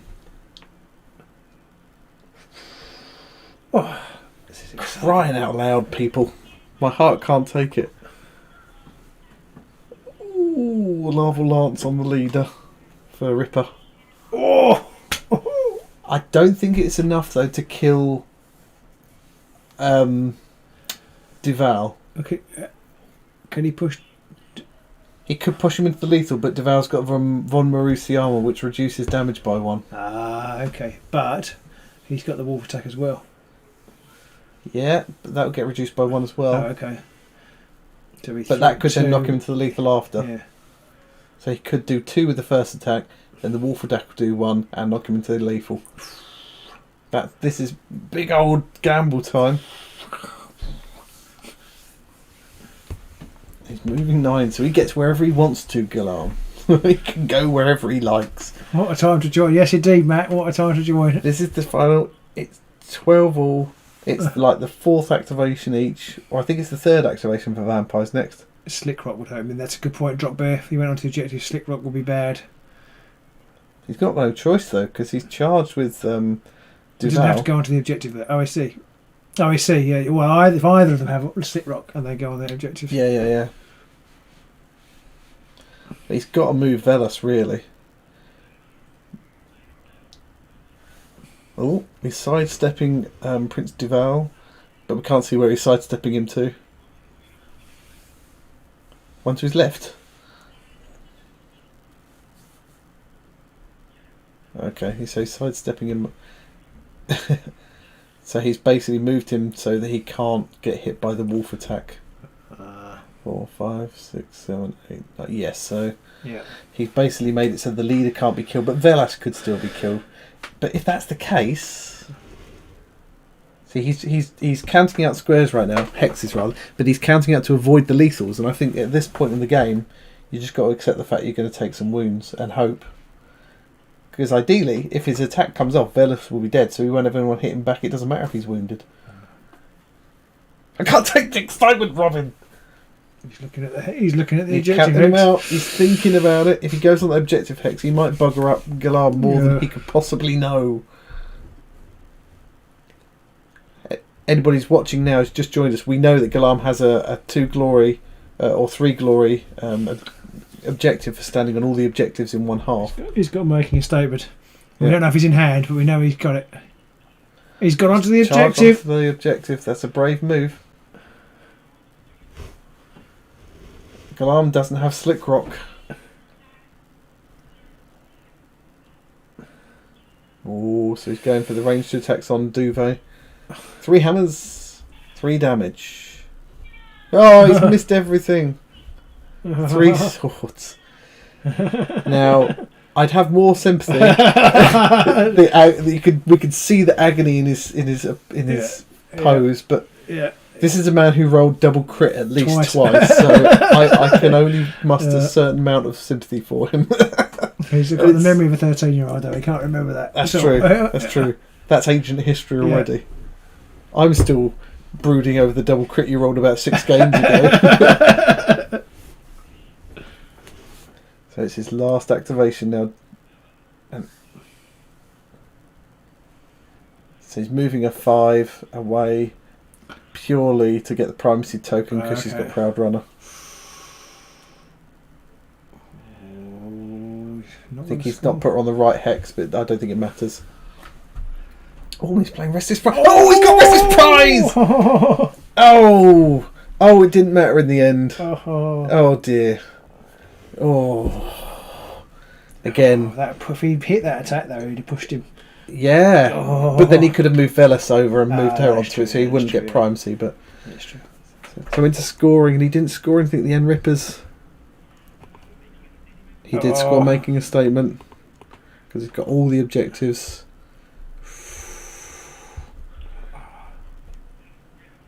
And he's got Gravelords for 2, and he's got 1 for primacy. It's 18 at the end there. 6 glory. Ouch. Ouch, ouch, ouch, ouch, ouch, ouch. Ouch. I just want to say, guys, that was the absolute best match we've watched today. That was fantastic. So you both played insanely there. Well done to both of you. That was fantastic. Yeah, well done, guys. Really good.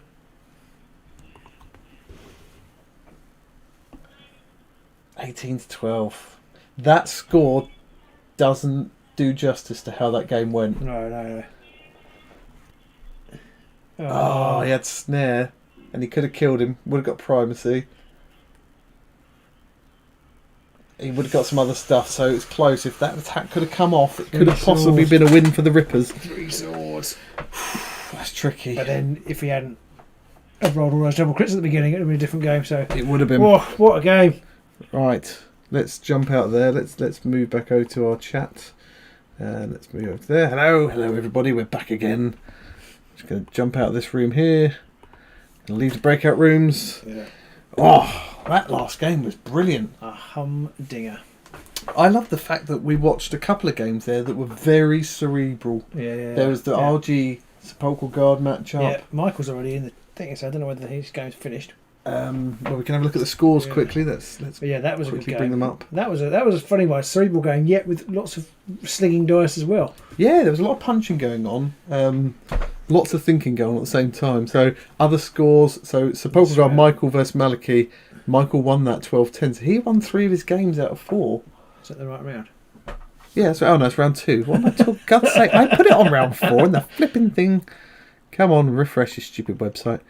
So wow, holy crap! So the Sepulchral Guard versus the Skilly boys right here. So Skillies versus Skillies. Martin won 28-23. Wow, I think I've ever seen a game with that aggregate glory. He's got cleave. He's got whippy. I can't remember the word for it. What's that word for it?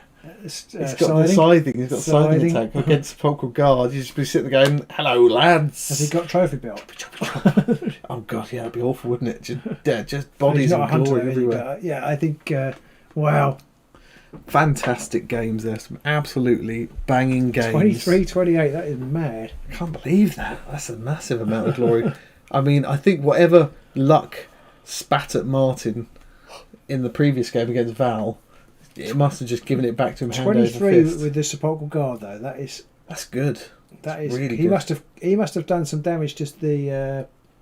Yeah, because you can chop out the Mortex quite nicely. I mean, you've got the champion and the Harvester both do 2 damage, which is enough to one-shot the Mortex. 23 plays 20. I wonder how Interesting, many boards in were that left. matchup, haven't they both got that card which makes you everybody movement 4? They do, You yeah. play that in different rounds. It could be Which benefits the Sepulchral Guard a bit more, because I they think only it move does, 2, whereas Yeah, the yeah. Mortex move 3. So, I mean, that was wow. those are some great games. I'm really glad we got to watch those. Yeah, I'm slightly sorry we didn't watch the 23-28 game. Yeah. Yeah, that's my only regret, that we can't watch more games, having multiple games at once. We kind of had to do the top table though. Yeah, we did absolutely. I mean, I wouldn't miss that game for the world, but 23-28, that's mad. And that other score, 18-12 at the end, doesn't do justice to how close that game was. It was so a knife much, edge at that game. so much thinking going on, and Yeah. I think, I mean, at the end, he still would have scored 5 glory, I think, because he still would have got the 2 for the vampire specific hold all the objectives in one half, and he would have got the 3 for the hold all the objectives in your opponent's half, because he had the or would he? Because if he'd have killed Duval, he could have moved on with Velas, so he could have got that either way. He wouldn't have got one for primacy, but if Chief had managed to get off his attack and killed Duval, because he had ensnare and stuff, he said he had a few other things in hand, so he would have got primacy, he would have got a kill, that would give him a couple more, couple less to the other guy. It already starts to close the gap up. It's only about 14-17, and if he had some other stuff in hand, if maybe. he'd done the kill, because he wouldn't have had 2 fighters alive, so that would have been 2 less glory. Yeah.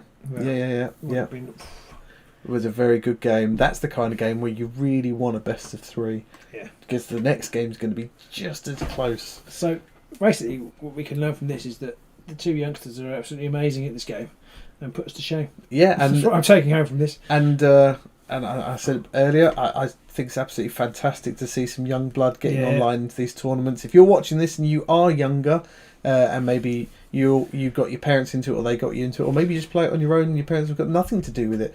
If you're interested in doing something like this, really do recommend it. And if you're a parent out there and your children are asking about wanting to do something like this, you should let them. It's fantastic. I just realised we're on camera now. We are on camera. You're just lounging around like some kind of. I thought we were all doing this screen, but we're Some not. kind of. He doesn't tell me these things. I did tell you. You didn't. I mean, they won't be watching us though. We're boring old farts. Probably not. Probably not. But I wish my son played. I think he'd be quite good, and then he'd be embarrassing because he'd just beat me all the time. But it's a young man's game. But having the time to he's sit not there interested. pouring through cards and He's coming not up with interested. ideas. I think because I play. But You guarantee it's exactly why, because we play it. The minute we're like, "Here, son, I play this game. Do you want to have a go?" Like, "Ugh, it's rubbish." Because he was moaning about his League of Legends game the other day, and saying that because you get paired with people who might be rubbish or just do crazy things, and he was moaning about it. And I nearly said, "Well, why don't you play Warhammer Underworlds online? Because it's just you then." Yeah, that is true. That is true. But I didn't. No, because you know what did you do that for? So I think we're going to call it there. But Yeah. that was an absolutely fantastic set of matches. I hope everybody enjoyed watching that one. I certainly enjoyed playing that one. Yeah, it was a cracking game. Yeah, and I hope everybody watching this do give us a thumbs up if you enjoyed it. Hopefully next time we can follow this one. I'm guessing we're June, so I guess it's going to be early August. Will be the next one we can cover. Probably, yeah. So it should be a July. I might be on holiday in that one. Actually, no, I'm on holiday. I'm meant to be going to Germany, so I probably won't be on holiday. Maybe not. It's hard to tell what's going on really in the world. Yeah. I might be away, but again, depending on what's going on, I might not be. So maybe it'll be the August one. Maybe it might be the September one. Yeah. Have to see how things go. I feel like the September one might be busier because kids will be going back to school and that kind of thing. So maybe people will be like, "Oh, okay, we can now." We haven't got the time to go to places to play tournaments or whatever. But online's dead easy, really. I'm saying dead easy. I know we're not doing it, but that's because we're here to talk to you now. So there we go. Hope everyone enjoyed that one. We will see you soon in the Chasm. Bye.